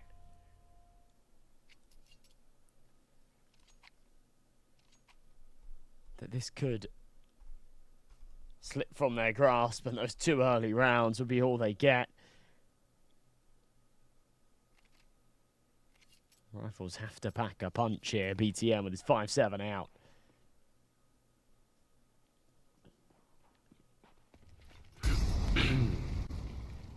Okay. It's a 3-2 either way. A bonus buy on Kicker. Playing away with the MAC-10. BTN only on the upgraded pistol. And utility running dry as well, fast for the Romanian side. They're not even playing with the defuse kit. They have to take up the space. They're not allowed to give any bomb sites for free. Otherwise, it turns into an instant save call. It's a big gamble that BTN's trying to lure right now.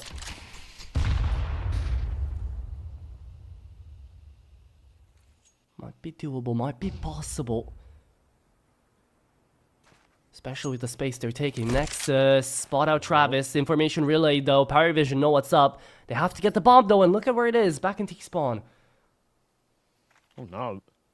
That is awkward. I mean, it's not a cross they have to go for. They can wrap around the other side, but with the information, confidence take the gunfights. It's only Sound that's left by himself. The second retreats. So it's just about sort of running down this clock a little bit. It's clear. Rotates over towards A. A bit misguided here, Nexus. Could have peeked on a timing. Raga could have traded it out. Still held control over the bomb. 25 seconds, as you say, though.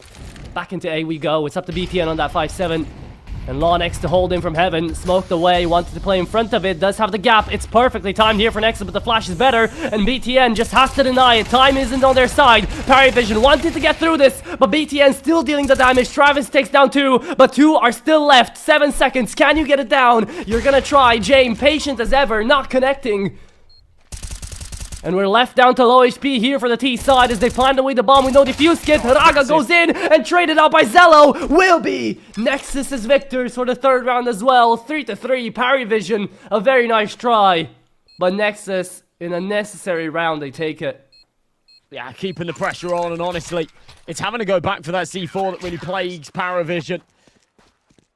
Losing the man, and honestly, as much as I'm with you, I think that playing the timing on the peak for the trade could have yielded them that man advantage and an easy trade back. I kind of like the way they go about it, because it means that Then after a few seconds has passed, they flash and re-aggress into main. They confirm that there's nobody left towards that area, and then they can go for the hard rotation onto the A site. And it was very lucky that they did, because, you know, the initial contact was 1-for-1, which then left them into a 2v2, which they were able to convert.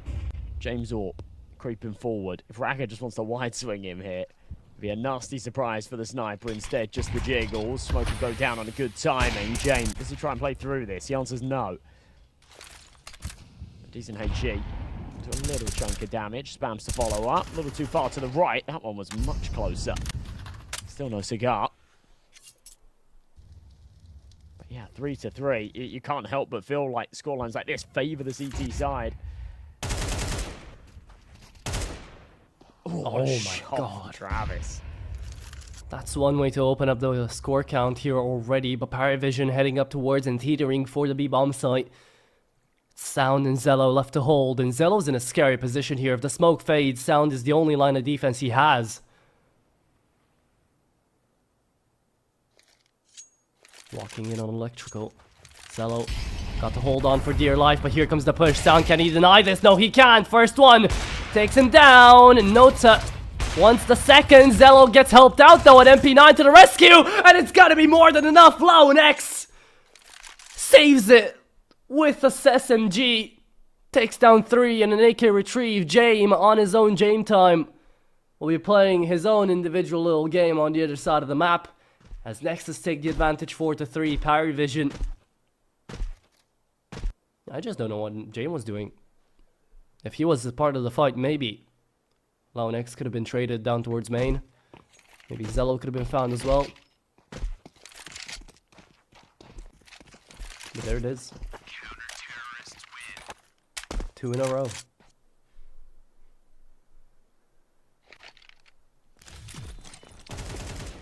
Wow, wow, wow.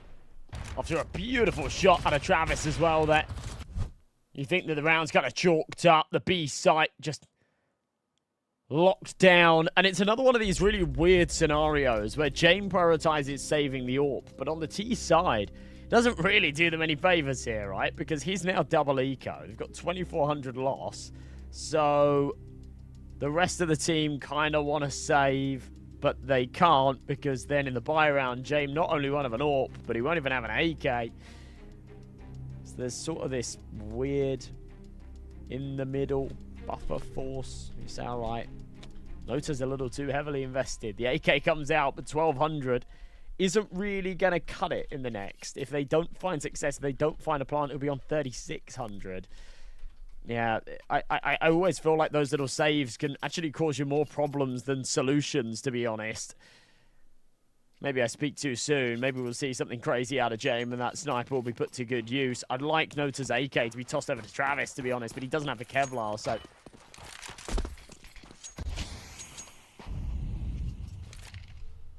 Just over the top. Oh, it's being red. Yeah, ready for this. Oh, yeah. Oh! Zello still loses the fight. Wow. Oh, what? What? Jame! That's not allowed in the grand final, mate! Through smoke, headshot received. BTN doesn't even know what hit him. And we were talking about the impact of a saved up. I guess that's it. That's why he does it. You know, the sort of butterfly effect as well. Zello was just supposed to win that fight all day long. He was ready for the smoke boost. The second he misses that shot, creates a chain reaction. Well, that was James to find a double. Nexus will call for the save. Oh, what a painful way for that one to slip out of your grasp. I swear, Jame is allergic to having a negative KD. Like, he sees 2-3 and he immediately activates. Just spams through smoke, connects on headshots, peaks faster than the enemy who was holding the angle. It's just Jame things at this point in time. 4-4, indeed the scoreline. But look, what was initially just a hero op and AK turns double in their return on investment. Another op to be picked up here on T-side might not be the best thing around, but they haven't lost a single member. They've gained another AK. And their economy right now is absolutely streamlined. I'd be really Where's surprised Nexus? if they keep this AWP for the next round. Are they really going to play double AWP T-side? Oh, I don't like this. I mean, it's better than nothing, right? But it had a doesn't deagle need to be starting the round. nothing. Doesn't need to be nothing. Travis could have just thrown it out of the map, bought an AK. I mean, yeah, okay, there we go. There we go. Do that. Yeah, please. Jeez. Double AWPs would be just kind of ridiculous. Okay, but Nexus still got money behind them. 4 rounds is a reasonable benchmark already, as you say. Robbed. We've seen a real uptake in performance out of James as well, since he's been able to just solely focus on that sniping and not have to call, kick it, taking those responsibilities a little bit. I think it always does you some favours when you got sort of 2 calling minds within the team, though. It doesn't mean that kick it struggling a little bit. James can give that input. Good start from Launex. Spam through the smoke. Not as crazy as what we saw from James in the last round, but definitely a taste of their own medicine. BTN on the timing. This is for 5 rounds. Nexus keeping things super competitive here, despite being on their CT start. A 2-man advantage.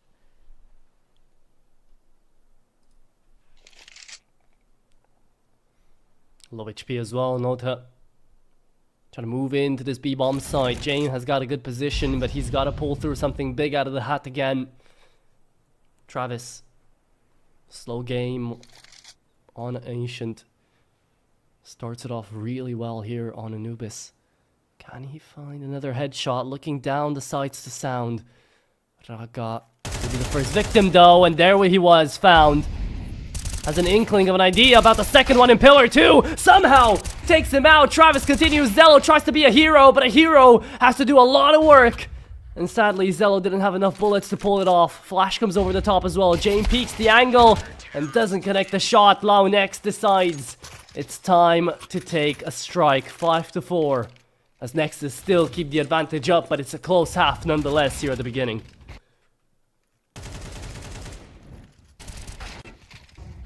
One comes a little close for comfort at the end there, all things considered, but it is going to be that 5th round converting Nexus.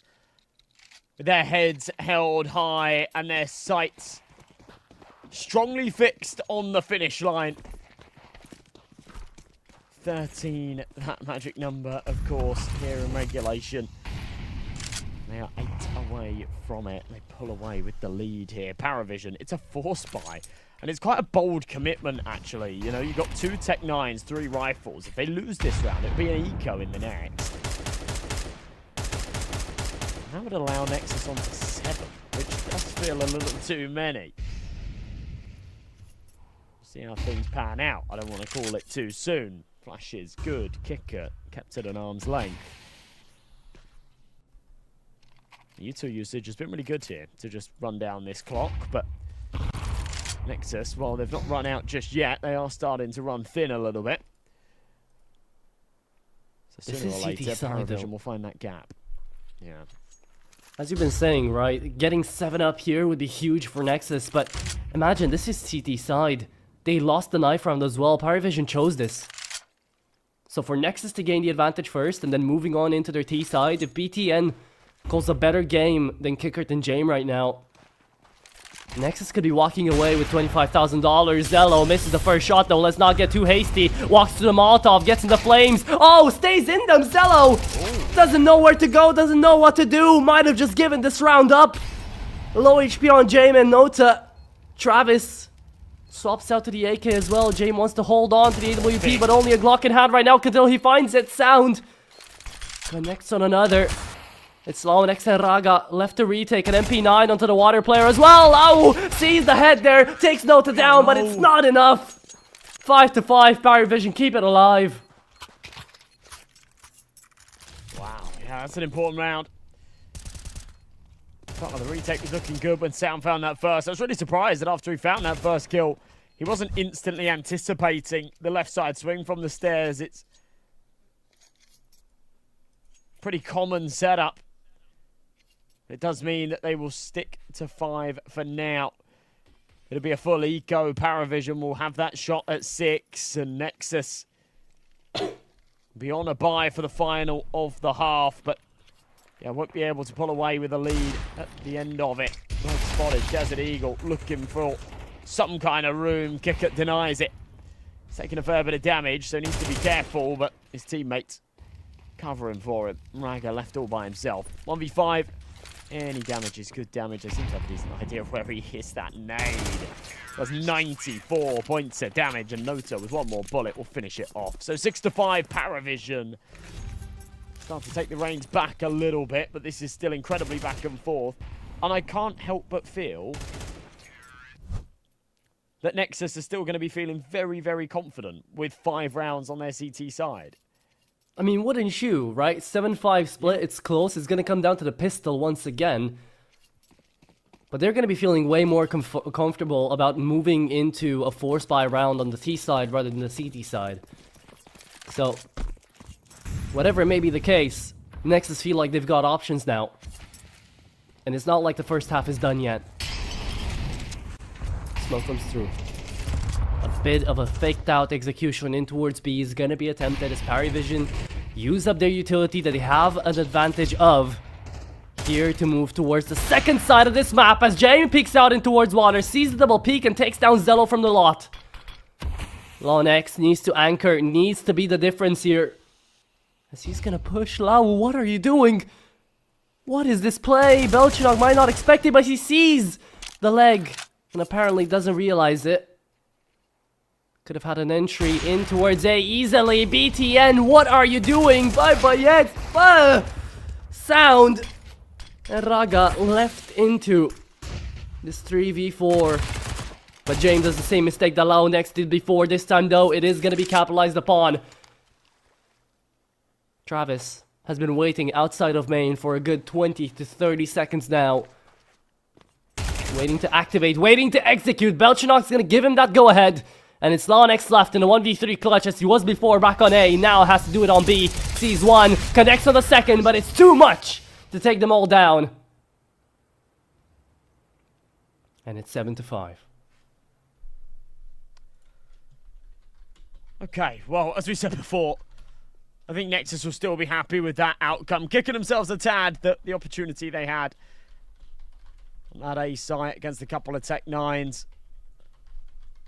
Could have put them in this position where they had the advantage. But potentially the last spin of the wheel here for Phase 2. It feels like we've said that a couple of times throughout this series. It's not ended up being the case. Oh. So close to the USPS whiteout. That would have been a big payout. But it's a Sakaku instead.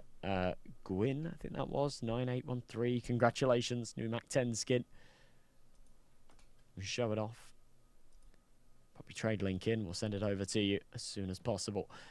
7-5 then. And yeah, I don't think that that's going to be a half that PARIVISION are overjoyed about, but no, but Nexus definitely are. Yeah. They'll be feeling reasonably happy with it.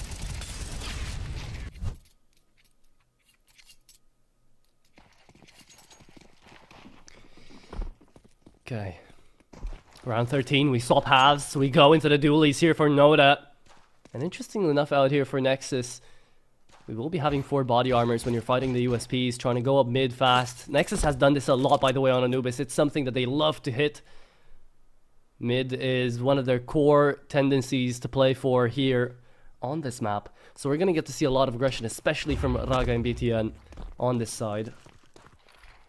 Trying to head up in towards camera. They're going to be smoking it off. Heading off to B instead as you've left Sound as a lurk. Late to deactivate onto the B-bomb side. There's a fast one. There's a nice call. It takes PARIVISION by surprise and will force them into the retake. Yeah, absolutely brilliant.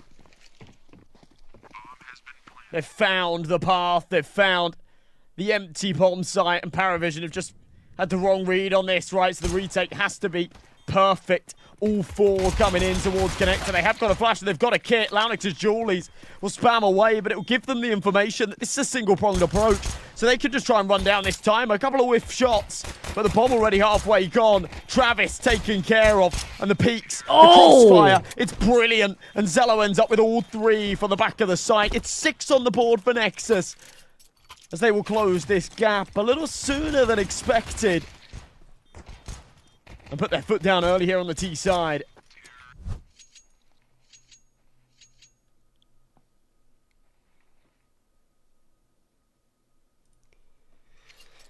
Okay, but as they have taken out that round with the pistol with the fast play in towards B, BTN still needs to bring more out of the hat. But for now, nothing to worry about. It's just going to be a full Astralis stack out here from PARIVISION.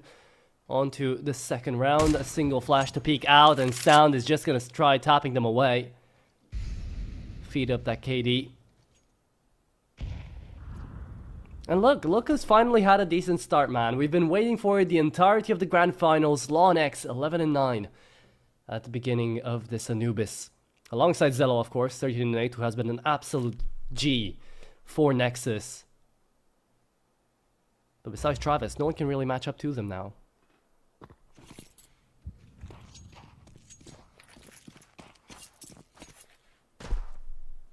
So we'll see this one tie up no trouble. It was the T side of Ancient where Nexus were their scariest. I expect that to repeat itself here as well. This was one of my talking points. When they actually finished things off on Ancient, it was damn, if they're looking better on their T side of a map that's CT sided, wait until they find themselves on Anubis. It's still early doors here, plenty of opportunity for PARIVISION, but you can't help but feel that they're going to be shaken a little bit now. Scared of what's to come.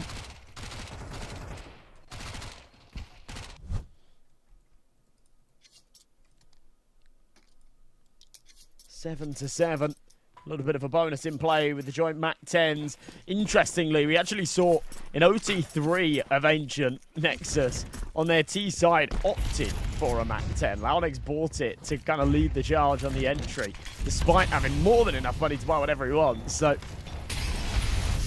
maybe but here it comes. It's going to be another quick one. Pull the wool over their eyes. Raga's already in the bomb site. Sound another keeps it up, and every single player out here for Nexus is gonna find their own entry. B bomb site defense completely denied. It's the utility again. We've been talking about it throughout the best of 5. The grand finals have given Nexus a boost in their economy and their utility usage, and damn, oh damn, have they been playing it really well. Taking PARIVISION by surprise. It's just the pace out of those Mac 10s, isn't it? It's right. We've got these SMGs. We can't waste any time here. You know, we need to get aggressive, get in their faces. It works beautifully. It's going to give them the advantage here. It's only Belchanot that's allowed to survive, and he might not even be able to save. Okay, no, Raga won't stop him. So it will be the one rifle carried across, but I don't think they're going to be able to do a whole lot with that. They'll have the loss bonus. That's one thing going for them. That's been building up in the meantime. So 2,900 here, 3,400's coming the next. They can half buy around that save rifle. Yeah, this has been fantastic from Nexus again, 3 in a row. And I think for the first time in this series, they are now the favourites.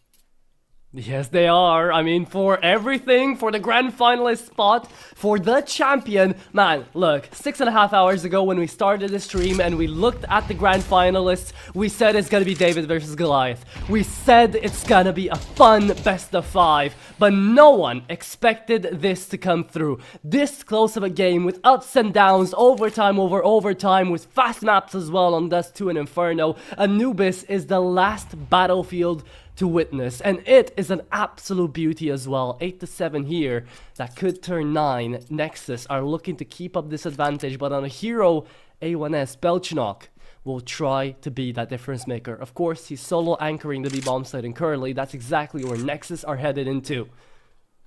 So you never know what the future awaits, but god damn it, isn't it an exciting one. Just that lone rifle then. It's on the right bomb site, but I think it'll be safety in numbers here for PARIVISION. They'd much prefer this onslaught to push into the 4.57s, and instead Belchanot gets overwhelmed with no resistance. I think PARIVISION have to just hold on to the Kevlar they've got at hand. It's going to be 9 here for Nexus. Exit frags will be on the menu. There's no reason to not have a little poke at this, but they realise that the prospects of the round are lost. And just the longevity of this best of 5. Nexus winning the mental game for sure, and now it's the final stretch, and they're the ones with the confidence, with the momentum. And PARIVISION feel a little bit asleep at the wheel. Time to lock in, claw this back. We've seen 4 maps so far, 2 of which have gone overtime. In fact, 1 went double OT, 1 went triple OT.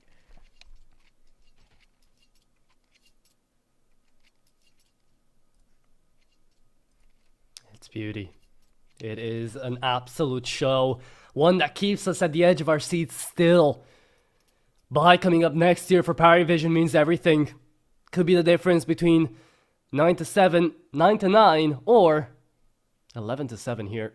Coming through for Nexus, which they would absolutely love to have. Just think of what that would mean. Flawless out here from the group stages, going 3-0 to move to playoffs, and then taking care of teams invited like Beklik Apogee, of taking care of the upcomers as well, that they have fought long and hard for to get to this point in time, managing to best Sinners there at the very end in the semis to get themselves a spot out here to grand finals. Even that wasn't supposed to be the case. Even then, they played as the underdogs, right? As the ones that were fighting like Sisyphus up the hill, trying to push that stone. But it would be such a huge reward if they managed to get over the mountain. For PARIVISION as well, though, don't get me wrong, this is a fight that they can't really afford to lose. This is their ticket back into Resurgence. This is their ticket back to top 30. Even with the $11,000 injection into the VRS points after this for PARIVISION, if they fall to number 2, might not be enough to really get them those invites.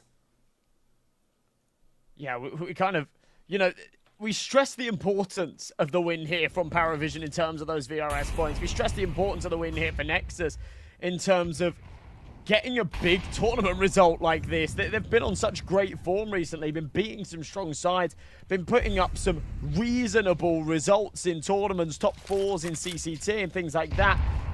But they've never lifted the trophy. They've never found themselves with a victory. They're always just falling short. This is that opportunity to break that and reap the rewards of their good work over the course of this year so far.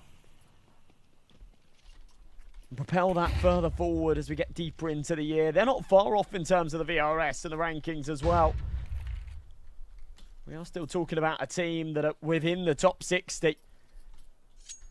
Would absolutely love the point injection that would come with a victory like this. Propel them massively. 58th at the moment. James, big opening kill onto Sound. They're going to try and deny that with that AWP.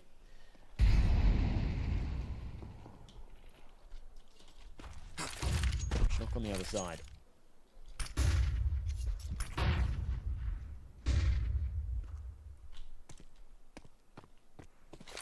Now moving in through water is going to be a quick one to try to find Zello, but they won't. Into the bomb site, it's still Nota. Diffuse kit on hand, and Travis with the elbow up to his eyes. Bomb still planted now. Bit late, and a peek from long. Oh, it's insane! Oh, no. BTN doubles him to allow the man advantage now. BTN again continues down towards main, though sees another, knows about them second as well, perhaps. But right here, right now, the flashes are what count, and you've got none of them left. T-side running out dry. And trying to stay alive is going to be quite a tough task. Coming in through main, 2 players. The other one, James, just trying to save this apparently. Not even worthy of going for the attempt. It is Raga and Zello to shut it down again with headshots only. As Nexus are the ones to put double digits first. It's moments like that that I just find painful. And James already made the save call, but they're still playing him for it. Feels like they're playing with one hand tied behind their back in moments like that. James had a great start to the round, but just completely irrelevant after we see this Launex BTN double. It's this passivity. He's died 8 times, but no one's going to be looking at your KD. If the best of 5 is fumbled and the underdogs prevail here. Nexus. This has been grit and determination, just like we saw in the semis yesterday. Despite losing their map pick, despite being behind in the best of 5. First 1-0, then it was 2-1. They remain the favourites to close it out. Wouldn't have even gotten to Anubis, and Nexus could have won this back on Mirage if they closed it out at the beginning. It's an insane thing to think about, but Raga right now is opening up onto this A-bomb side. Kicker tried his best, but his best wasn't enough. Travis and Nota might just be the difference makers between themselves and the championship point.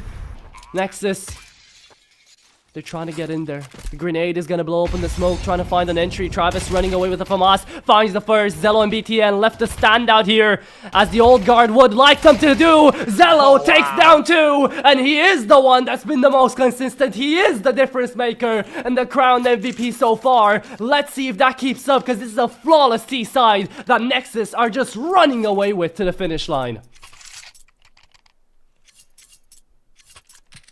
My, oh my, surely not. I mean, I keep saying that, but it's happening. And again, it's so crisp. Nobody losing their aim jewels. This is the power of flow state in Counter-Strike. This is the power of having the wind in your sails. PARIVISION dead in the water. 3 FAMASes, 2 M4s, no kits, hardly any util. And a silent prayer muttered under their breath that they can stay afloat in this grand final. But they trail by 4. Kickit gives them the man advantage. Sound needs to check his corners. Travis lingering. The FAMAS delivers. And the trade doesn't come through. Molly force him out. The smoke will give him the room to maneuver. It's a little bit of a fumble at the start of this one from Nexus that PARIVISION do capitalise upon. But do they close out the round off the back of it?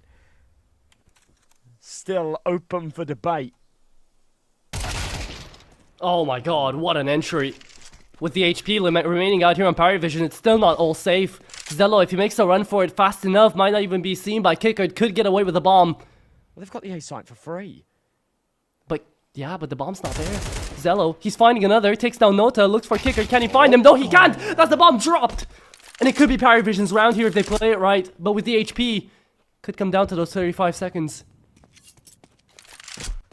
A kick it so low, 1 bullet was needed, and they were somewhat ready for the gunfight, but kick it just a little bit quicker to the trigger. Molly down, stuck behind this smoke. Launix coming in from the side, looks down to now, almost captures the timing, no. baits them into that false sense of security. It's a huge fumble, but it's James to come out on top, and Launix, yeah, knows there isn't enough time on this, 10 seconds, hoping to just die before that timer expires, or bring some to the grave with him. There you go, Kicker will find it.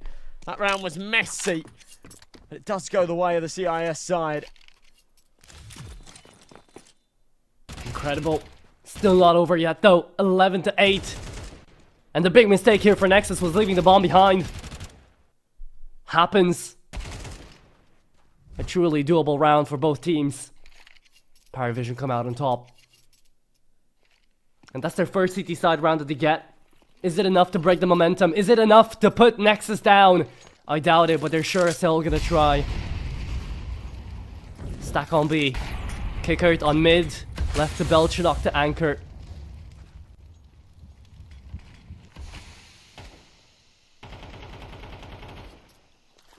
Still, James down to a FAMAS. That last round was expensive, and the finances have not got going yet for the CTs. Re-smoke, Raga could have played in front of it, went quite deep. Kick gets spammed through into middle. He is once again the man to draw first blood. And off the back of that contact, for a moment it looked like Nexus were just gonna go full guns blazing, trying to avenge their fallen teammate. They opt against it, slow things down, bombs left behind. And they will regroup and hit towards A, where only a lowly Belchenok defends. He's aggressive in main. Seems like they're going to play into this dry. Launix on the peak. Belchenok delivers, but an instant one back. And they've got room here. If they press up in the next few seconds, they'll have a free sight. And Zello's here in middle to catch out the rotates.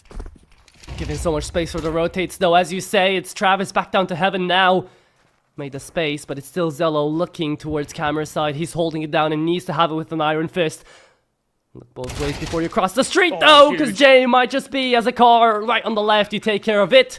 But where's Travis left? Why are PARIVISION playing so slow? They're waiting on that flash pop to come through from Nota. Kickert on the molly as well. Could get the player out there from the pillar. It's a good one from Nota again, takes care of Raga, but Zello has done these before. He's been in these scenarios before. He's played these games, and he wants to continue. Smoke on the bomb, flash look away, but Nota takes care of all of them instead, and it is 9-11. PARIVISION keep it alive. A nice try there from Zello, but still not enough to get Nexus to map point.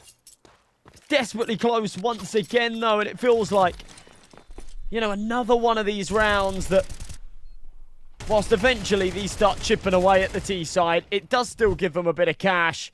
The money's not problematic just yet.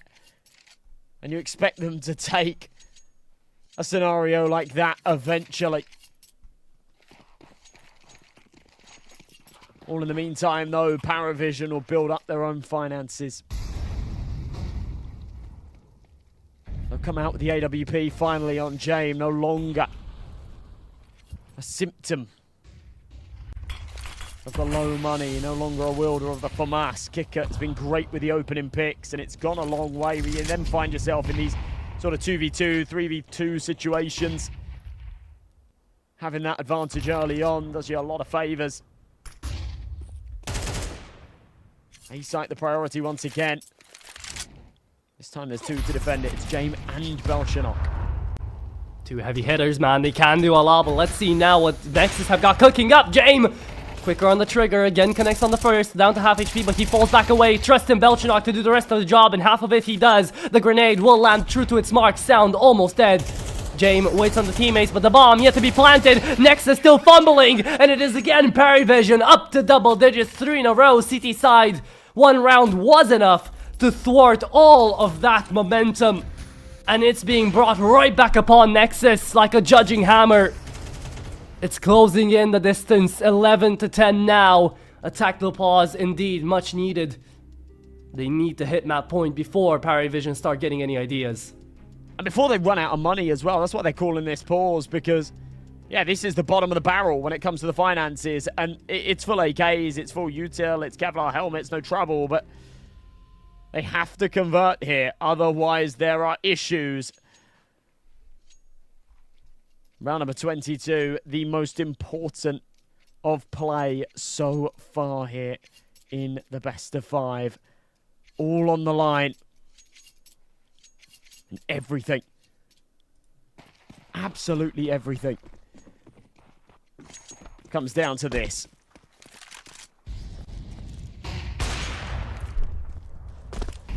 Good peek out. Throws out the flash just to make sure nothing sketchy is gonna get down.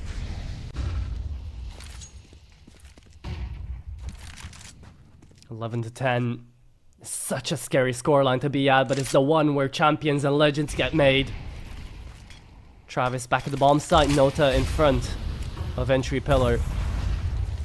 Looking for a way in. Raga is let out, but BTN as well is waiting for a shot in. The nade doesn't fully blow up with the smoke. Raga allowed to find another as Zello continues, but to the back of the bomb site, there's still 2 left. Out on cave, there's still 2 more. Kickert moves it on down, and BTN to 2 HP needs to stay alive. James looking for something as Lao Nex is a stone pillar that keeps Nexus alive. It's a 2-on-3, but it's deadly scary because Kickert is stuck with a USP in hand, scared to reload, scared to move, has got to go forward, and BTN has heard that Zello knows about his position and no one's gonna peek this. The utility runs dry, but there is a smoke for the bomb. BTN right on top of it.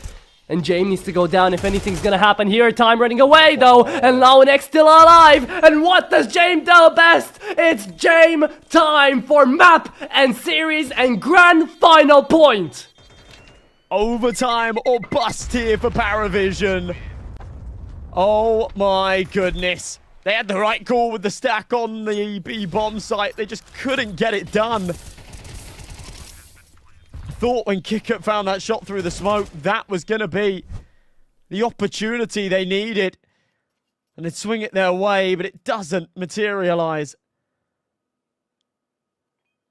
And 2 chances to close this one out. 2 chances to finish this off and crown themselves the Galaxy Battle Phase 2 champions. Nexus have fought tooth and nail in the grand finals, and this is their best chance to seal the score. You have to remember, It is 2 MP9s, and you have to remember, this isn't just a win for Nexus as a team, it's the national team of Romania. It's a win for such a big community that tries to keep the game together. It is gonna mean a lot out here if they're able to do anything, but those 2 MP9s you mentioned are the ones that deal the magic. Belchina pushes through a smoke, finds Zello as well. It's left down to Sound, Raga, and BTN in a 4v3 to get to the same bomb site, but instead, as Raga is down to low, he's gonna move away. He's gonna walk the other way. James, with the AWP, might be able to move up to window, but BTN is waiting exactly for that moment. Just saw it. Will turn back around. A minute left on the clock. And things will take a bit of a slower turn, having to make their way through canals back in towards the B-bomb site. There's going to be Travis and Nota waiting in live for them. Travis on the bomb site will try to play slow. We'll wait for them to get close with the MP9 to be able to burst them down close range. Nota playing the info gathering game right now. Throws out the smoke. He was holding for electrical on the timing. Sound could get this, and he does. Wait for Travis. Can he get in an early frag? Travis picks up on the A1S, looks for BTN, but is gonna get taken down! Is this the way it goes? Is this the way the Romanians take it away? Can they pull it off? BTN is gonna fall to the flames. Left in a 2v2, Raga still not safe. Kickert and James, the major winning combo. Will they get beaten? Will they get bested by Sound and Raga? Can Fraga pull through? He's gotten that nickname for a reason, but he's not gonna find it yet. Kickert on the back of the bomb site, waits for Sound to make a noise, make a peek, and the spray transfer! Oh my goodness, my voice died, but it doesn't matter. It's BTN to win it. It's Nexus lifting the trophy. Romania has done it, and they are goddamn happy. $25,000 injection into the back of the champions. Here for Galaxy Battle Phase 2. Incredible! From the round finishing and us switching to the cams was 1 second and Sound was already at the other side of his room. That is how much energy was released there at the end of that game. An insane 2v1 clutch to get it over the line. An incredible best of 5 grand finals that delivered on every single front. The underdogs prevailing. Poetry, cinema here in Galaxy Battle, and I love it. That was so sick. That is beautiful. A message out here for Nexus, for every Romanian watching. Am făcut-o, băieți, damo da, regi continua. It's amazing to see them pull it through, and I hope everyone that's been part of this has enjoyed it. Not only the Nexus fans. PARIVISION still second place, still $11,000 injected into their bank accounts as well out here for the club. It's been an absolute beauty of a 5-pointer series to see. It's been overtimes, it's been upsets, it's been maps taken away when you least expect them to be. But after 7 long and arduous, frivolous and amazing hours of Counter-Strike that we have just seen, a victor has been claimed, and it's the David of this Goliath story.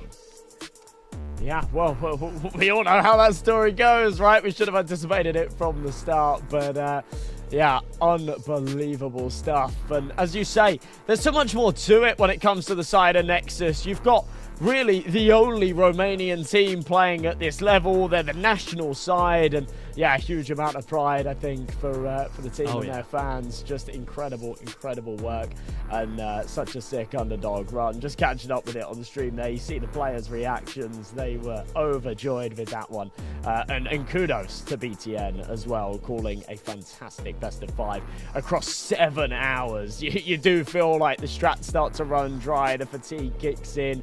I want to put the spotlight on Launix for a second as well, who actually came into the first 3 maps of that best of 5 very quiet, but he stepped up massively on map 4 and 5. And yeah, I can't help but feel like was the difference maker towards the end. He definitely was, but he wasn't the only one. Big ups to Sound, big ups to Zello, Gutsa, Alexandru. They did so much work. I mean, that was a carry force that you can't even script at this point. Nexus were going all out, and James truly might have given the championship away with all those saves. There's a lot of points to be made about that as well, but there were so many moments in which you never knew what was gonna happen. It was all written down, and yet still it was changed around. Nexus make history, and I hope you guys have truly enjoyed witnessing it unfold. Been beautiful to see. Josh, it's been a beauty to have you here with me as well. amazing grand final, and hope we did it justice. Any final closing Yes. statements? Well, I just want to say thank you so much, all of you that have joined us throughout Galaxy Battle Phase 2. It's been a blast. Keeping us company in chat, entering in the giveaway. You're all fantastic, and we love you dearly. Join us back for Phase 3, coming over the next few weeks for more Counter-Strike action, as we will be claiming our next victor. Have a wonderful rest of your evening, folks, and we will see you all very soon. From me and Astro signing off, have a great night. Bye-bye.